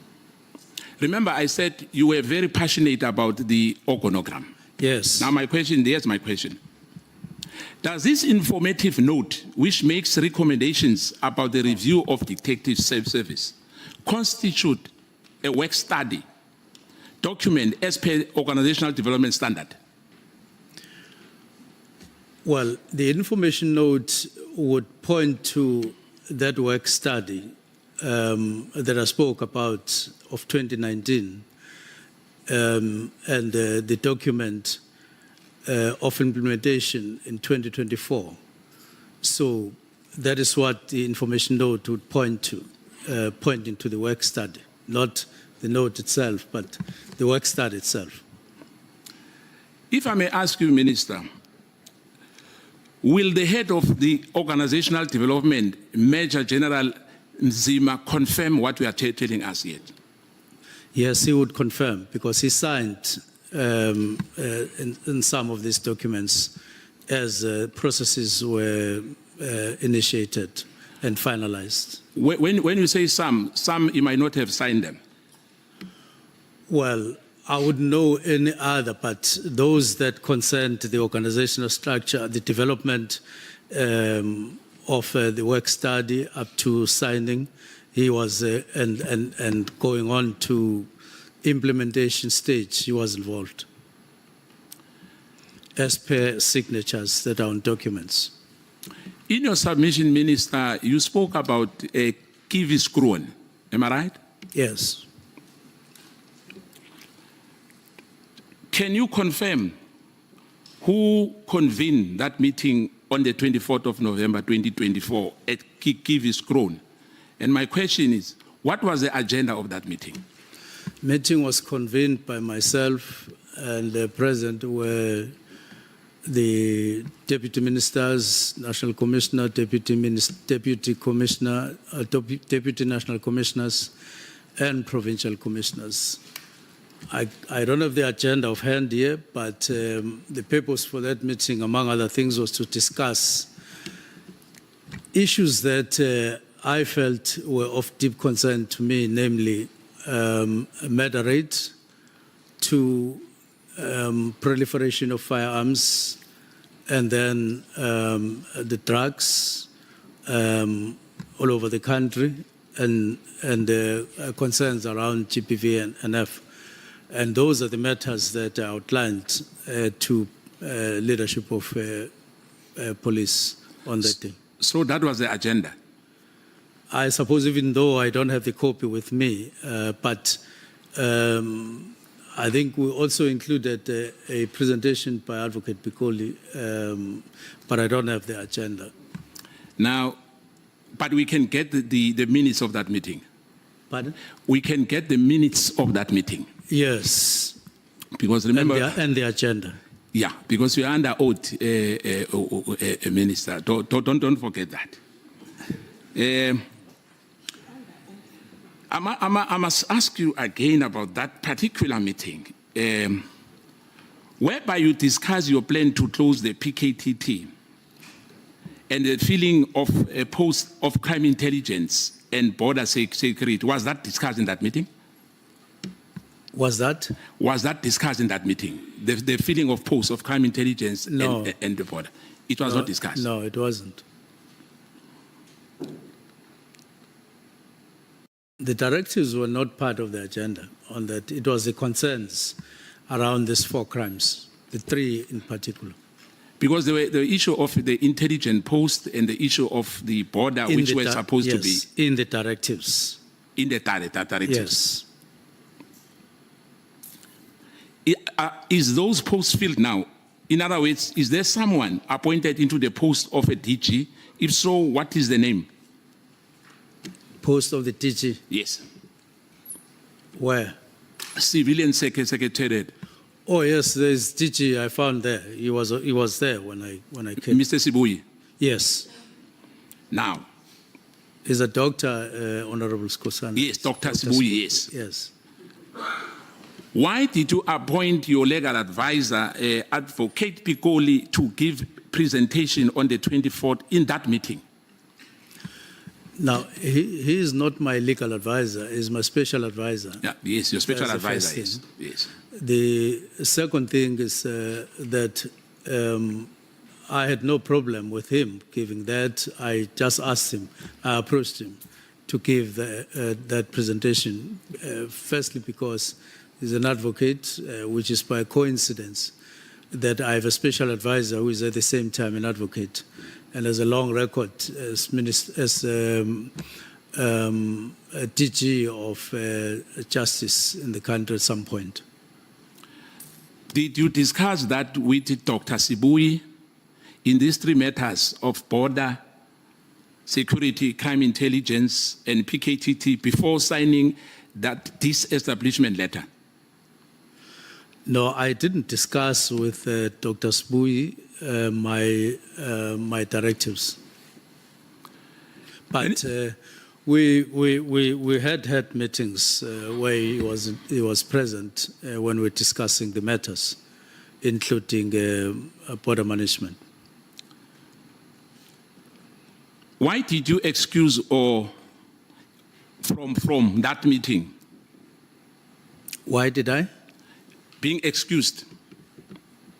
Or let me put it this way. Were you chased away out of that meeting? Myself? Yes. No. I was chased in. I was inside. All the Lieutenant General from head office and divisional commissioners attended that meeting, am I right? It was attended by National Commissioner, Deputy National Commissioners, and Provincial Commissioners, but there was miscommunication. They had included divisional commissioners, and I said, no, it was not our intention to include them. Was it not because of the attendance of Lieutenant General Khumalo? Not necessarily. In fact, General Khumalo remained behind, and we had a long meeting after everybody had left.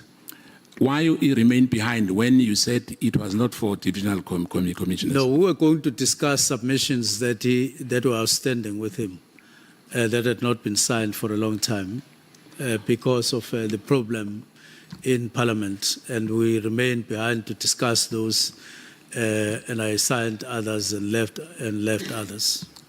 My follow-up question on that: what governance structures exist in SAPS outside the BOC, as well as the Ministry of Police, which exclude divisional commissioners, who also are lieutenant generals who are based at the head office, responsible for policy implementation throughout the development of internal directives? What are the government structures which exclude them? When you say you felt that they're not supposed to be part of that meeting? When I said they shouldn't be part of them. No, you said earlier that you felt that it was not correct for them to be part of that meeting. Oh, no. We convened a meeting to discuss specific matters which I wanted to bring to the attention of the National Commissioner, Deputy Commissioners, and Provincial Commissioners first. And they would then process matters involving divisional commissioners and other relevant structures. They would do so, but the intention was merely to bring to the attention of the National Commissioner those particular matters at that level, in that particular meeting, not because I didn't want others or didn't recognize others, but I'd confined our intention to just those. Yeah, but I've asked you earlier, I said, what governance structures exist within SAPS, outside the BOC, as well as the Ministry of Police, which exclude divisional commissioner? You didn't respond to that, Minister. Do we have anything outside that ambit? Well, there would be forums, because your question is quite open. There would be forums at different levels in provinces that you convene. There would be provincial forums that you would convene outside that, but I don't regard them as definable as outside necessarily.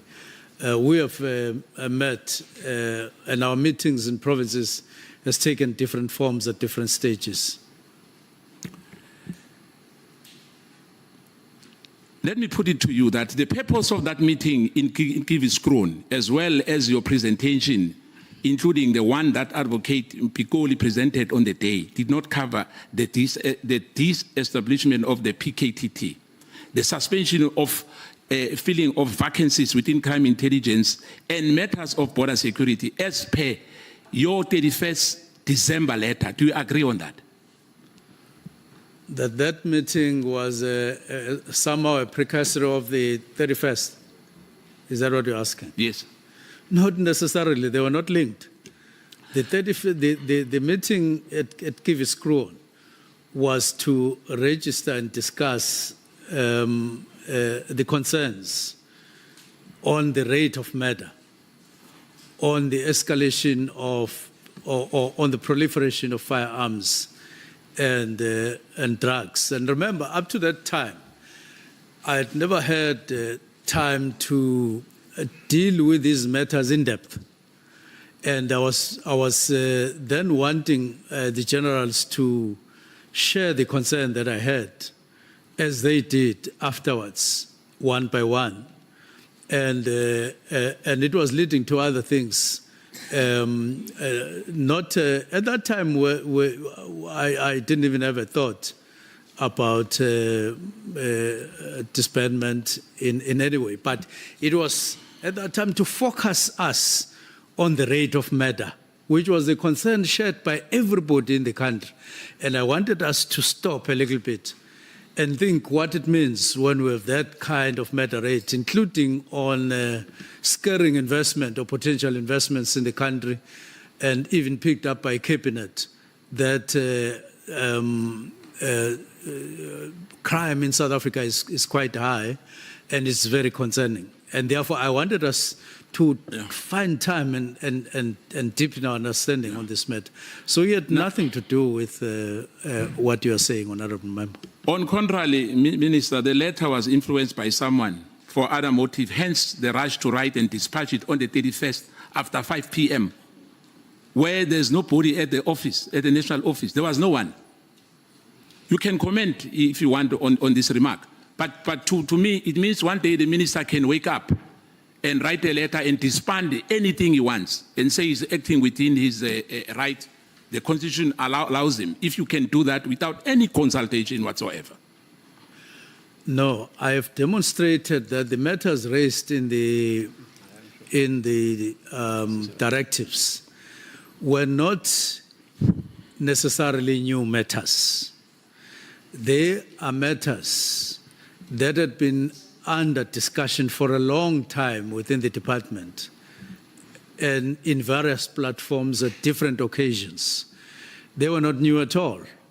What was new was actually putting them in a form of a directive, as I did. But the issues themselves and concerns around the of a particular process, I had engaged on myself, as opposed to just waking up and writing. But I deny very strongly that there's any link between the meeting of the 24th and that one and the letter of the 31st. But do you agree that PKTT was a successful task team? Yes. And why not replicate it, to get involved in the issues, or if it's you, in terms of taxi killings and murders which are happening in this country, particularly where we are in Cape Town, in the KK flats, the numbers are scary. That's okay. Exactly what I said earlier. Not necessarily duplicating,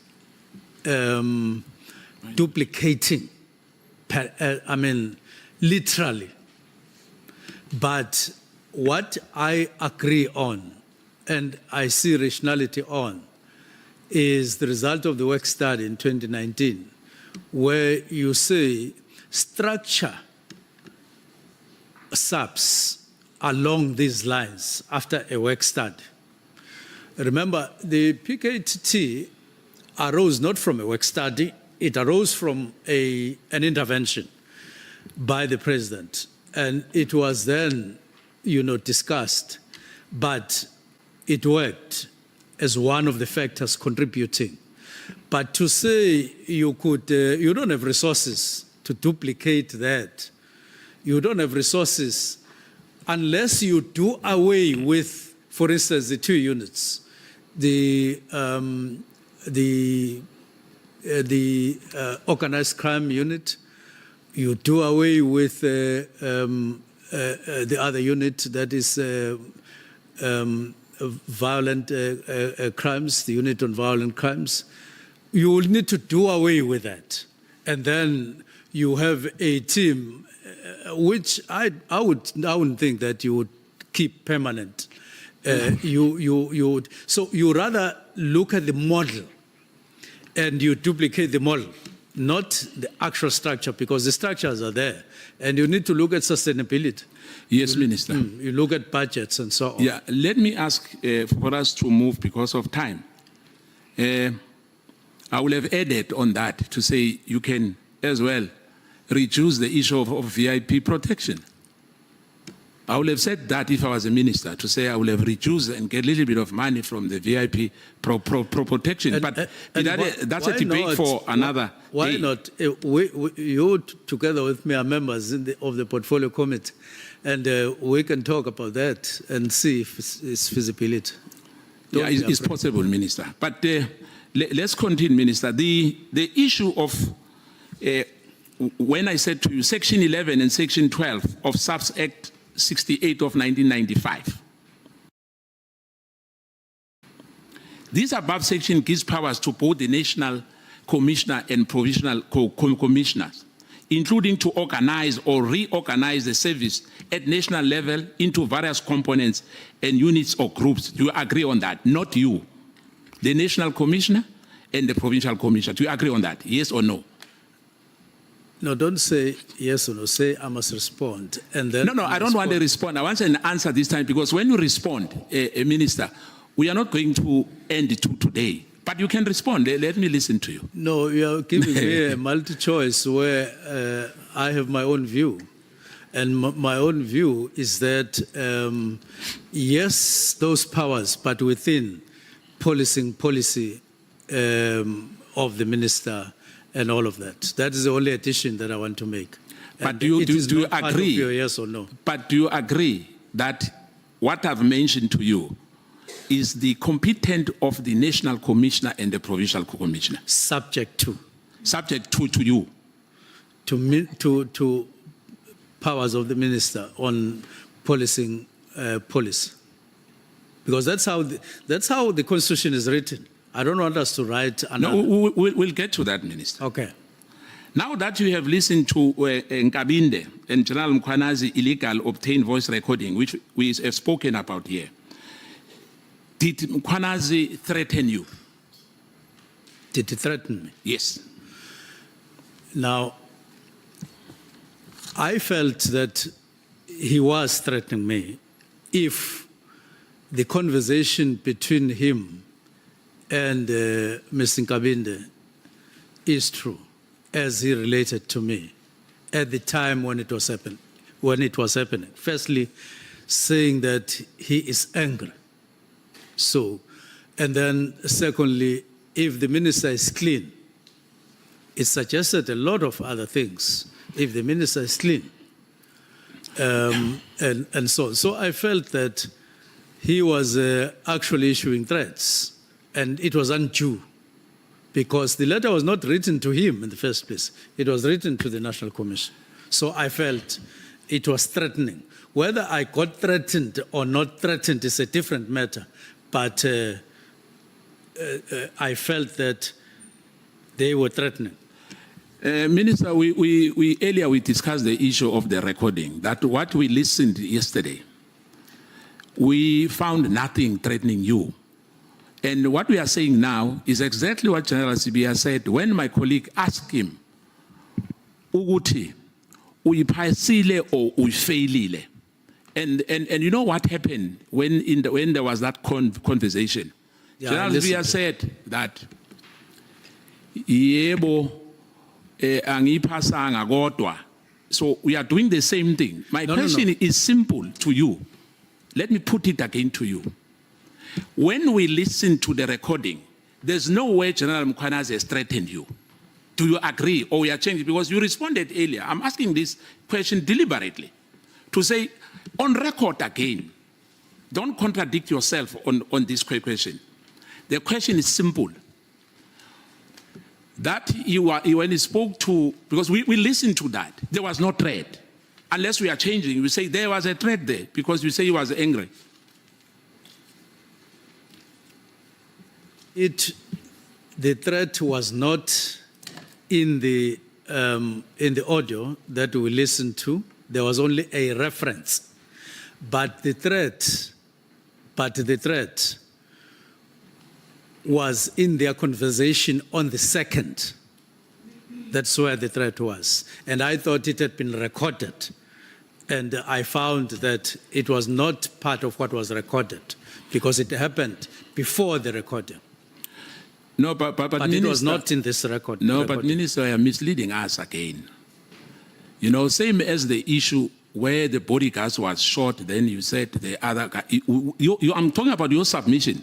It's not us who brought in this document. Now we are saying there's another a recording perhaps somewhere, but we don't have, in your submission, you don't have that.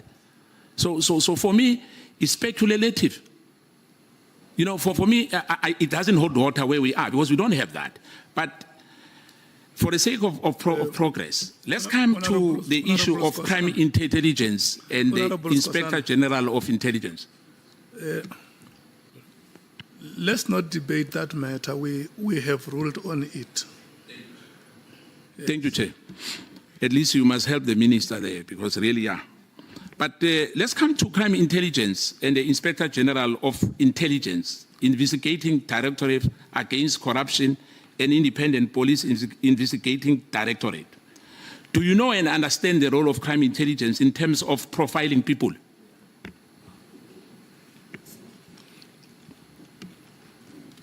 Yes. Do you know and understand the role of Inspector General of Intelligence, IGI? Yes. Do you know and understand the purpose and functions of IDEC? Yes. Are you aware that General Mkhwanazi spoke here about the rogue? Some of the people at IDEC are rogue. Do you agree or you disagree with that? Well, I don't know anything about that, but I heard him. What I'm saying, it was for the first time. You were hearing it for the first time here. That there are people who are rogue, there are people who are not Who are rogue. harassing, yes, who are harassing people, who Yes. are arresting, who are like you, they say they'll arrest you as well, yes. I was hearing that for the first time. I had not heard it before. So there's no any correspondent to your office, to the Chief of Staff or to the National Commissioner, which was discussed about the issues of IDEC Not that I can recall. at all. Not that I can recall. Thank you. Do you know and understand the role and the purpose of IPAD? Yes. Who do they report to? IPAD.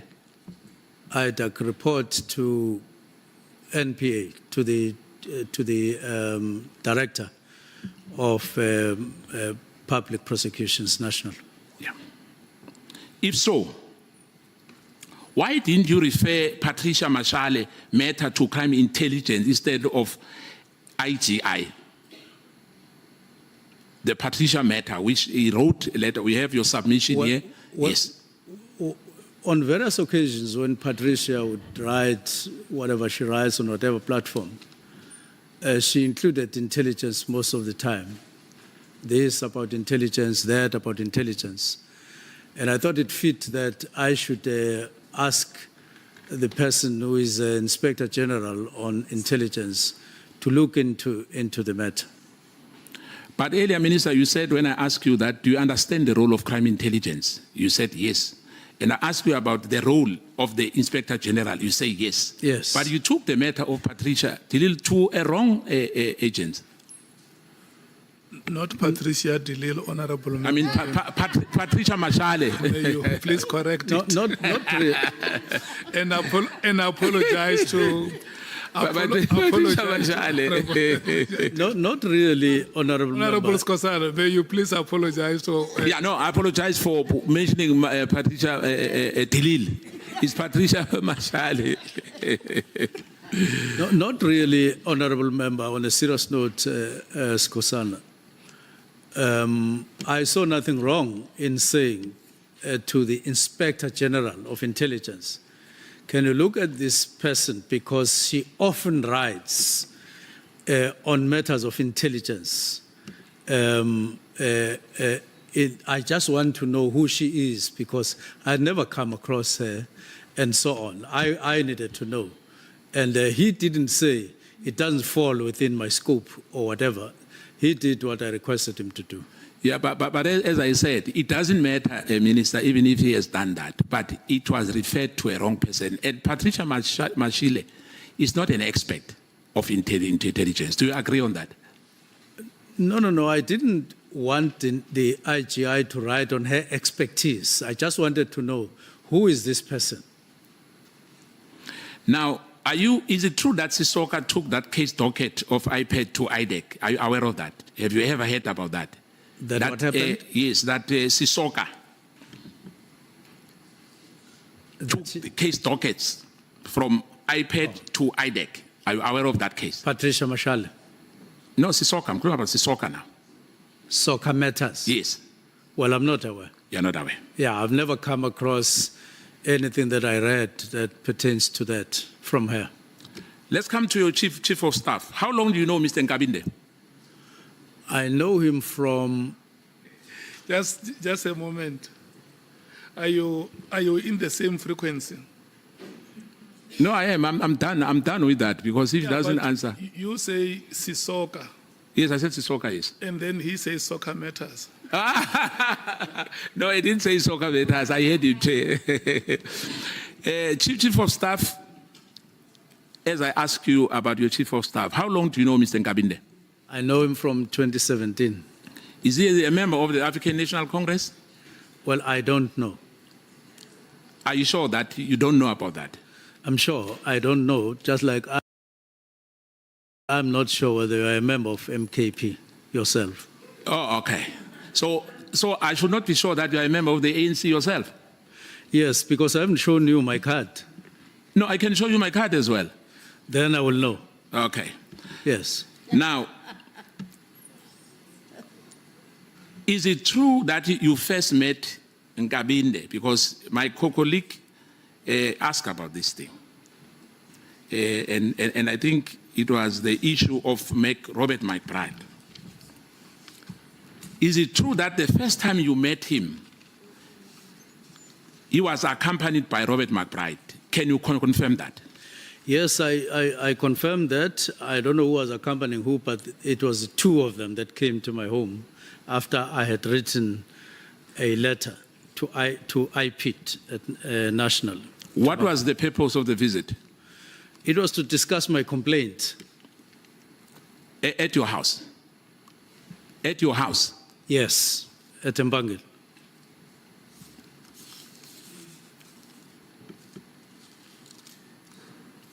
Is it true that you were implicated in a murder case which involved one of your bodyguards that IPAD were investigating? No, IPAD was not investigating that matter. You and I would know that they only deal with complaints on police behavior, so they were not investigating that. I had written this letter complaining to them about an investigation that I had picked up were being conducted by the Hawks on a case that had been dealt with over some time and got closed when the provincial director of public prosecution had applied their mind on. Okay. So then I heard that there's an investigation on the same matter taking a different form, I got worried because it would get you worried the way it was put. And therefore, I wrote this letter to say, let's be transparent. Let them be transparent. If there's anything, let them put it here, not the way it was happening. Then I wrote the letter. Then they came to address the letter. That is how we met. So was that appropriate for them to come to your house, Robert McBride and him? Was that appropriate to discuss that matter with you at your house? Well, in what context are you saying was it appropriate? No. I can't answer for you, Minister. I'm just asking, was it appropriate for you to have that matter discussed with you at your house if you were concerned? Because we have institutions when we are not happy, like every citizen, because we are all equal before the law. That if there's a matter that I can really do like what you did. I wrote this letter. They responded, and they said, we will meet at your house on such and such a day, such a time. Okay. And it happened. Is it a common practice, Minister, or the job description of the Chief of Staff to get involved in making inputs on departmental matters? Chair. Now, Sorry. I think he's asking a very important question, which I will want to just get a clarity of the minister. Is it a practice that when people have returned to IPIT, IPIT take cars and goes to people's houses that have complained to the IPIT? Is that a practice? I'm hearing you say they said they are coming to your house and all of that. In line with what he said, we're all equal before the law. Is it a practice that when you complain to IPIT, they drive to your house to come and ask you about your complaint, or they invite you to the offices to come and take the matters forward, as it were, Minister? I would say, as a response, they are the ones who are best placed to answer that question, because I might respond in a particular way and be wrong and say it is not their practice, only to find that they have examples where they would have done that. Or I would say it's not the practice, it was only an exception with me. And they would say, no, but we've done the same. So I would want to play it safe and say we rather direct the question to them in terms of their own practice. So it's correct to say the Minister of Police doesn't know how IPIT operates? On this particular issue, I haven't looked at their matter, but not to say the minister doesn't know how IPIT operates. Minister, you are sitting there. People want to know. We are talking to a minister. Part of your responsibility when you are sitting there is to educate society. We are asking about the practice of IPIT. Take the opportunity as a minister of police to educate people about how IPIT operate. You can't say it becomes subjective all of a sudden because somehow you're involved. I'm asking about general practice so we can be able to distinguish between what happened to you and what happens to the rest of us. Now, I am saying in response, the best people to answer that question is them. Now, this particular specific matter, because I haven't checked it with them. Thank you so much. We can allocate extra time later if you still want to pursue the matter.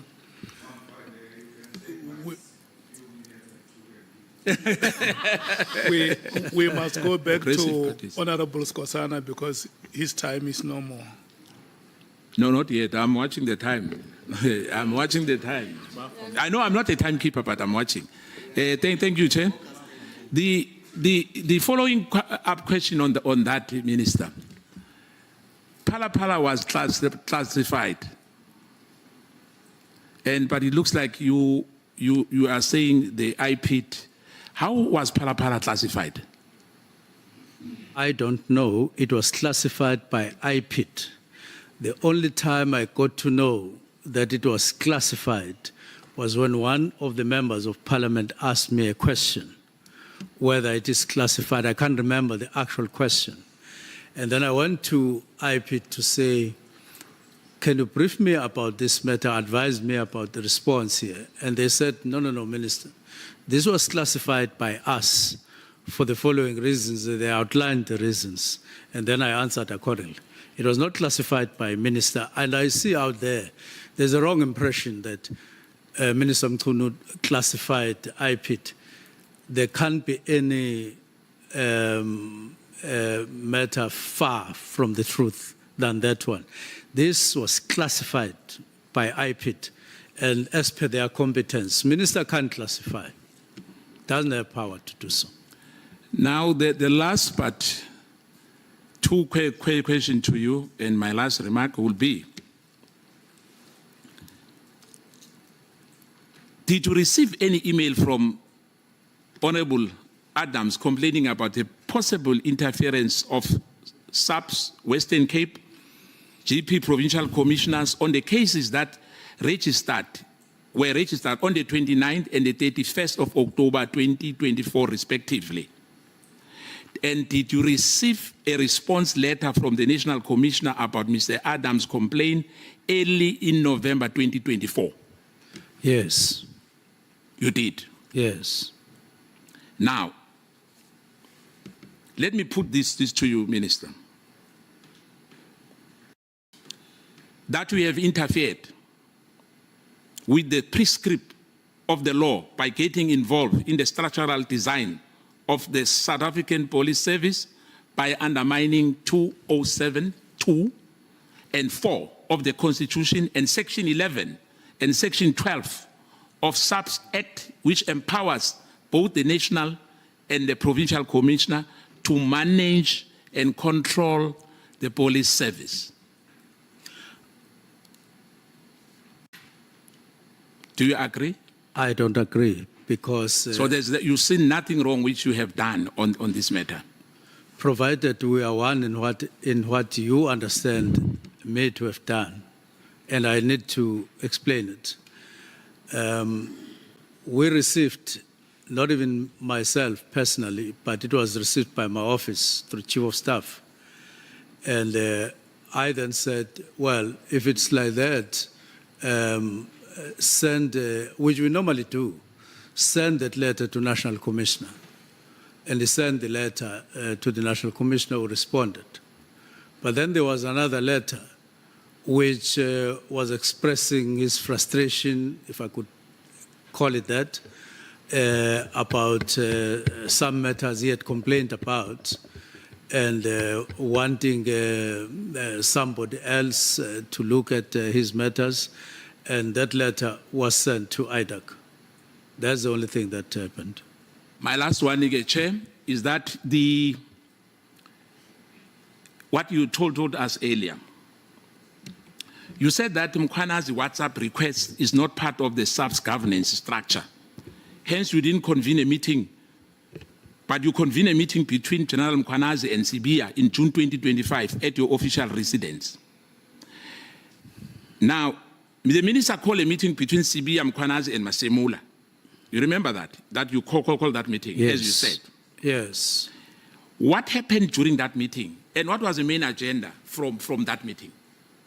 So I first held a meeting between National Commissioner and that is General Masemula and General Sibia, and said if there are matters that are unresolved between them and therefore require to be discussed, let's discuss them, because those matters, whatever they are beginning to interfere with work that we are all here to do, including them. And there was a discussion. Sibia outlined his concerns or his issues. National Commissioner responded in basically saying, look, I understand what you are saying. I don't have any intention to have any problems with anyone. And let us take it that whatever you were concerned about, is now resolved between you and me. That's how the meeting ended. Now, Thank you so much. We will come back at 16 hours. 16 hours. 45 minutes. We're going out for a break.